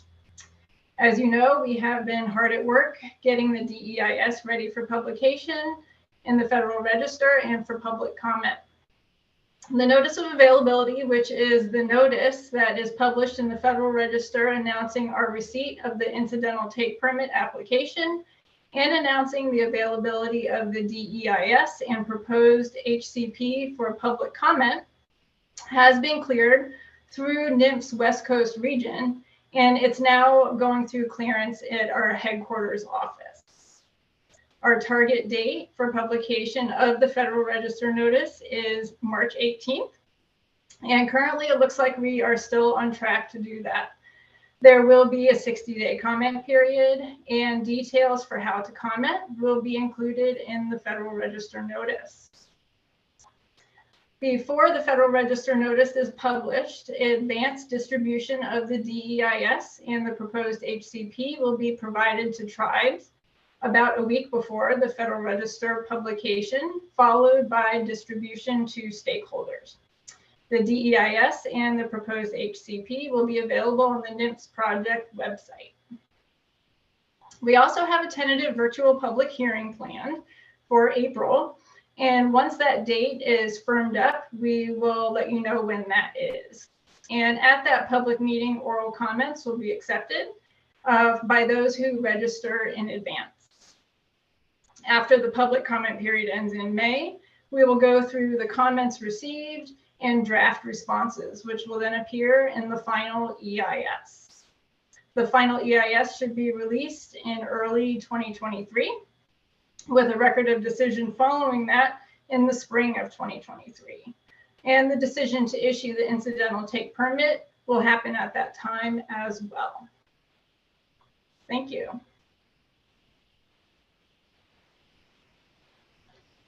Thank you, Kate. I appreciate that. And, I'd just like to pass on our appreciation actually from staff. And we've had, this is a very involved process, as everybody knows, with a lot of complexities, and we just really appreciate both of the services,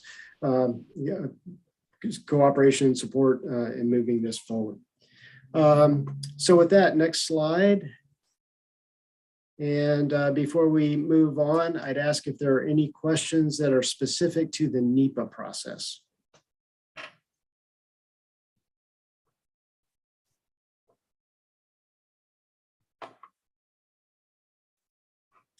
Okay, doesn't look like there are any questions. I don't see any hands, so shall we move on? Okay, great. So now we'll shift focus to the forest management plan process. And today we'll be providing you with an update on those draft strategies that support the draft goals that were presented to you last November, including a summary of engagement and feedback on those strategies. Next slide. This is just a reminder of our planning area for the forest management plan. It will cover all state-owned forest lands west or managed by the department west of the crest of the Cascades from the Columbia River to the California border, coincident with the same as the permit area of the HCP. This includes approximately 614,000 acres of Board of Forestry lands in 14 counties, and it also includes approximately 26,000 acres of common school forest lands. Next slide. The timeline for the project has been updated. Today, we are bringing you the draft strategies. Originally, we had intended to bring the draft FMP to you in June. However, in light of the time that we will need to organize and respond to comments on the draft HCP received through the federal process, as well as the workload associated with drafting the FMP itself, we will not be bringing the draft FMP to you until November. During this time, we will also be modeling potential outcomes for the FMP and will present those to you in January of 2023. In May of 2023, we will seek direction to move the FMP forward into the rulemaking process, anticipating returning in November 2023 for final rule adoption. Next slide. So I think we've seen this diagram before, but it's always useful to go over it. It basically gives the full view of the planning process and connections with other inputs and outputs. So starting from the blue box labeled FMP, you can see the components of the plan, and it contains guiding principles that guide the development of the HCP that were already approved and then lightly edited and brought back to you recently. And then there are external influences also that contribute to the breadth of the resources addressed, the goals that are set, and the strategies for achieving those goals. In this way, the FMP provides the overarching management direction for state forests and is formally adopted into the Oregon Administrative Rule by the Board of Forestry to codify the management that the management direction meets greatest permanent value. The FMP will describe other guidelines, as you can see, for asset management, implementation, and adaptive management as well. Now, the draft HCP shown by the blue box in the lower left has a very direct effect on the FMP in that its conservation actions will be the management standards that address the species which it covers. These standards will be incorporated into the FMP by reference and become a fundamental underpinning of how the FMP addresses the covered species. And it will also contribute to other native wildlife that have similar habitat requirements to the covered species. However, other plans also have influence, and some examples are shown on the far left. The Department of Fish and Wildlife and Oregon Conservation Strategy provides information and tools to define strategies for all native wildlife, including those that are not covered by the HCP. ODF's Climate Change and Carbon Plan basically provides the context under which to address carbon goals and climate change resilience in the forest management plan. And then ODF's Recreation, Education, and Interpretation strategic planning efforts will form the basis for REI goals and strategies within the FMP. The FMP will also contain guidelines for implementation plans, monitoring plans, and adaptive management plans shown in the green boxes that flow from the FMP goals and strategies. Operations plans will in turn be used to fulfill implementation plan objectives.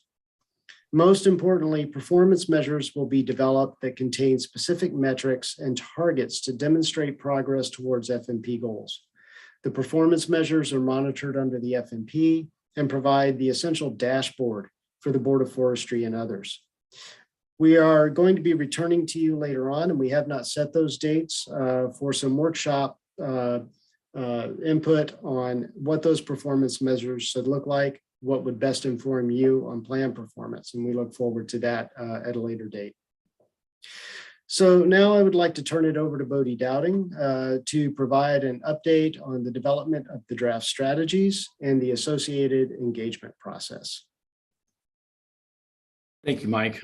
Chair Kelly, members of the board, State Forester Mukomoto. For the record, my name is Bodie Dowding, and I'm the Western Oregon State Forest Management Plan Project Lead. I'm here to provide an overview of the development of the Forest Management Plan draft strategies and future Forest Management Plan development. Forest resources to be addressed by goals and strategies are listed in Oregon Administrative Rule. This is not an exhaustive list. For example, mining, soil, native fish and wildlife habitats, timber production, and recreation are included in the definition in the rule. Other resources are included in the FMP to recognize concepts such as landscape resilience, carbon, and drinking water quality. Goals are statements of what the state forester intends to achieve for each forest resource within the plan area consistent with GPV. Strategies shall identify management techniques that state forester may use to achieve the goals of the plan during plan implementation. Next slide, please.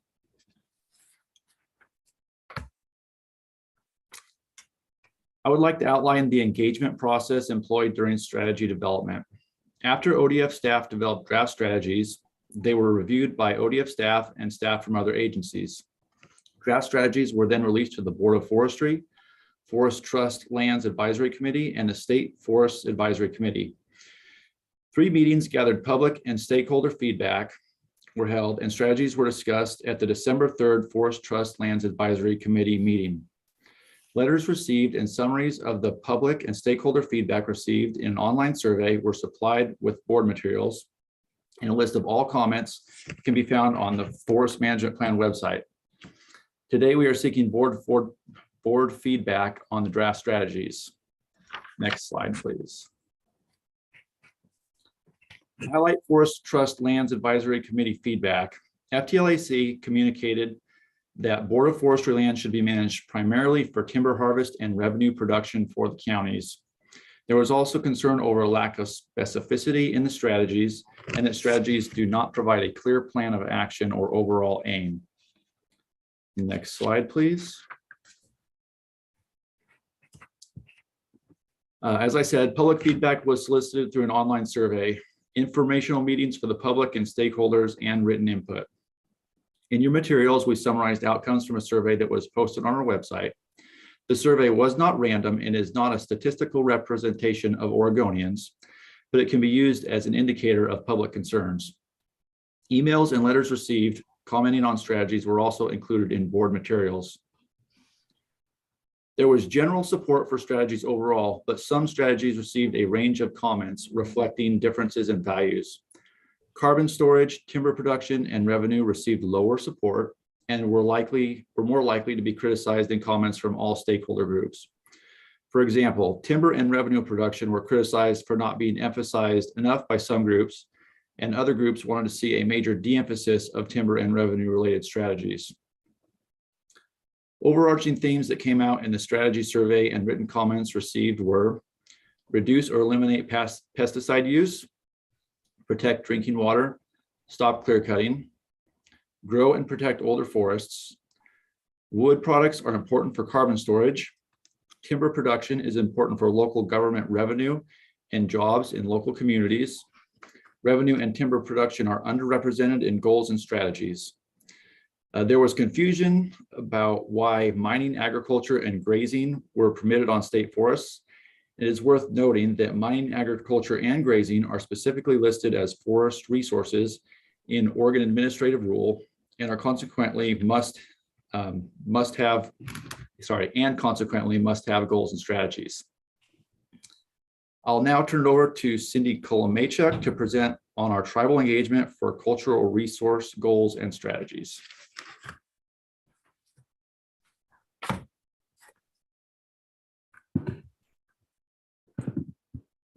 Sorry about that. Good afternoon, Chair Kelly, State Forestry Mukomoto, and members of the board. For the record, my name is Cindy Kolomachuk, and I serve as the project manager for the Western Oregon State Forest HCP. Over the last 6 months, I have had the honor of working directly with the 9 federally recognized tribes of Oregon through the Government to Government Forum to develop cultural resources, goals, and strategies for the Forest Management Plan. This has been a collaborative effort, including diverse representation from the Natural Resources Cluster and the Cultural Resources Cluster, and was separate from the public engagement process that Bodhi just described. The primary objectives of the cultural resources goals and strategies are to honor tribal ties to the lands that ODF currently manages and to protect cultural resources across the landscape. The full text of the cultural resources goals and strategies is included in your board materials. And if you haven't had a chance to look at those, I'd encourage that you do so. It's a really important body of work that we've worked on for the last 6 months. Today, I will touch on a few key themes to give you just a sense of where we're headed. Next slide, please. First, there's access to harvest and cultivate culturally significant foods and other forest resources, as well as access to sacred gathering places. Also, identification and protection of culturally significant locations, artifacts, and objects that may be affected by management activities. Tribes are seeking integration of tribal interests at all levels of our planning processes, and ultimately implementation of cultural and natural resources stewardship practices. The goals and strategies support consistent communication on all activities and disturbances that may affect cultural resources. And finally, education to increase cultural awareness, competence, and accountability within ODF and with the public that we serve. The development of these cultural resources goals and strategies is a meaningful step forward in ODF's commitment to cultural resources protection, and we will continue working with the tribes to develop the relationships and the processes necessary for bringing these goals and strategies into action. And I would like to just take a moment to publicly thank the Natural Resources Cluster and the Cultural Resources Cluster. We had about 6 meetings to develop these, and it was a lot of time that they invested. So I just want to thank them for the work that they did. And with that, I will turn it back over to Bodhi. Okay, thank you, Cindy. To understand the complexity of the way goals and strategies interact with each other, strategies have been reviewed by staff and tactics that could be used to implement strategies on the ground have been identified. We received a lot of feedback. Here are the upcoming tasks we're working on for FMP development. Integrate feedback to finalize goals and strategies. This includes determining how goals and strategies interact and can be implemented on the ground. Along with this, we'll be drafting other plan components such as guidelines and working with the Board of Forestry to determine appropriate performance measures for the plan. Next slide, please. With that, before I move on to next steps, does anyone have any questions?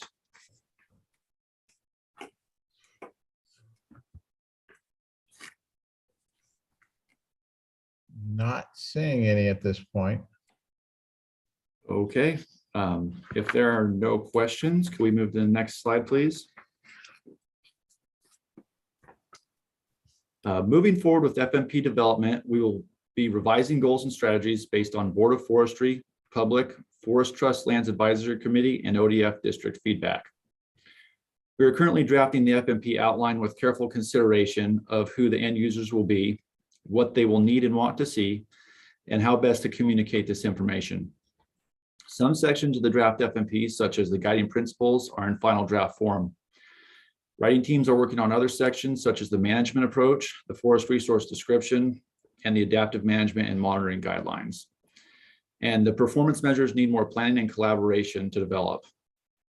Modeling work will begin for the FMP this summer and continue into the fall.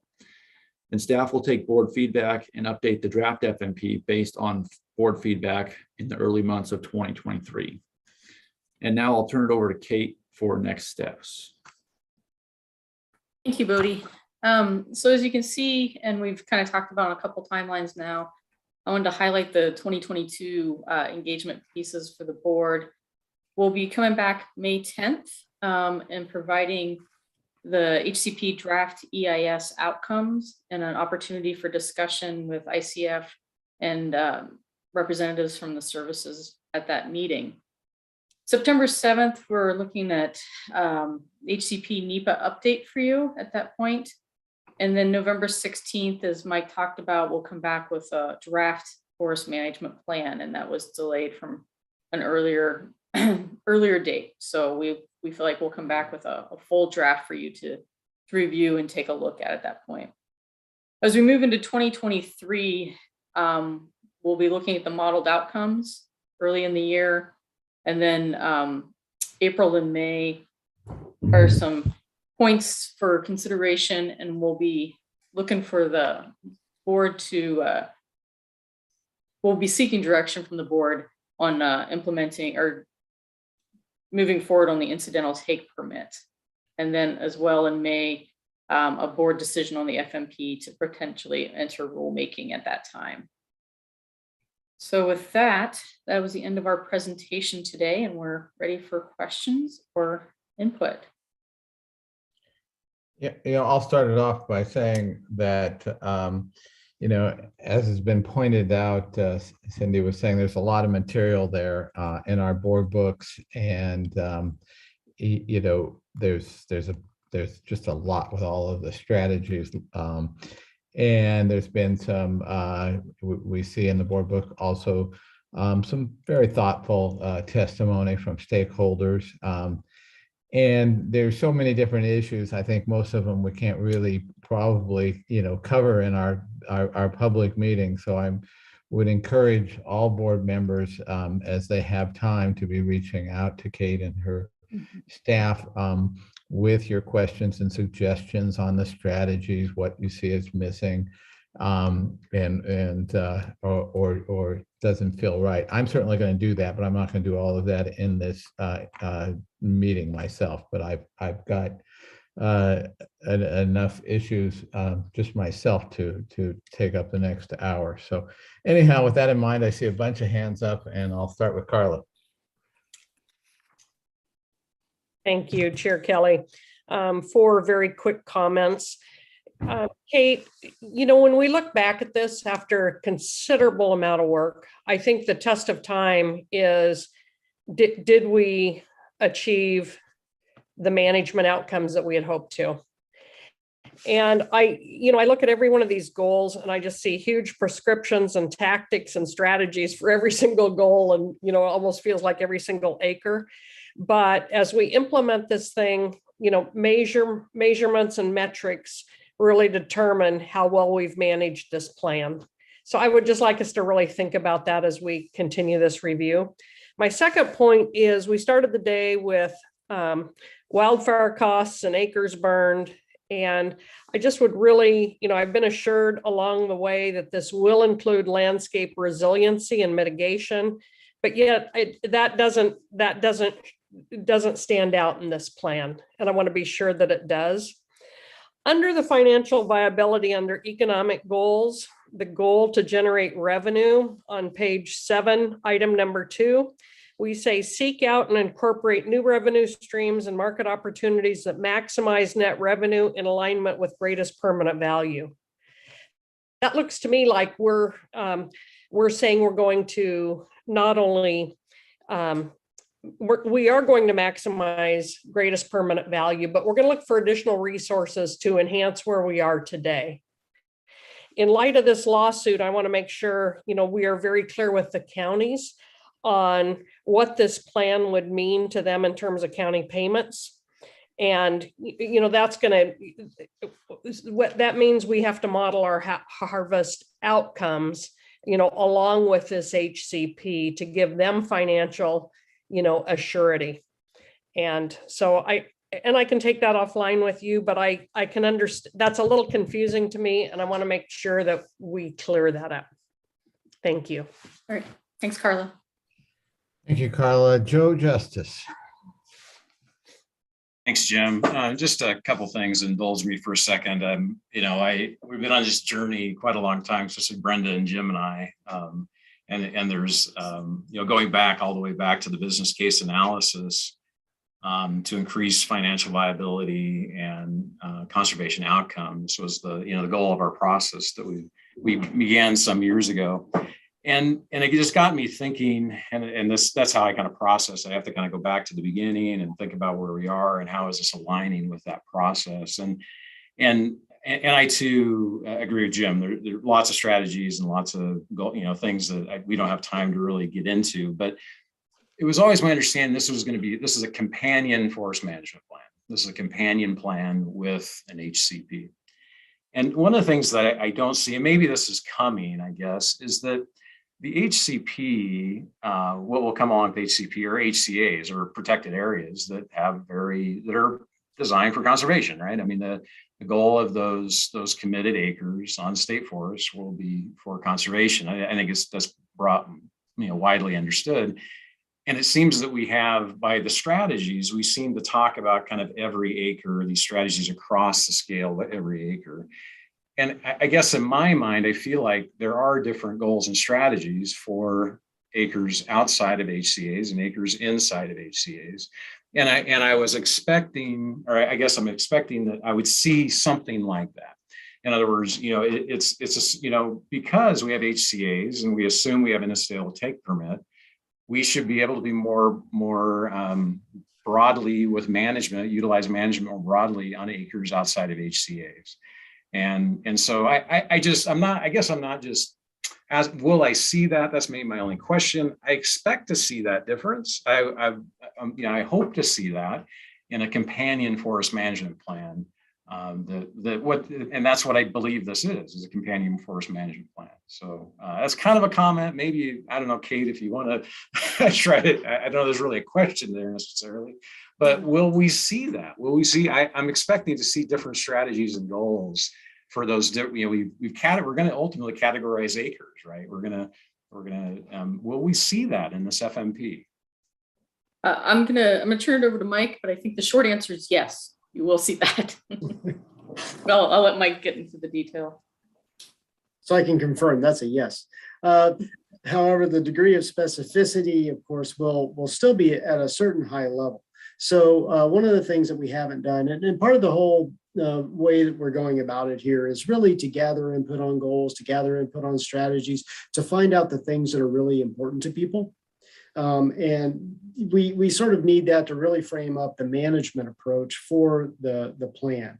And so understanding the HCP would always be an underpinning in there, that a lot of the goals and strategies are directly controlled by the HCP, but the FMP, as FTLAC Chair Yamamoto mentioned earlier, is actually the bigger document here in terms of speaking to state forest management. The HCP is an implementing piece. As Member McComb mentioned earlier as well, it allows us to do that, provides the certainty to do it. So that'll certainly be in there, and those things will be fairly specific to HCAs and RCAs. However, the strategies applied, there's certain principles, and you will see principles of both for production and for what we might think of as more typical forestry production, but also ecological forestry principles threaded throughout. And so I really do want to set the clear expectation: no acre, necessarily, well, maybe particular acres, but between conservation areas and production areas, neither is devoid of having both some outputs that are production or economic in some ways, and that also speak to conservation. What the management approach will demonstrate is where the emphasis of those things are, for sure. And definitely from our perspective, we've made a large commitment under the HCP to be able to have that certainty long-term against not only current, but future species listings. And so there's a lot wrapped up there, and it speaks to a lot of the goals for native wildlife. And we definitely look at the matrix in between those areas as being, critical to the more classical timber production, if you will. Yeah. Mike, I appreciate that. The strategies identify management techniques, right? The management techniques, and there's going to be different management techniques inside and outside of HCAs. And I just want to be able to understand that as a board member. I want to be able to see that within the forest management plan, that I can read that and say, okay, there is a difference here. Yeah. And I guess that's what I just want to communicate to you, is that I want to be able to see that difference. Thank you. Okay. Yeah, I'd like to be able to see that difference too. I know people in the industry have been bringing that issue up. Ben? Thanks. Ben Doimling for the record. And thanks for all the huge amount of hard work you guys have put into this so far, and fielded a lot of feedback. And we've got more, obviously. One of the things, as I look at the goals, the strategies, they're, forgive me if this is a imperfect metaphor, but I feel like they're sort of a grab bag of all the things we would like to do with this forest. And I like a lot of them. They point us in a lot of good directions, but the performance measures are really, I feel like, where the rubber hits the roads. And we've alluded to these before, and you've alluded to there's going to be some workshops over the summer digging into those performance measures. I'd really like to see, I think, these goals and strategies crafted in such a way that they can be measured, or at least there can be indicators that are telling us how well they're working. Because without that, we get down the road with a plan that's been implemented, and we start losing sight of those. And so I know it's a challenge, especially with a lot of these values and goals and strategies, which are a little squishier, harder to measure, harder to have good indicators for. But as and out there, obviously the work is coming to do the performance measures, but to craft the language and the goals and the strategies in such a way that they can align with ways to see whether they're working. And that's where the rubber is going to hit the road. The reason there's so much interest in this plan is because there's a lot at stake. And so far, this plan hasn't really started to divvy that up in a way that it's going to have to do at some point. And I want to make sure we're setting this up from an FMP's perspective to give some of that guidance and not leave that up to the AOPs and IPs. So I think we're on the right track, but just encourage us to sort of keep that in mind as we go forward. Thank you. Thank you. Chandra. Thanks, Chair. And I would completely agree with what Ben just said. Number one, thank you for all your work on this. I think it's a monumental task to take all this feedback and try to get a document that everybody is on board with. And I've struggled a little bit myself with the concept that, we're trying to convey a roadmap of how our lands are going to be managed. And when things start getting really convoluted, it's challenging to understand how this is actually going to play out on the landscape.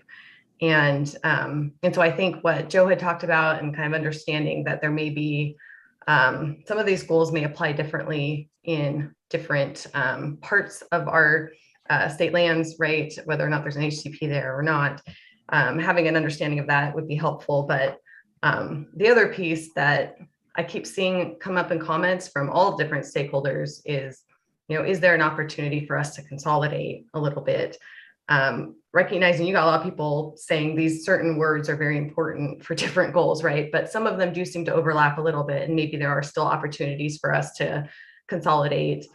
And then, much to Ben's point, when you're looking at the strategies, there are varying levels of detail and prescriptiveness that are included in each goal. And so some of them provide a little bit more of that roadmap where you're like, oh, I can easily understand maybe what an indicator would be here to track progress.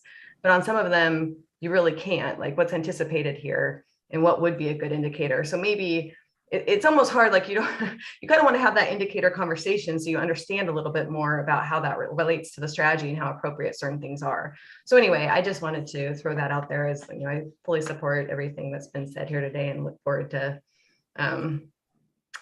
furthering this along. And those are some of the things that I'm thinking about. So thanks. Thank you. I also want to acknowledge one other element here. You know, I've heard from various industry voices who are feeling that the language is less friendly towards the economic interests, to the counties, to the industry, than what they've seen in prior documents. And I think there are examples of that. I don't think they're wholly wrong, but they're feeling pretty distrustful of the process. And I think what I have said to some of them is we have to acknowledge that we are still operating in a situation where we have unsettled Lynn County lawsuit hanging over us. So if I was in any of your shoes writing this language, having to be very careful about certain words and all. And I hope that industry understands the position that you're in and that we're all in while that hangs over all of us. It does certainly make this work. Since none of us know exactly what's going to come out of that, it makes this work a little more challenging, and I appreciate everybody's efforts to work in that environment.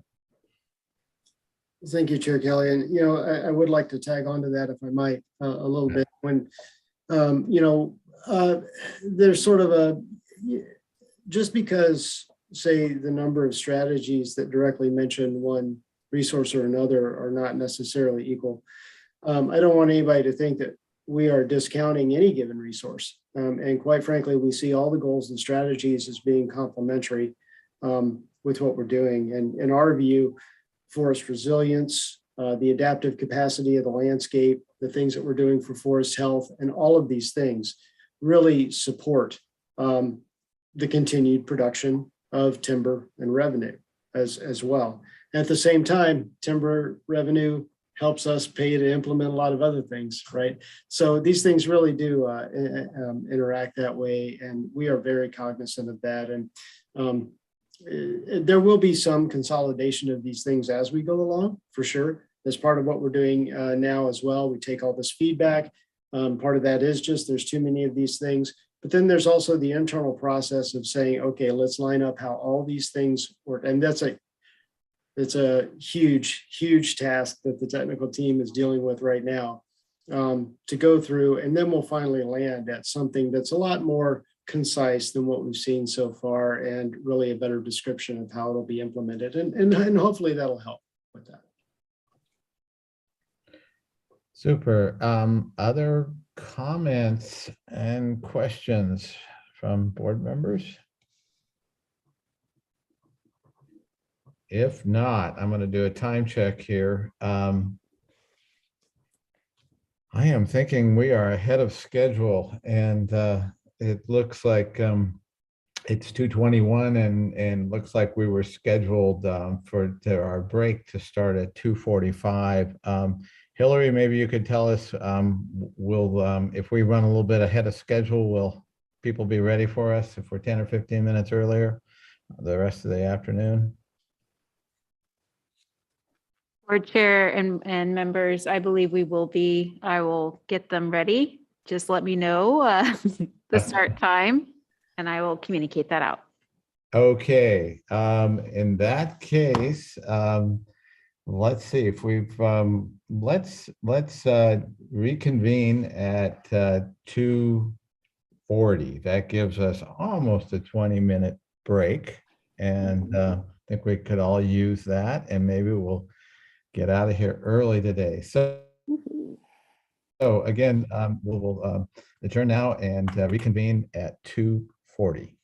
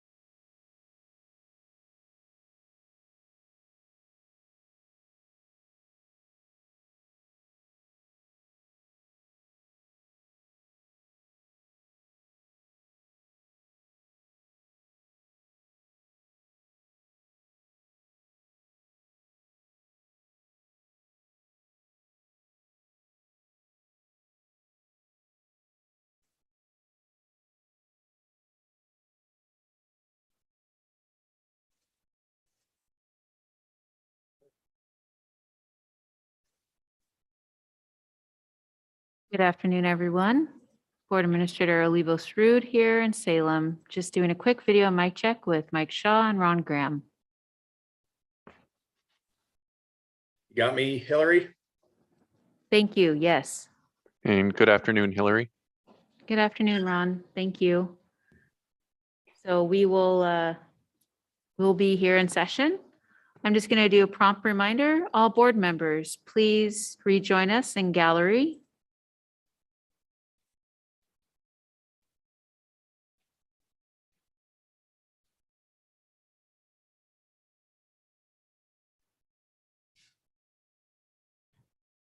Okay, I'm back on. Are we ready to go? We are, Chair Kelly, ready to proceed. Okey doke. The next item is an update on the Bureau of Land Management West Oregon Operating Plan. I believe Mike Shaw and Ron Graham are going to be with us here, and Mike is going to lead us off. Go ahead, Mike. All right, thanks, Jim. Good afternoon, Chair Kelly, State Forester Mukomoto, members of the board. For the record, my name is Mike Shaw, and I serve as the Chief of Fire Protection for the department. I'm joined today by Deputy Chief of Fire Operations, Ron Graham. We're in front of you this afternoon with an informational item. The Oregon Department of Forestry currently provides fire protection on approximately 2.3 million acres of Oregon and California railroad lands in Western Oregon, managed by the Bureau of Land Management. The BLM has expressed concerns over the years regarding the rising base protection costs and the increased costs they have been paying for extra fire costs. The BLM has stated in writing an interest in inclusion back into the Oregon Forest Land Protection Fund and other potential cost reduction efforts. We are here in front of the board today to bring awareness of the risks, provide facts related to our understanding of the BLM's position and implications for ODF, discuss a timely strategy for addressing the challenge, and agree on the communication and sequencing of the path forward to discuss future Board of Forestry engagement. Ron? Thanks, Mike. Good afternoon, Chair Kelly, members of the board, State Forester Mukomoto. For the record, I'm Ron Graham. I serve as the Deputy Chief of Operations for the Fire Protection Division at ODF. Wanted to give you a little bit more background, as is provided in your board packet in the staff report. These O&C lands have been under some sort of contractual protection, basically through the state of Oregon, for over a century. Initially, when these lands were administered by the U.S. Forest Service, some of these lands were under contractual protection through the Oregon Forest Fire Association, at some points with the Board of Forestry itself, and then initially through contracts with the Oregon Department of Forestry. So again, a long history of this protection over the lands. In 1937, when the O&C Land Administration was created, and then later in 38, those lands were transferred from the Department of Agriculture over to the Department of Interior for the administration of them. Again, with the Interior Department acting through the Bureau of Land Management, we entered into a contract with them, originally again through the Oregon Forest Fire Association, to protect those lands, as well as the intermixed public domain lands. We commonly refer to them now just as the O&C lands, but it truly is an intermix of both of those lands. 1952, there was a decision by the Bureau of Land Management for the protection of these BLM lands that was turned over to the State Board of Forestry, as I mentioned, through one of those agreements over the years. In 1988, the agreement was changed to a contract, and we've had various mechanisms over the century plus. So in 88, it became a contract with the provision of a renewal at 5-year intervals. 1991, the first contract was revised following a series of meetings between officials of the BLM and ODF. The final contract, which was a 5-year contract, ended on June 30th of 2018. Just prior to that, or around the same time, the Emergency Fire Cost Committee conducted a study looking at what costs were attributed to fires on BLM lands. As a result of that study, the EFCC decided that the BLM would no longer be eligible for funding through the Oregon Forest Land Protection Fund for extra fire costs. They did this through a 10-year look back, at which time BLM costs accounted for approximately $10 million per year or about 30%, 36% rather, excuse me, of ODF's net emergency or extra fire costs. Since 2018, in the removal from the Oregon Forest Land Protection Fund, as Chief Mike Shaw alluded to, the BLM has been now paying the actual cost for base protection, as well as their emergency or extra fire costs as required in the current agreement. When the last contract ended around the end of June in 2018, we entered into a one-year bridge agreement with the Bureau of Land Management. It was called the Western Oregon Suppression Agreement. And that changed the policies in the requirements of the contract that the BLM paid base protection on actual costs, and then they also paid the extra fire costs. And 2018 was a significant fire year. So BLM had significant fire costs for suppression for the first time on the ONC lands. And BLM paid those costs in full. We had some negotiations back and forth on the base fire protection cost, but again, it was paid in full. And then that was a one-year agreement, as I mentioned. So that agreement expired on June 30th of 2019. July 1, 2019, we entered into a 5-year operating plan with the Bureau of Land Management for fire suppression protection on the Western Oregon ONC lands. It was called the Western Oregon Operating Plan. Throughout this time, really since the end of the initial contract and even before, the BLM has expressed again and again that they're not able to pay the full preparedness costs, and our rising preparedness costs were of great concern to them. The BLM uses a different modeling process than we do to determine our adequate level of protection. Their modeling process, in short, is based more on their fuel types of the rest of the lands the Bureau administers across the country. And it places a lot of emphasis on the actual numbers of fires versus the emphasis on the acres protected, as our system does. In July of 2020, the BLM, as a result of this rising cost and their difficulty to pay the cost, removed approximately 55,000 acres from ODF protection in the Klamath Lake District. So this resulted in a reduction in our ODF budget for that district for fire protection revenues by approximately 195,000. At that time, we had a interagency cost reduction work group in place that was made up of BLM representation from their state office and field, as well as Oregon Department of Forestry and Coos Forest Protective Association, as well as Douglas Forest Protective Association staff, that were looking at ways to identify a mechanism to lower the BLM preparedness cost or the base fire protection cost. That work group was not successful at that time in coming up with any mechanism to just lower the cost. Since that time, ODF has been working with several partners, and this is included in the attachment in your staff report, working with our congressional delegation, private landowners, Intertribal Timber Council, the governor's office, to raise awareness, inform all of them of the situation, and to help encourage adequate federal funding for the base level fire preparedness and initial suppression costs in the ONC lands. In 2020, as a result of our annual review of the Western Oregon Operating Plan, the BLM proposed new language in the operating plan that would have gone into effect the next fiscal year. ODF and the associations did not sign the proposed changes to that operating plan as a result of that after action review. Our department and the associations, we certainly understand the BLM's concern around their budget authorities and their challenges on how and where they get their funding, basically between preparedness costs and suppression costs. However, the BLM has made it very clear they will continue to reduce costs to align with their budget authority. The BLM leadership has stated that they value the partnership with State of Oregon, RDF, and the associations, as do we, and has clearly communicated that they're planning on their own alternative if ODF does not provide a long-term durable solution that reduces their costs to align with their budget authority and their modeling. So again, since 2020, the BLM has actively been seeking inclusion of efficiencies into the Western Oregon operating plan that they claim are requirements for the BLM and must be included in any agreement going forward with the Oregon Department of Forestry. They've asked for financial accountability and oversight of our budgets, up and including to approving our budget by the BLM state director before the Board of Forestry approves them.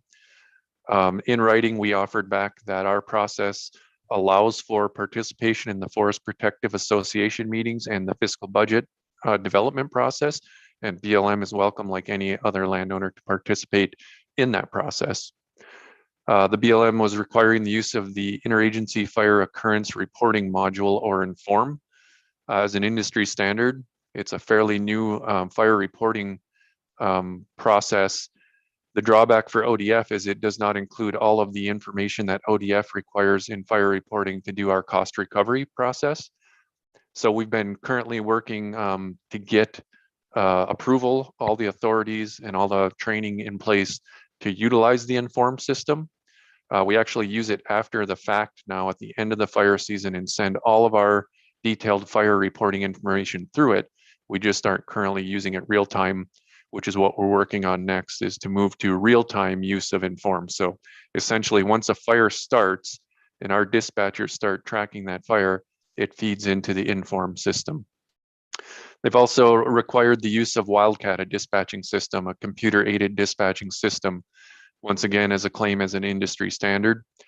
We're currently pursuing the use of Wildcat, and we have recently learned in the last couple of weeks that the new Wildcat E, more of a web-based system that's coming out, would have the ability for ODF to use it as an option, perhaps as early as 2023.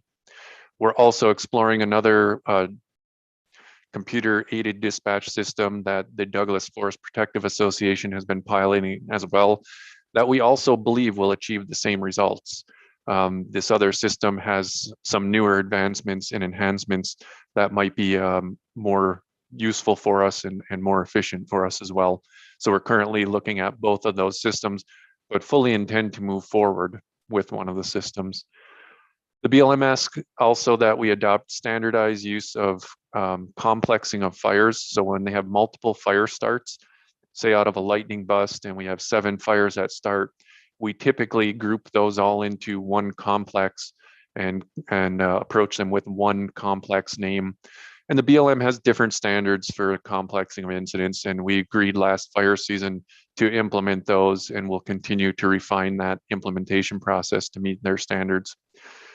And then I think last but not least, as far as operationally, the BLM asked that we consider the development of interagency or co-located dispatch centers. And again, that's something that we are actively looking into, researching on would it really provide cost saving and efficiencies? And does it solely mean that ODF staff co-locate into one of the current interagency federal dispatch centers that exist in Western Oregon? Or perhaps would there be an option for BLM staff to co-locate in one of our ODF dispatch centers to meet that request? Furthermore, the BLM has stated in writing that they do remain committed to moving forward with ODF in the pursuit of a concept that would allow access back into the Oregon Forest Land Protection Fund, as Chief Shaw mentioned. They're looking at also contributing to our severity program as perhaps an offset that would reduce their base fire costs. And the BLM would like to see ultimately inclusion back into the Oregon Forest Land Protection Fund up to the $20 million cap. So that's up to the point where the state general fund and landowner funds each kick in dollar for dollar that first 20 million. Any BLM extra fire cost after the 20 million cap was reached, BLM would then be paying for those as well. As part of the ongoing conversations and negotiations, BLM has also identified that they have other costs for fire suppression and preparedness within the Pacific Northwest region, so Washington and Oregon. And ultimately, they would like us to take a look at those costs to see if there's an opportunity to reduce their overall cost in the Western Oregon operating plan, similar to the private landowners with the in-kind study that's been conducted that ultimately gives credits back for some of the services provided. And some of the notable things it provides is the general fund picking up the admin prorate portion for private landowners. Certainly, we value the contributions that the BLM makes to our system and to the national system, and it will certainly take more work and research to study, the value of their contributions and see how we value them as far as dollar amounts. Additionally, the BLM requested that they would like to see ODF continue to explore other options that would lead to an overall cost reduction in the Western Oregon operating plan for the BLM. Included but not limited to ODF's acknowledgement of BLM's contribution in the state of Oregon's complete and coordinated system. These in-kind offsets would need to be considered in any plan moving forward per the BLM request. The Oregon Department of Forestry, the operating associations at CFPA and DFPA, the Emergency Fire Cost Committee, and private landowners through OFIC have been developing concepts to restructure the next operating plan and identifying the impacts. The impacts that would currently exist if an operating plan can't be restructured is private and public landowners and general fund would ultimately pay more for the same level of protection in Western Oregon, or we would have to reduce the level of protection, reduced resources to meet the BLM's reduced acres protected and base acres protection costs. So what that means is if the BLM were to remove more acres of protection out of the system, as they did in Klamath Lake, we would have that decision to make, keep the current resources and distribute those costs to others, or reduce the resources that we have to meet that reduction. If the BLM chose to remove all of the acres, the 2.3 million acres that Chief Shaw referenced from Oregon's protection system, currently it results in about a 10.5 million gap in the adequate level of protection and funding, which includes a reduction in our 1.3 million agency administrative prorate costs that I referenced earlier. Operationally, this reduction would equate to the loss of the following resources on the west side if we chose to meet the level of revenue based on the reduced BLM acres to protect.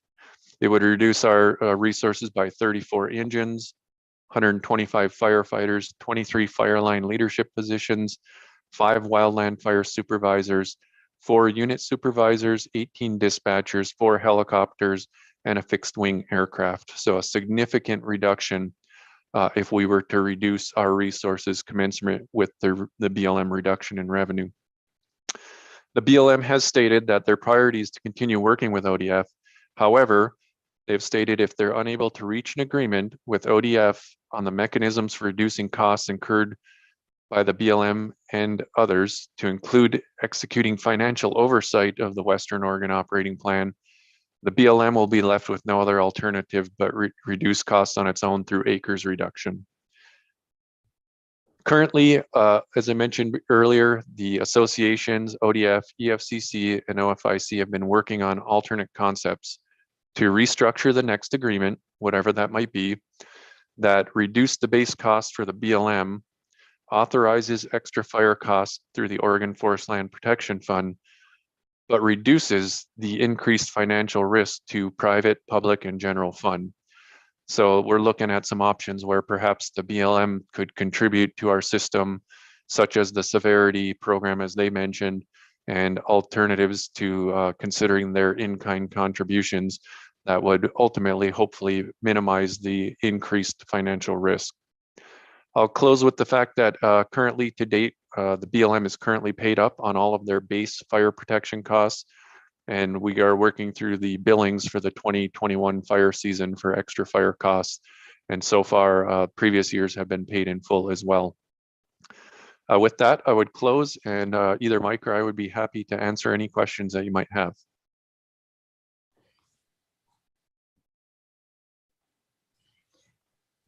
Okay, Carla.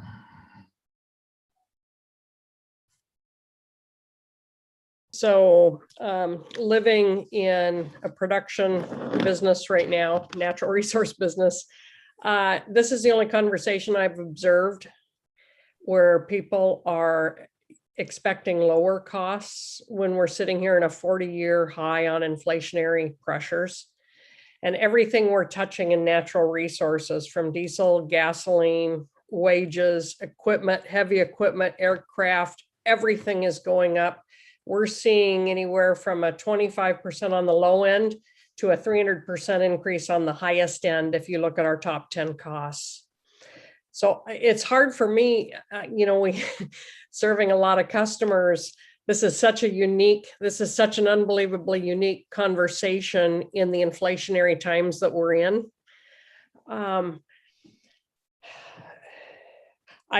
We wouldn't be having this conversation with the customer because it's just not practical. Our cost pressures are just too great. So other than, sitting here having a discussion on lowering costs, which I just can't fathom as practical, what other options, maybe, you can educate me later, but what other creative options are there that we need to consider here?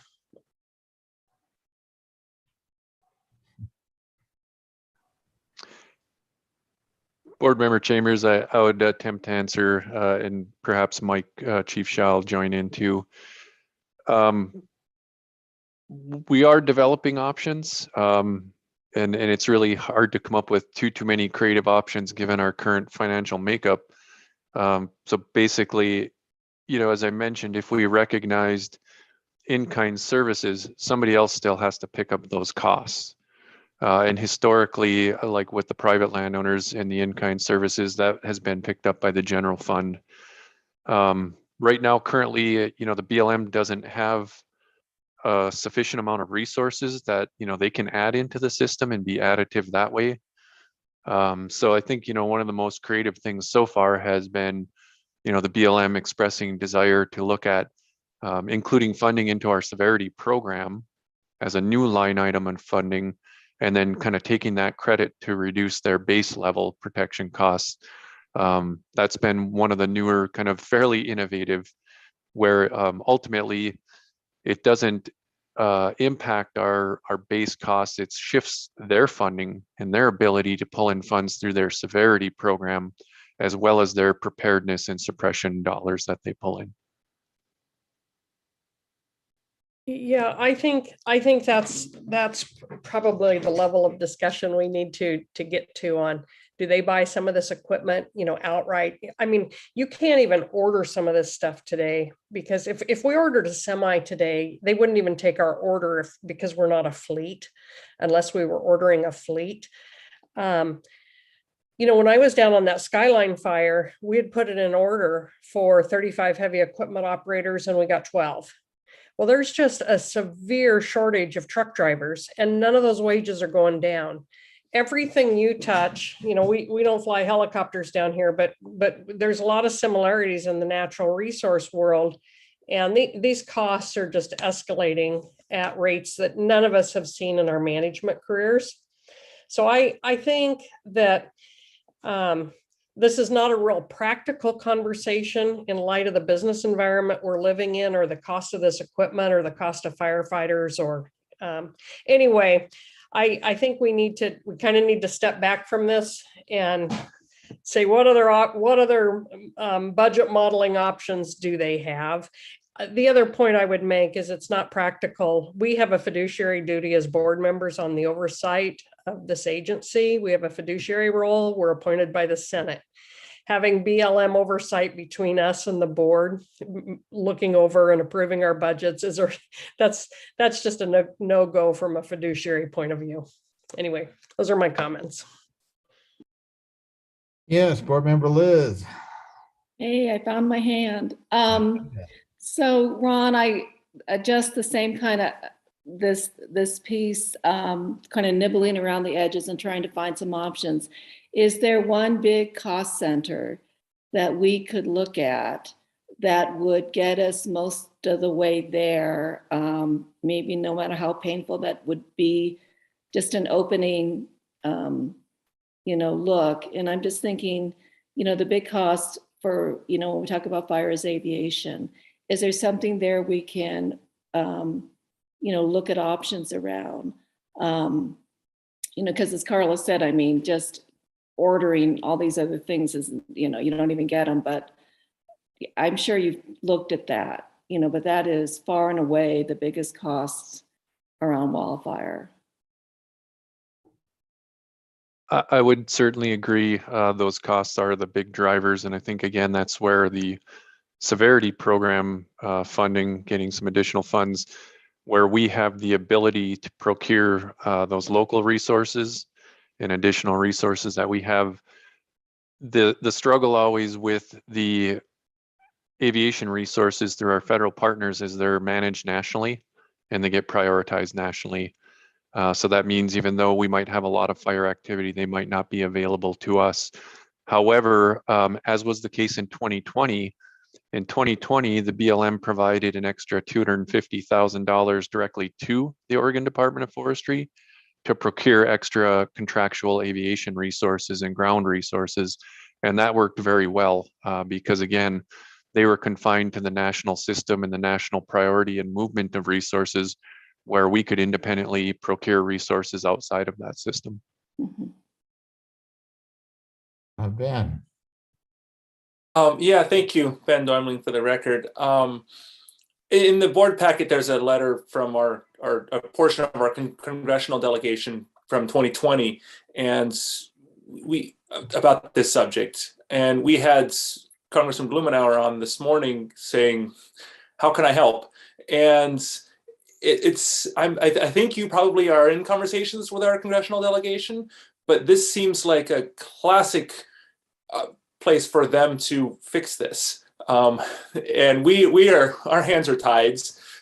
It sounds like the local BLM folks' hands are fairly tied also. And if there's ways we can help support that effort in Washington, D.C., I would love to hear that, because it seems like that's where this needs to be fixed. And I think all of our resources collectively as a state should be focused on that to figure out how to get that bill paid. Yeah, unless I'm missing something, it seems like that's where we would really focus most of our efforts.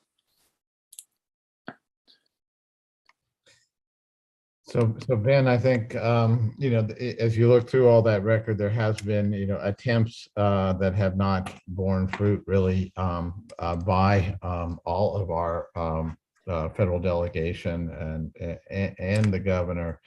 I'm going to say some things that are not really, suggesting a solution, but I think that they just need to be on the record, kind of like where Carla was saying. This is somewhat surreal here, because here we've got somebody who's trying to cut their costs in this inflationary environment. Not just an inflationary environment, we have our new fire reality that is completely different from what we were dealing with 10 and 20 years ago.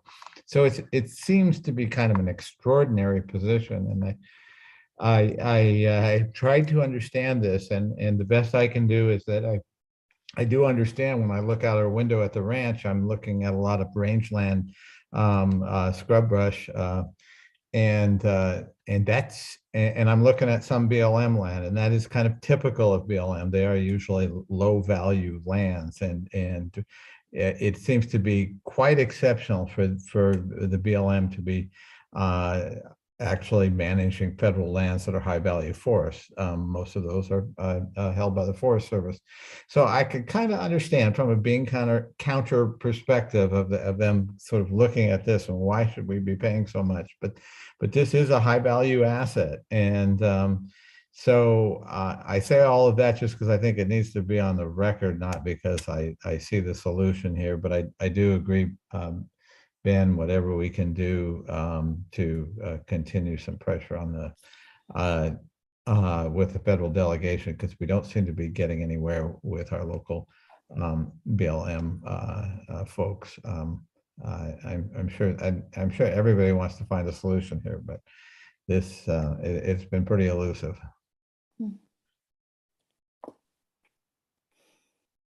Any other comments? Chair Kelly, for the record, Mike Shaw.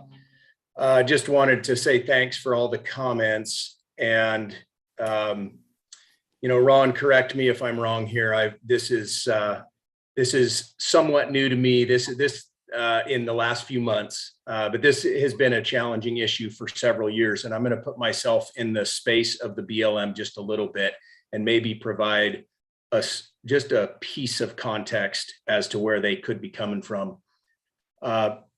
We hear it from all landowners across Oregon, the rising cost of fire protection at the base budget level. That's not unique to BLM. And we continually see that at the district level in our district budgeting process. And the BLM is not unique to that.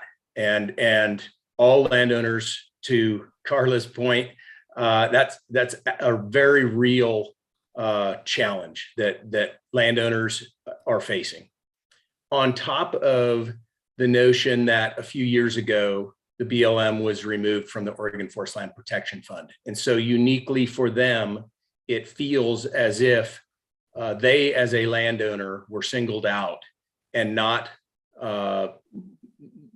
treated in the same manner as other landowners. And so their costs in their mind, and I'm putting words in their mouth a little bit, so bear with me. As I understand it, in a most recent meeting with them, that their costs have gone up disproportionately, not only at the base funding level, but also at the large fire funding level. And so if we want to peel back the layers a little bit, that's the approach that they're coming with. Not saying it's right, but that's, I can understand the approach from them.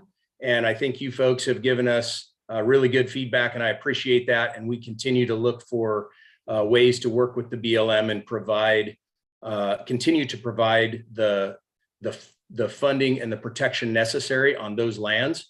And I think the approach that was highlighted using the congressional delegation probably has some real merit. So appreciate the time and opportunity today.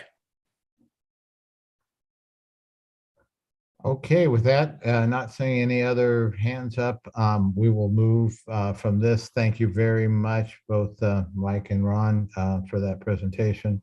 And we'll move to the next item on our agenda, which is item number 9, the draft board policy concepts for financial oversight. Bill Herber and Sabrina Perez will be with us, as I understand it, and I will hand it over to Bill.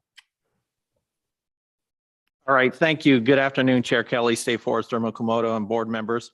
For the record, I am Bill Herber, Deputy Director for Administration, and with me today is Sabrina Perez, Senior Strategy Manager and our point person for the implementation of our MGO recommendations.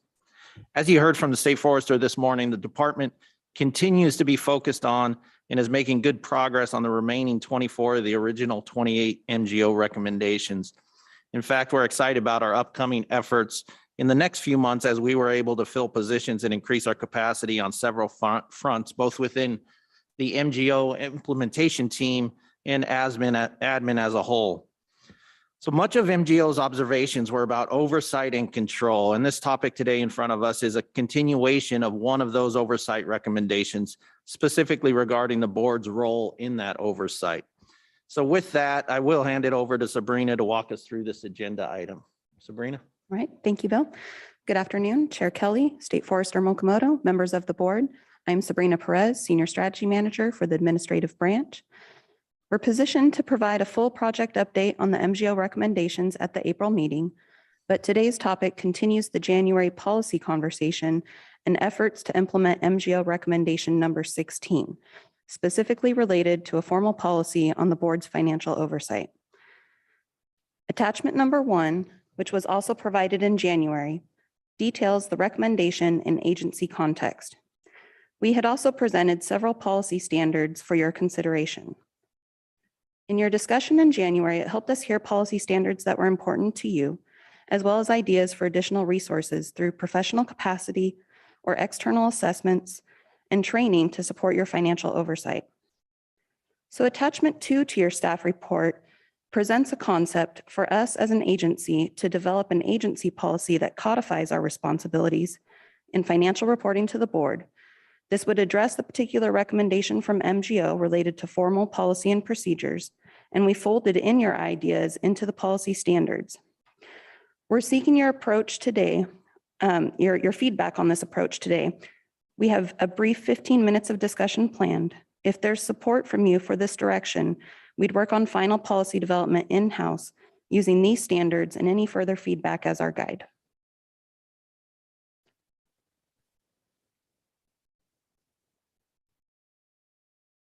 And with that,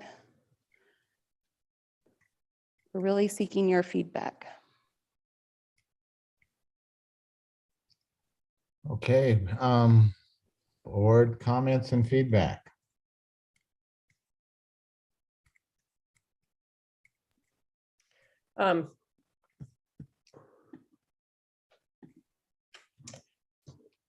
Chambers. Chair Kelly, I'm happy to respond. I thought this was spot on. I think that this is exactly what MGO was asking for. I thought the it's been a bit since I read this, but I just recall as we broke out the financial reporting and the policies and procedures and just the draft policy concept and how we laid that out, it made sense to me. So I felt it was spot on. That's my feedback. And I think those monthly reports that you're providing to the board on cash flow, those are excellent, Bill. And so thank you. Agreed. Ben. Yeah, thank you. I would echo what Carla said, especially with the monthly reports. They're fantastic. And I feel like in the year that I've been, I think this meeting marks my year on the board. In the year that I've been on the board, I've felt very well informed on the financial conditions of the departments and have been given a lot of tools and been able to ask a lot of questions. Looking at this document in particular, there's one point that I'd like to sort of call out a little more specifically, and that's I think we touched on this at the last board meeting of the idea of a external audit on occasion. And I don't have a particular time frame that would need to be annually, every 2 years, biennium possibly. But it's alluded to that in the document at the very last point. But I think having more specificity on, MGO or some other external auditor giving us as the board a report. It could be high level. It doesn't need to be a lot of detail, but something beyond us as a board's having sole oversight, I think would be useful, and I think would be useful to have included in there. But curious what other board members think, if that's important. Mm-hmm. Carla, you still have your hand up? Yeah, I believe, and Bill, correct me if I'm wrong, but I believe we have MGO's outside audit, oversight for the full biennium. Correct me if I'm wrong. Also, Bill, I think it would be very helpful for you to get back to the Board of Forestry on the last conversation that we just had. If we cannot come to an agreement with BLM, I just want your best thinking on how we handle that, on how we handle that internally. Because it just looks to me like this is headed the wrong direction, and I want to think through Plan B and C in light of the possibility that we would not reach an agreement with BLM. Will do. I have that noted, Carla. And to both Ben and Carla's point, and first, Carla, yes, MGO is here the remainder of the biennium. That is correct. And we have heard the board's desire for additional support, additional resources on furthering the oversight. I think we will work with MGO to continue what that looks like, Ben, as far as audits or, we do have an internal audit committee. There was some discussion on, are they a vehicle for some of this? It's something we will explore, but certainly how we engage MGO on that further need that we've clearly identified that the board has. So we are keeping that at the top of our idea as we work through all this.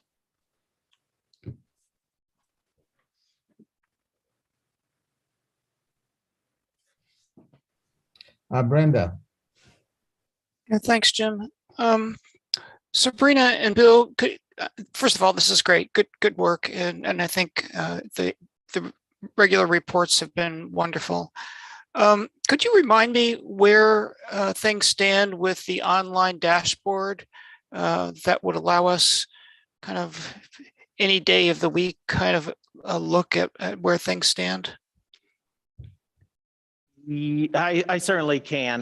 There's a lot of infrastructure in play. Unfortunately, this little derailment on the efforts due to some of our key personnel taking other jobs outside of the state. So it has been a casualty of some of the workforce pressures that we've been experiencing.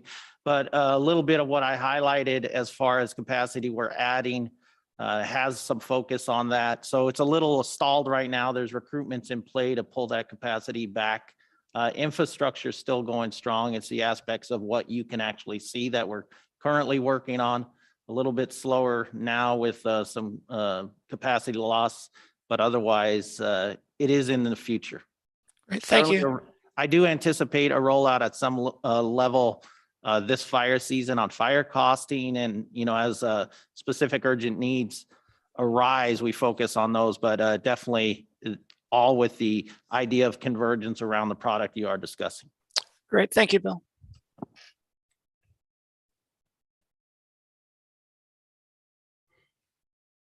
Okay, if there's nothing else, then I think we can move beyond this item. Thank you very much, Bill and Sabrina.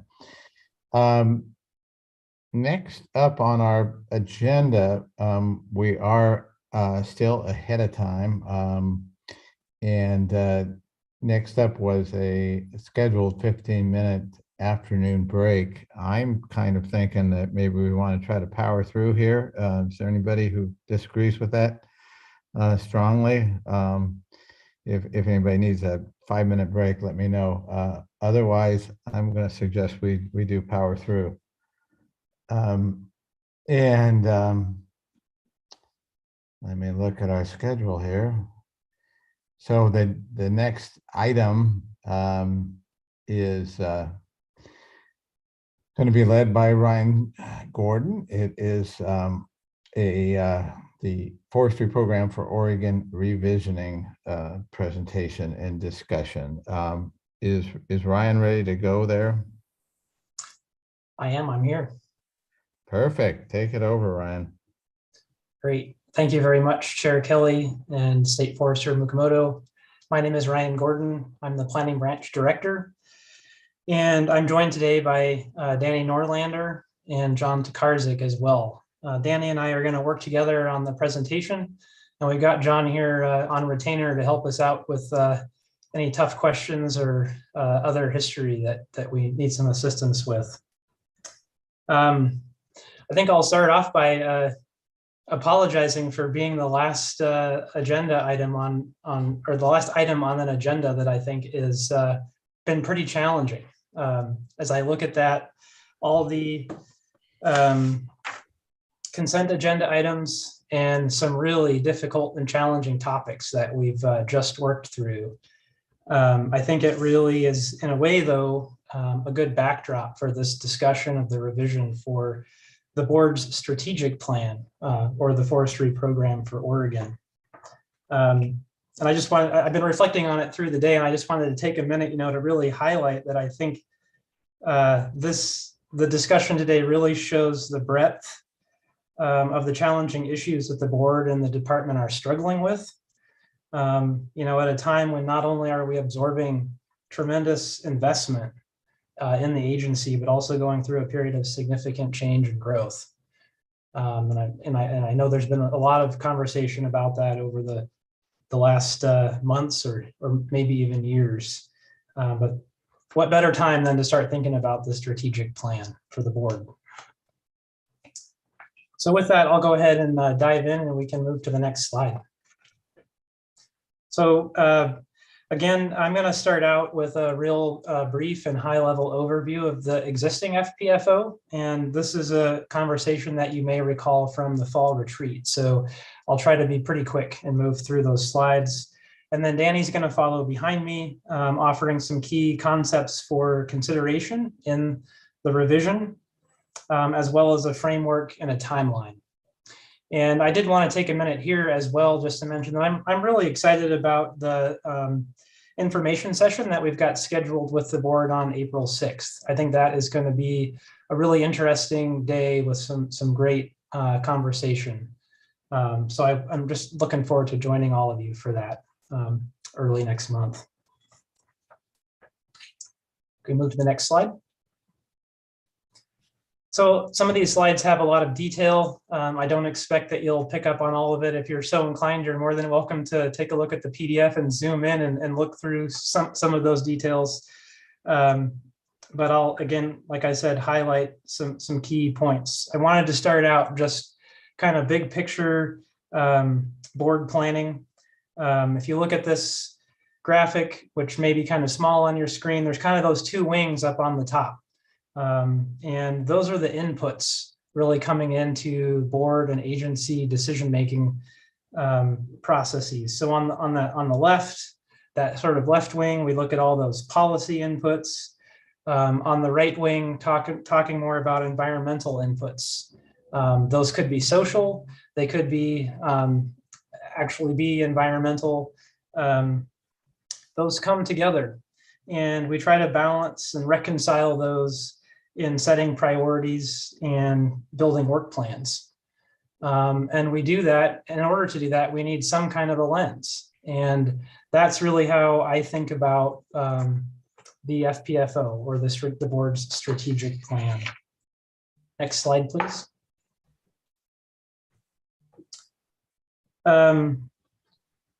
So again, thinking of the FPFO as that lens through which all external inputs are focused. I think a few key points here. It's not a statute or a rule, rather the foundation for establishing the board's priorities, which in turn help to inform the agency's priorities. Having said that, it is important in this conversation as we move forward to remember that statute does define the scope of the board's authorities, and keeping those sideboards in mind when we start thinking about setting priorities and goals and indicators. In terms of kind of the hierarchy of strategic planning at the agency, the FPFO really sits at the top of that pyramid. Danny's used that analogy a few times. I'm going to steal it here today. And, it helps to set the stage for the agency's strategic plan, for our operating plans, really for all of our work. All of that should tier up to the FPFO. And having said that, now I want to pause on this slide as well and mention that we are in a situation where we've got a few parallel planning efforts occurring at once. So as we embark on this process with this high-level strategic plan, we also have a need to re-engage with and complete a strategic planning process for the agency. And we're working on a 20-year strategy in shared stewardship. And I think, ideally, we'd have this FPFO finished off and in place before working on those other processes. But we've got to do it in parallel. And there are going to be some challenges there, but at the same time, I think there's some opportunity in being able to connect dots and have some good communication around how those products kind of grow up together. Next slide, please. So kind of jumping into the FPFO specifically, some of the mechanics. As it's currently framed, it helps to establish the board's missions, values, vision, goals, objectives, and indicators. And a couple of things that I think are worthy of noting. To this point, the decision has been that the vision is generally constructed around a 20-year horizon. And there's an 8-year implementation timeline for goals. And the indicators that have been developed are all intended to track the progress in achieving those goals. Next slide, please. Quick history. The first version of the FPFO came out in 1977 with a subsequent update in 1982. And those initial versions really focused almost exclusively on sustainable timber supply. And that was a pretty big conversation at that time. As we move closer towards 1990 or the early 90s, I think we all can recall a lot of the conversation that was occurring then around forestry, a lot of challenging conversation. And so the revisions through the 80s into the early 90s, reflect a lot of that discussion, and you start to see an increasing importance on the inclusion of broader environmental issues around forest management. It was the 2003 revision that first incorporated goals related to the Montreal process criteria, and the 2011 revision, which is the current version that we have, built on that. A couple of things of note: sustainability has been a consistent theme throughout every version of the FPFO, and it's no surprise we're here having this conversation. We're overdue for the revision. I think we've already established that. Next slide, please. So a few high points of the current version. As I mentioned, it includes the Montreal process for sustainable forestry, and tiers to 19 different indicators. And those are sort of outlined here in this colorful graphic.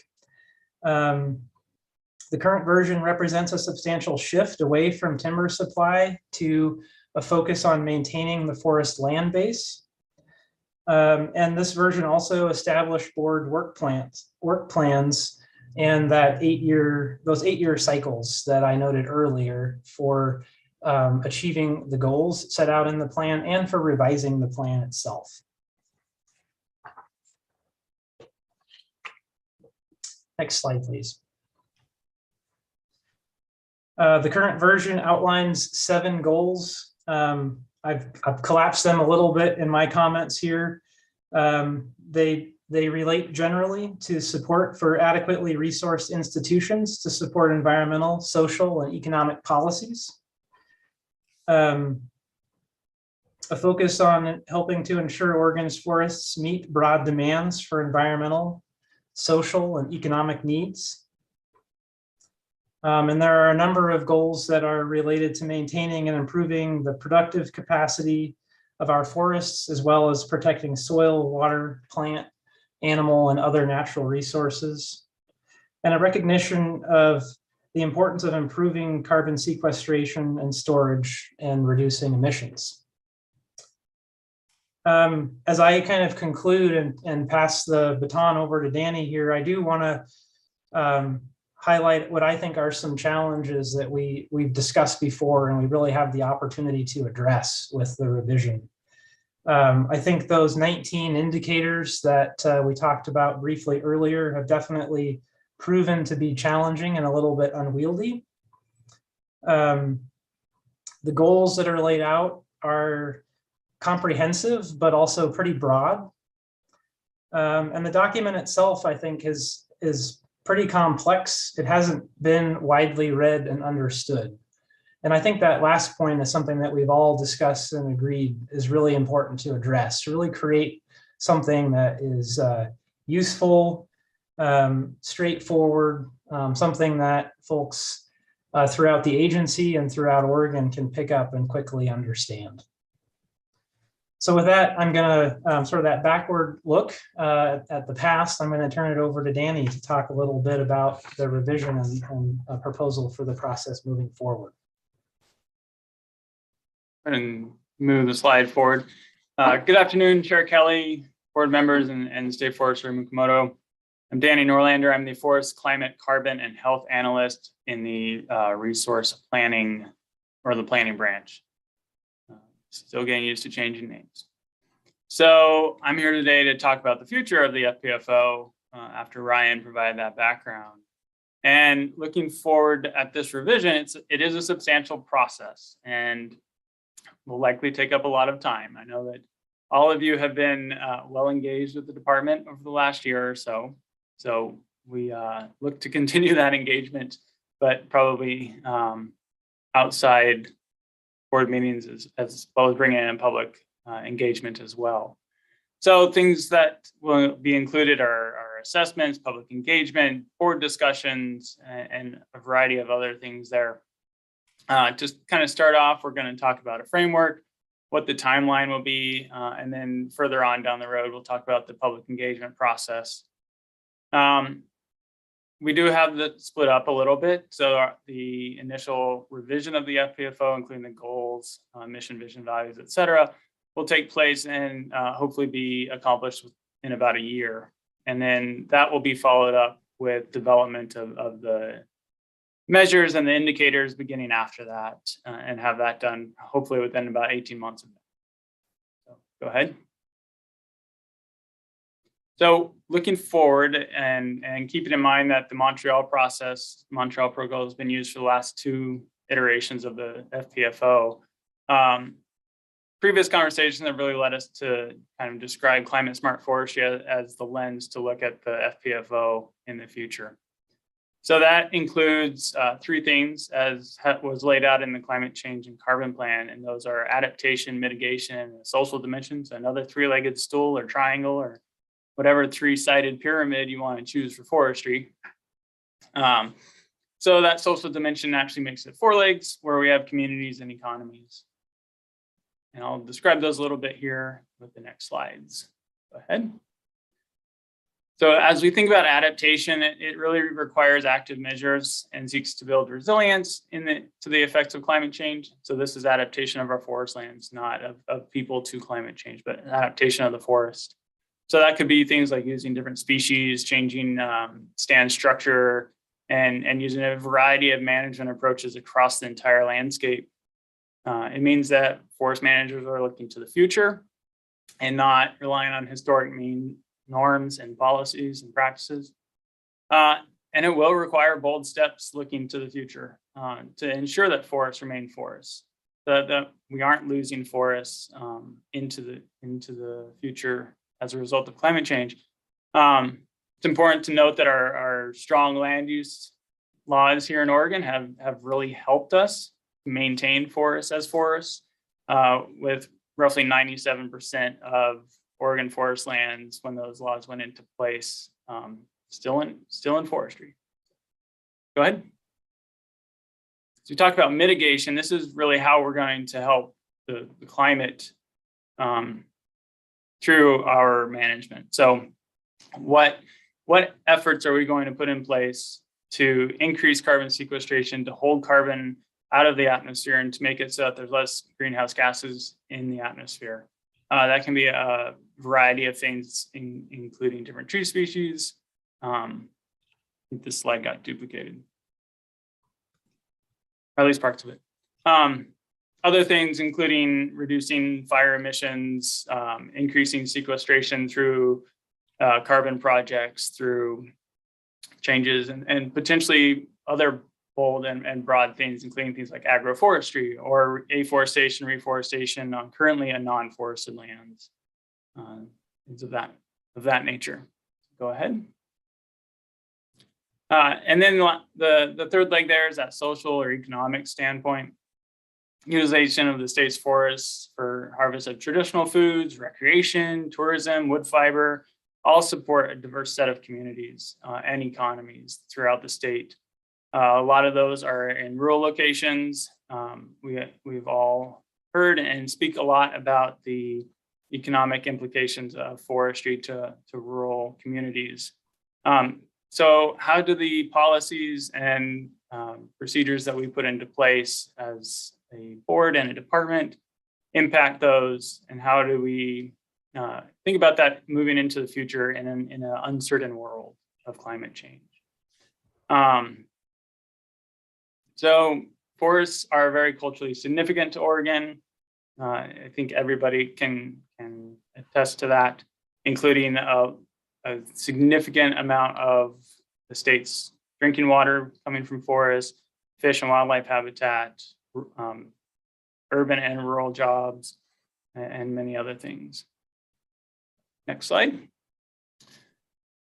So climate smart forestry and sustainable forest management. Climate smart forestry really developed out of climate smart agriculture in the last decade or so. Together, they make up climate smart agriculture and forestry, which is a trending term when we look at federal legislation, federal policy moving down, including a lot of infrastructure dollars and other funding opportunities. It can be linked closely with sustainable forest management, already key to the FPFO from past revisions. And there are criteria and indicators that have been developed in other locations for climate smart forestry linked up with sustainable forest management in those areas. So we have kind of a background there that we can pull from and look at to see how it's been done in other areas and what the implications and the impacts are there. So as I was mentioning, the climate smart agriculture and forestry is key to the federal side. There's an executive order directing USDA to consider that and to provide funding along those lines. Next slide. So what do we do next? So this is kind of our soft start to the revision process. It's about a 6-week process here. This is the kickoff here. So April 6th, we'll have an informational session to provide a state and sector-wide view of that. And then at the April board meeting, we'll come back and we'll ask for a decision on the process moving forward and the acceptance of using climate smart forestry as the primary framework and the lens moving forward with this revision. After that, we'll begin to revise the mission, vision, values, purpose, and principles, develop and engage working clusters on adaptation, mitigation, social policy, and such. And then we'll come back to the board meetings with updates and full board work.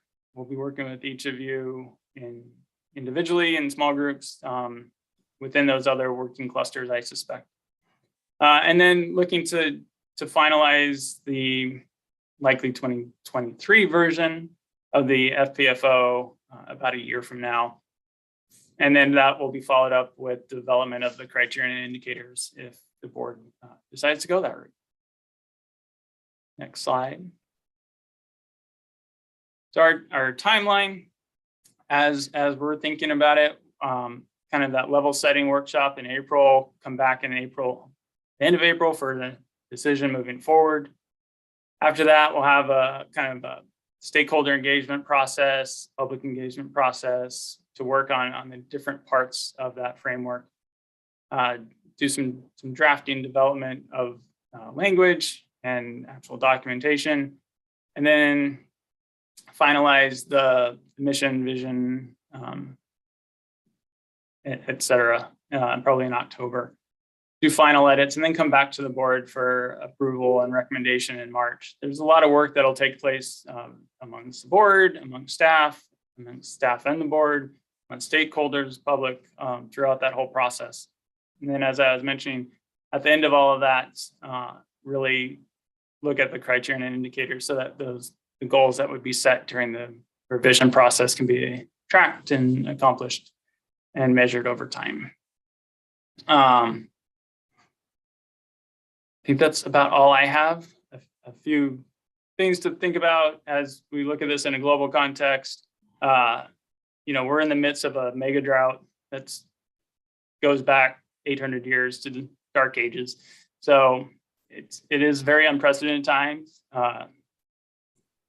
We have seen the impacts of climate change on a wide variety of things, including timber supply, lumber supply, especially in like British Columbia, where increasing insects and diseases have had impacts all across Western North America with increasing wildfire, increasing storm events, destroying a wide variety of infrastructure and stuff that can impact lumber supply.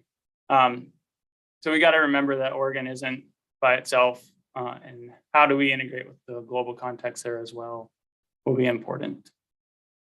So I think that's all we have. I'll turn it back over to Ryan for any final comments that he may have, and then questions. So thank you for your time this afternoon.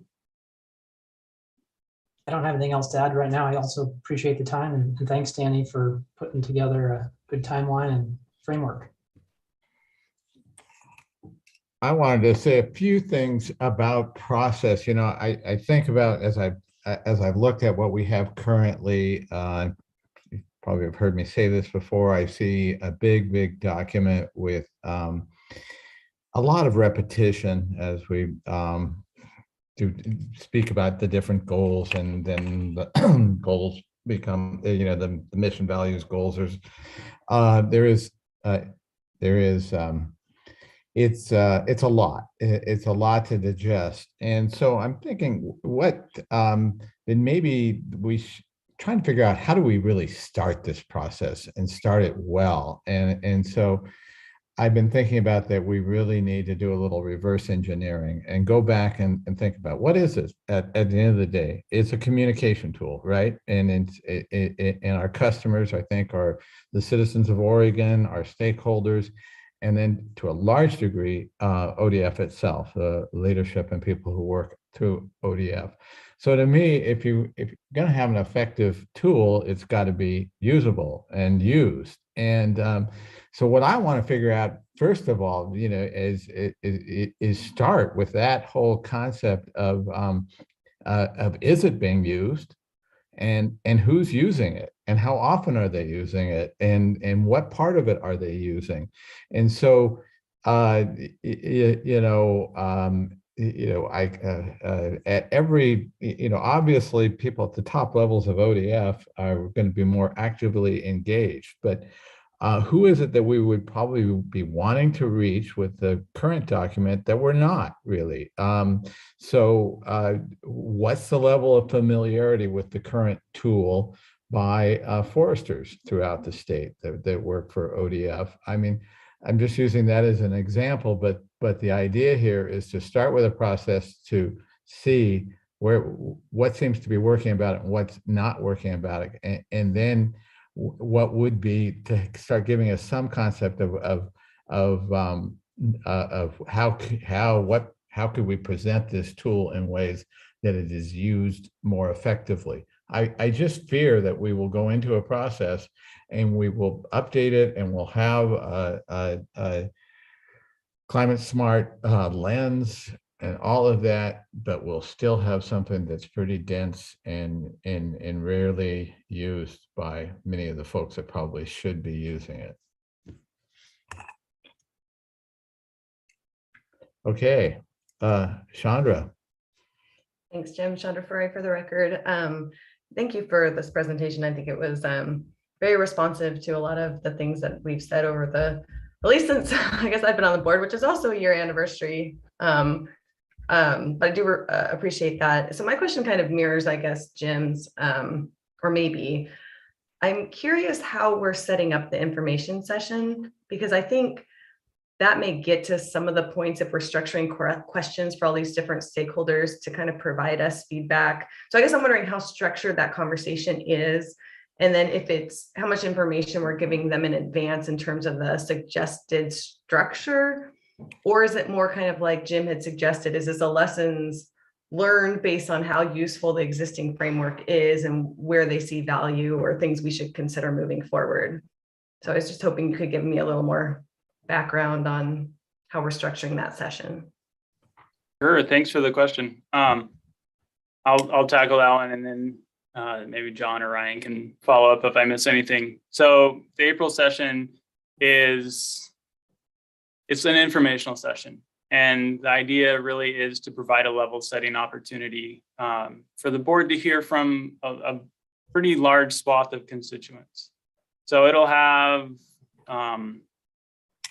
doing mental math real quick, roughly 14 different panelists throughout the day. So it's going to be a long day of listening and conversation. And we're really hoping that the panelists and the board both see it as an opportunity to have conversation with each other, amongst the groups, amongst each other, or with each other about the topics. And then as we move forward, that'll kind of provide the background for what the policies of the state should be. So we'll start off with, and I'm glad that you bring that up, because Congressman Blumenauer's comments this morning about the work that Governor Kitzhaber's been doing kind of will come to play there, because he'll be kind of our keynote speaker for the day. And the white paper he's been working on will be available for that. He'll speak to the details within that. And then we'll go through a variety of different things, and including forest benefits, forest ownership, and then conversation. I have thought notes in my mind. So we have provided and are providing those panelists with kind of sideboards and direction about where to focus. We're trying to avoid people getting up and just having conversations about, oh, this is my organization, this is what we've been doing for the last 50 years. No, it's really meant to be forward-looking and where they see forestry in Oregon moving in the future. Thank you. And John or Ryan, if you have anything to add there, please do. I might just jump in real quick and also just offer some thoughts, reflections back, Chair Kelly, to what you had mentioned, and I think those are exactly the right questions we should be asking at the beginning of a strategic planning exercise. But I also would just reflect that I think this is an opportunity in many respects for a fresh start with this document, and I would like to really start with all of you to better understand how you would like to see this this document ultimately used. And I think that from that starting point, we can then engage folks in the field at ODF, as well as our external constituents and partners, to help craft a document that gets to the issues and the information that you all decide is those priorities that you set, but communicates that in a way that is easy and understandable for folks to absorb, so they can pick it up and understand immediately what are those goals and priorities that the Board of Forestry and the department has. And I hope that this, I think my mind went right to what Danny said last for the session on April 6th, which is really that it's an opportunity for, I think some that forward-looking discussion. So not just the usual, like, this is who we are and what we do, but to really explore some of the issues and understand, or at least hear from the broad spectrum around social, economic, environmental concerns in forestry. So I'll stop there. Okay, Carla. Okay, thank you. Well, this program has really resonated with me, and Danny and Ryan, thank you. I think, Brenda and our U.S. Forest Service scientists and our own scientists and ODF are telling us to, expect more fire, more drought, more to come. The U.S. Forest Service scientists said 3 to 4 times over the next 30 years. And I think it really does, we really do need to challenge ourselves on sustainability. And so that's what I'd like to see through this process, as we look at our air and water quality, wildlife, loss of life, loss of 7 communities. I think we all need to step back and say, wow, how sustainable is this? And, it resonates with me, the climate smart agriculture and forestry, because I think there's some interdependencies here that are pretty valuable.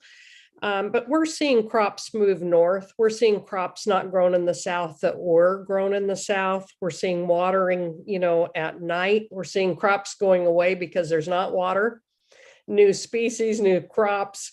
We are challenging most everything we do due to these drought conditions, and yet we don't quit growing food, and we can't quit growing fiber. These meet our basic needs.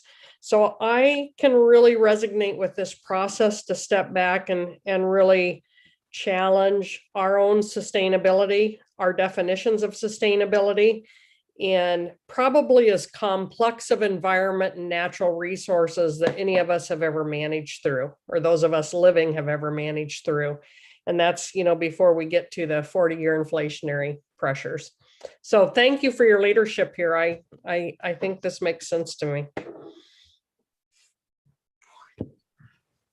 Okay, Liz. Yes, thank you for your presentation, Ryan and Danny. I think very new to this process, but the things that I hear when you talk that pop up consistently is the term resiliency. And I agree with Carla that yes, we need sustainability, but when I think of resiliency and how you're trying to thread it through, that specifically speaks to the wildfire issues, the catastrophic events that are coming with this. So however this rolls out, I think following that theme will get us to a good place. It's also the place where, you know, I've heard in any of the documents coming up with the carbon smart approach. I don't know if you are prepared for this in April, but Ryan, you talked about the Montreal process and how that was incorporated. And so that international sort of forestry protocols, everyone from Australia to Canada to people to countries in Europe use. I'd like to kind of know where sort of what didn't work with the criteria, because just my little understanding of it, they did really try to place some criterion indicators on the economics of it. And I think that's what everyone sort of struggles with, because it's an art and a science a bit. So it'd be kind of interesting to see what you all think and where you would take that in a forward-thinking discussion that we want to have in April. So maybe there's some little treasures and gems in that. So yeah, I'm looking forward to April. And oh, the last thing, when you were going through this, Ryan, you know, I just think about the scale of climate change. And so, you know, repeatedly in our conversations today, we've been talking about the 642,000 acres that is state, and then other responsibilities, you know, on private lands. And it's big in the administrative boundary on the Pacific Northwest that we call Oregon.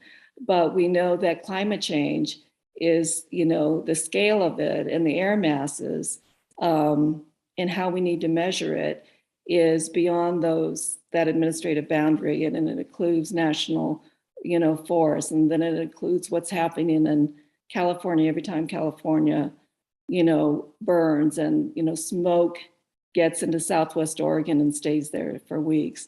So I guess there's no question there. It's just thinking out loud about this, probably what everyone's doing is how do you consider the impacts of climate change and how do you measure the benefits of carbon sequestration outside of the administrative boundary, and what's the logic of it, and how do you measure the impacts?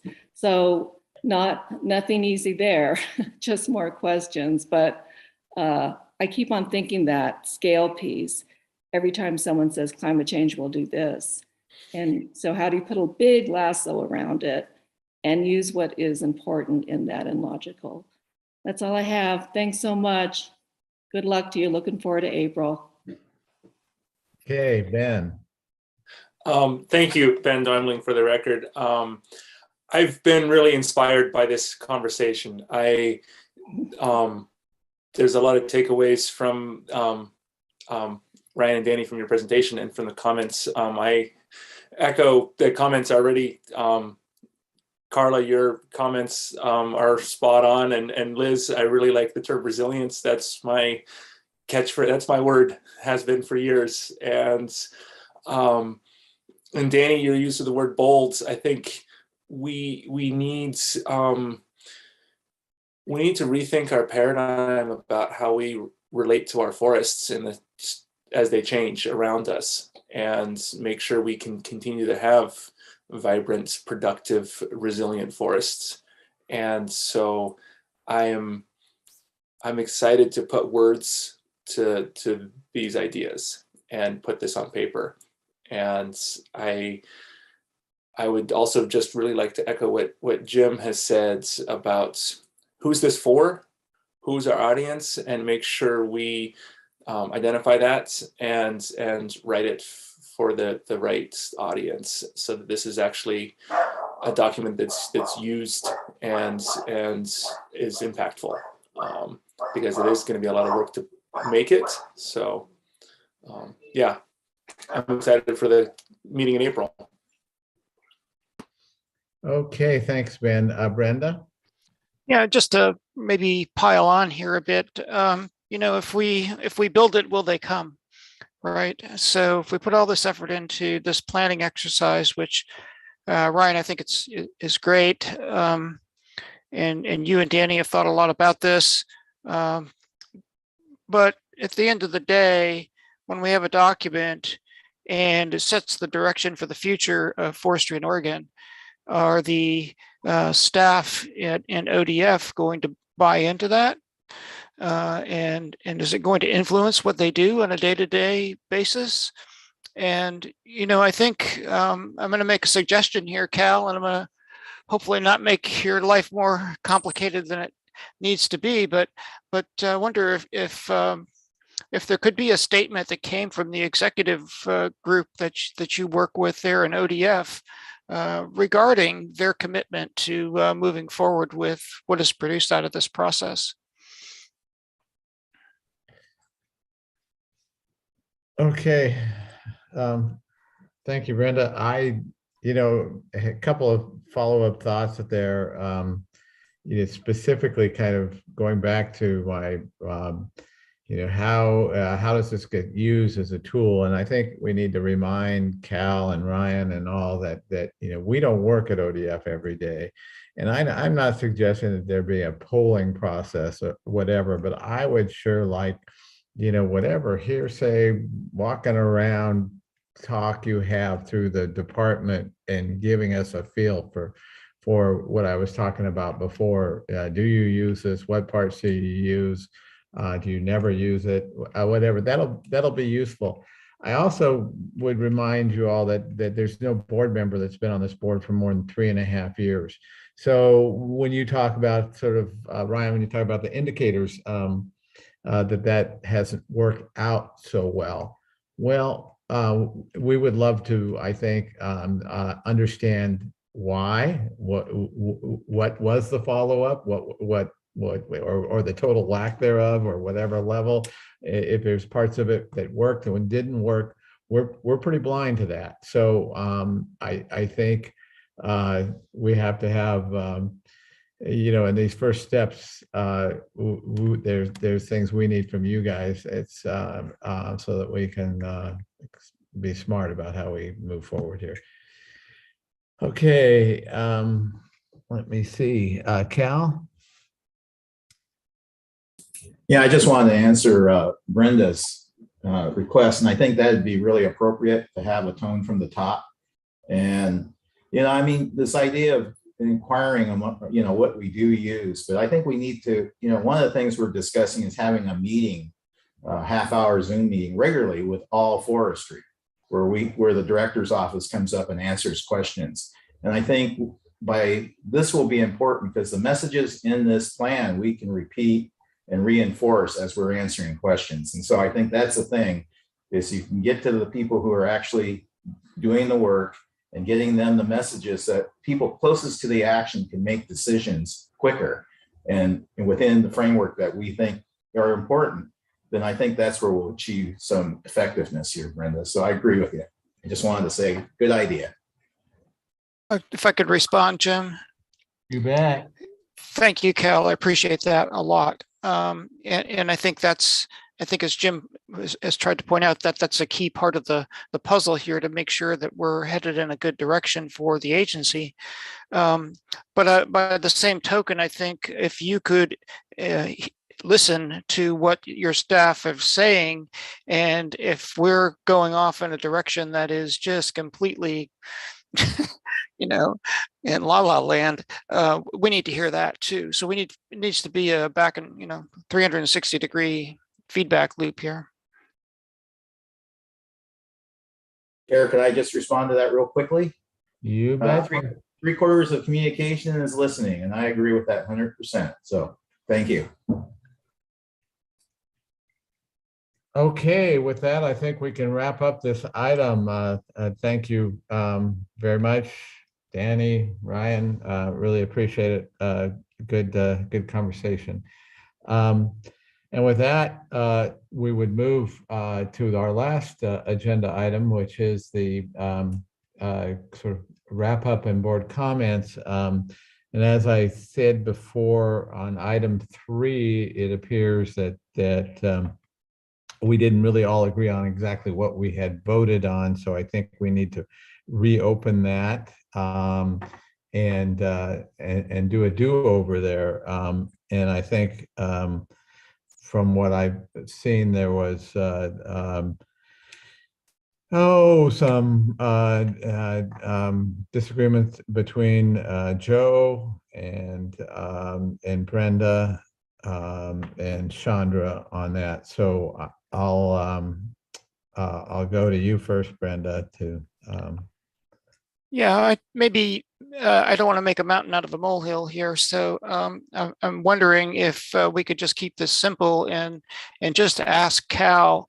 Cal, are you willing to come back to a future board meeting with what you and your staff see are options in terms of expediting this issue? Yeah.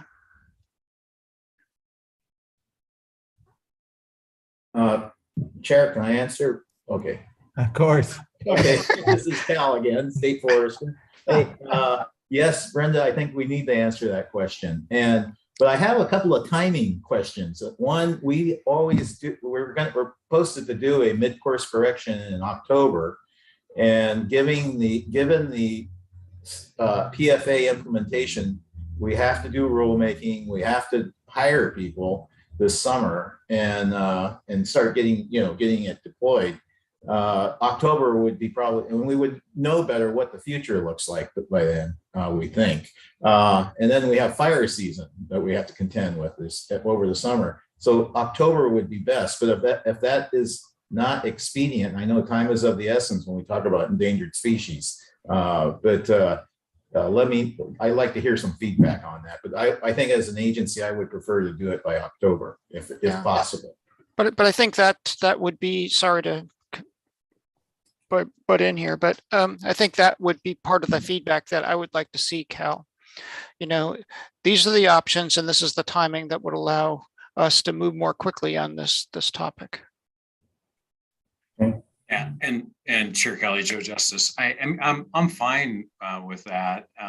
I just want to, the PFA is such a huge lift, and we got to recognize that. And currently, trying to hire people, trying to hire staff, I'm acutely aware of how difficult it is to bring on contractors, bring on staff. I don't know, Cal, how many people is the department down just currently, right? So all I was trying to make is the answer from Cal may be it's not possible to move this forward, and that's all I was trying to say. It could be the answer. I agree. If we can expedite any of this work, I think we're all in favor of expediting work for sure.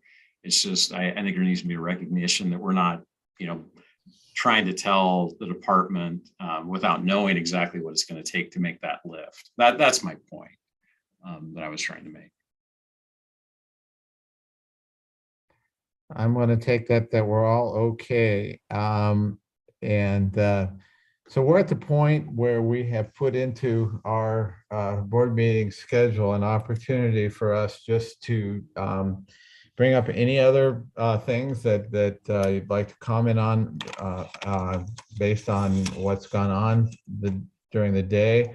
Also, our time to really comment about anything that worked or did not work in the meeting, anything we would like to do differently.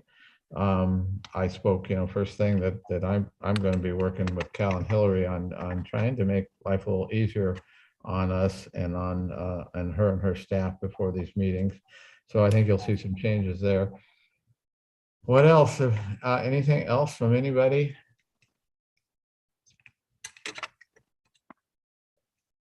Go ahead there, Carla.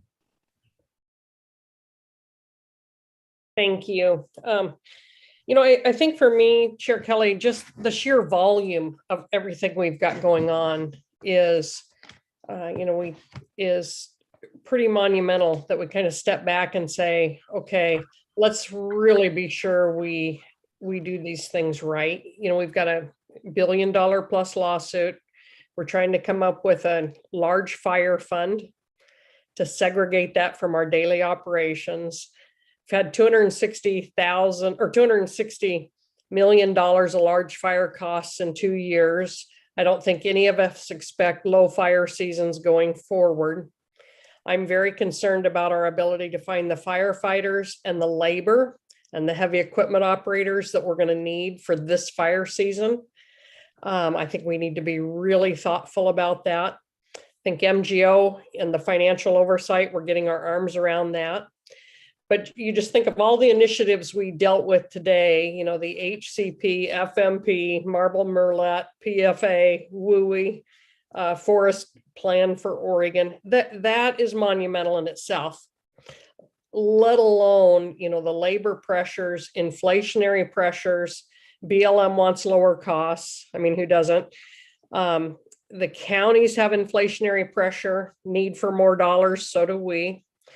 I just think you add this packet together, and boy, it's a complex equation. Thanks, Carla. Stick a dagger in my heart. Well, I mean, that's what we've done today is a complex equation. And so I think we just need to be really thoughtful for our staff on behalf of the staff. How much can they really do? How much can we really afford to do? How much can we really find people to do? And just, you know, it's what we're all dealing with in business. It's the same deal. And I just think we need to be really thoughtful and reflective on that. Okay, thanks, Carla. Liz? I guess what I learned out of this is and I keep thinking, how many times does someone have to tell me before it sinks in? How many onboardings do I need? But I finally got to the point where I'm understanding where all these documents attach and how they tier. And now that I know that, and I heard Carla, now I'm thinking maybe I didn't want to know that. But in listening to one of our first presenters today, both Bob and Heath, and I think it was Mr. James, talking about what they went through and what they accomplished. One of my favorite poems is "The Man in the Arena," and it says, and I do a shout out. I wish they were here to hear this, but I will shout it out to us because I think this is where we are. It is not the critic who counts, not the man who points out how the strong man stumbles, or where the doer of the deeds could have done better. The credit belongs to the man who is actually, or woman who is actually in the arena, whose face is marred by dust and sweat and blood, who strives valiantly, who errs, who comes up short again and again, but there is no effort without error. So and it goes on, but I love that. And I offer it all to y'all. Oh, thanks, Liz. Brenda, then Ben. Thanks, Jim. I thought that I was the resident cynic in this group, but after Carla's list of things, I feel like I might be one up. So, Carla, thanks for that. It's a lot. That's what I'm feeling. It is a lot, and I think Carla hit it on the head. It's between the 400 and some odd pages of reading, plus trying to keep track of everything that's going on. I'm not speaking of sustainability. I'm not sure it's sustainable. You know, we need to think about a different way of being sure that we're doing it well, as Carla pointed out, but also getting it done. Anyway, I'll stop there. You know, Brenda, it'll be interesting, you know, because with the workshop that we'll have and with Governor Kitzhaber, you know, who has really brought that issue forward. He wonders about our governance structure. And again, it really won't be up to us if there's future changes, but it's appropriate to talk about it. You know, is this system going to work for the reality that we have today? This governance system, can any state forester be successful with what's all on their shoulders? All of those are conversations that should happen. Anyhow, and Ben and then Cal. Thank you. And a couple reflections on today. And one, I just wanted to go back to something Brenda said earlier in the day, I think around the WUI, that we should be looking through the lens of our carbon and climate change plan in all the work we do. And I think that dovetail work that we're setting at FPFO and sort of the conversation we just had with Cal about sort of Cal maybe helping to set some direction for the department to create some lenses through which to look at the world around us. And I just wanted to echo that and agree with that this is that is a lens that I think we all put our stamp behind, and I think it's important that it be front and center for all these decisions. And along with that, I just have a lot of gratitude for the work that's being done by staff in this department. And we're volunteers, we're complaining about the workload we have, and it's real, and I will put my name right there too. It was pretty overwhelming today and getting ready for this meeting today. But it rings a little hollow when I see the work that the staff has on them and the work that we have put on them, the work that the legislature and other outside groups from all over the place are putting on the department. And I just am full of appreciation and gratitude for the phenomenal work that everybody is doing. Short-staffed, overworked, you're appreciated.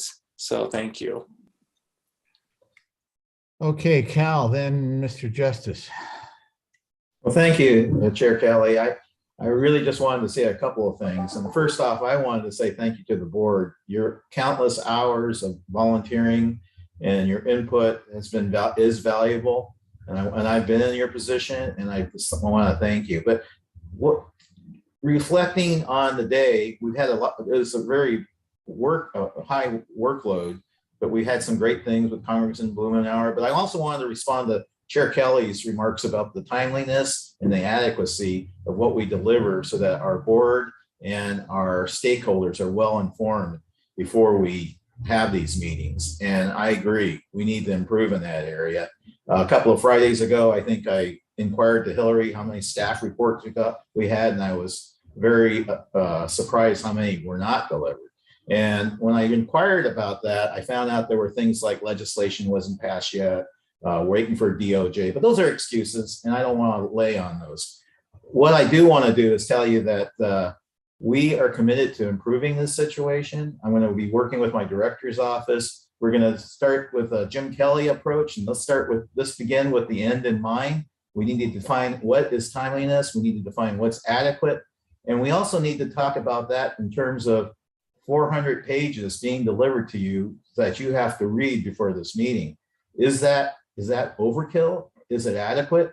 I think, that's 2 paperback novels, and perhaps you would rather read 2 paperback novels than read some of the stuff we send you. So also, one other thing, when I was on the board of Forestry, Chair Blackwell said, let's look at the agenda. And I don't know if we need to look at the agenda. I look at what's on the agenda, and I see a lot of it driven by legislation and so on and so forth. So it's complex, but I want to seriously take a hard stab at this. We need to do an assessment where we are, what has caused our delays, and start crafting a pathway forward to take care of that. I can't say it's going to happen overnight, but I am committed to do that as a continuous improvement project. So thank you, Chair Kelly. I appreciate you reminding me the needs of the board. Okay, yeah, and I would say 400 pages was adequate, certainly. Anyhow, okay, Joe. Thanks. I'd have a lot more to add to all that. Good conversation. This meeting was kind of a wow meeting as far as the volume of it, frankly. I'm thankful for all of you. I'm thankful for the fellow 6 other board members on this in this meeting, and staff and the state forester. the group that's working together here. I'm always optimistic leaving these meetings and hearing the discussion, and I feel good about that. I think we also have to remember the work that we do is imperfect, and it is, by its very nature, is we're trying to move closer to being better all the time. And I think you always have to think, hey, that's what I always fall back to, and I feel somewhat overwhelmed by the volume and everything you're trying to accomplish. But that's really all I want to add. I thought it was a very productive meeting, good meeting, a lot, and thank all of you for the hard work that you do. Okay, in that case, I'll close out with a similar comment, and that's just, periodically now I get asked, oh my God, what's it like being the chair of the Board of Forestry? I've heard, that's such a difficult board and all. And I just say over and over, oh, it's just totally different. I have a great board. So, and I tell people how dedicated they are and that they all work really hard. So all things that are true and that I believe. So thanks to all of you. And I think we're all ready to kick back. And it's been a long day. All right. So with that, this meeting is adjourned. Goodbye, everybody. Goodbye.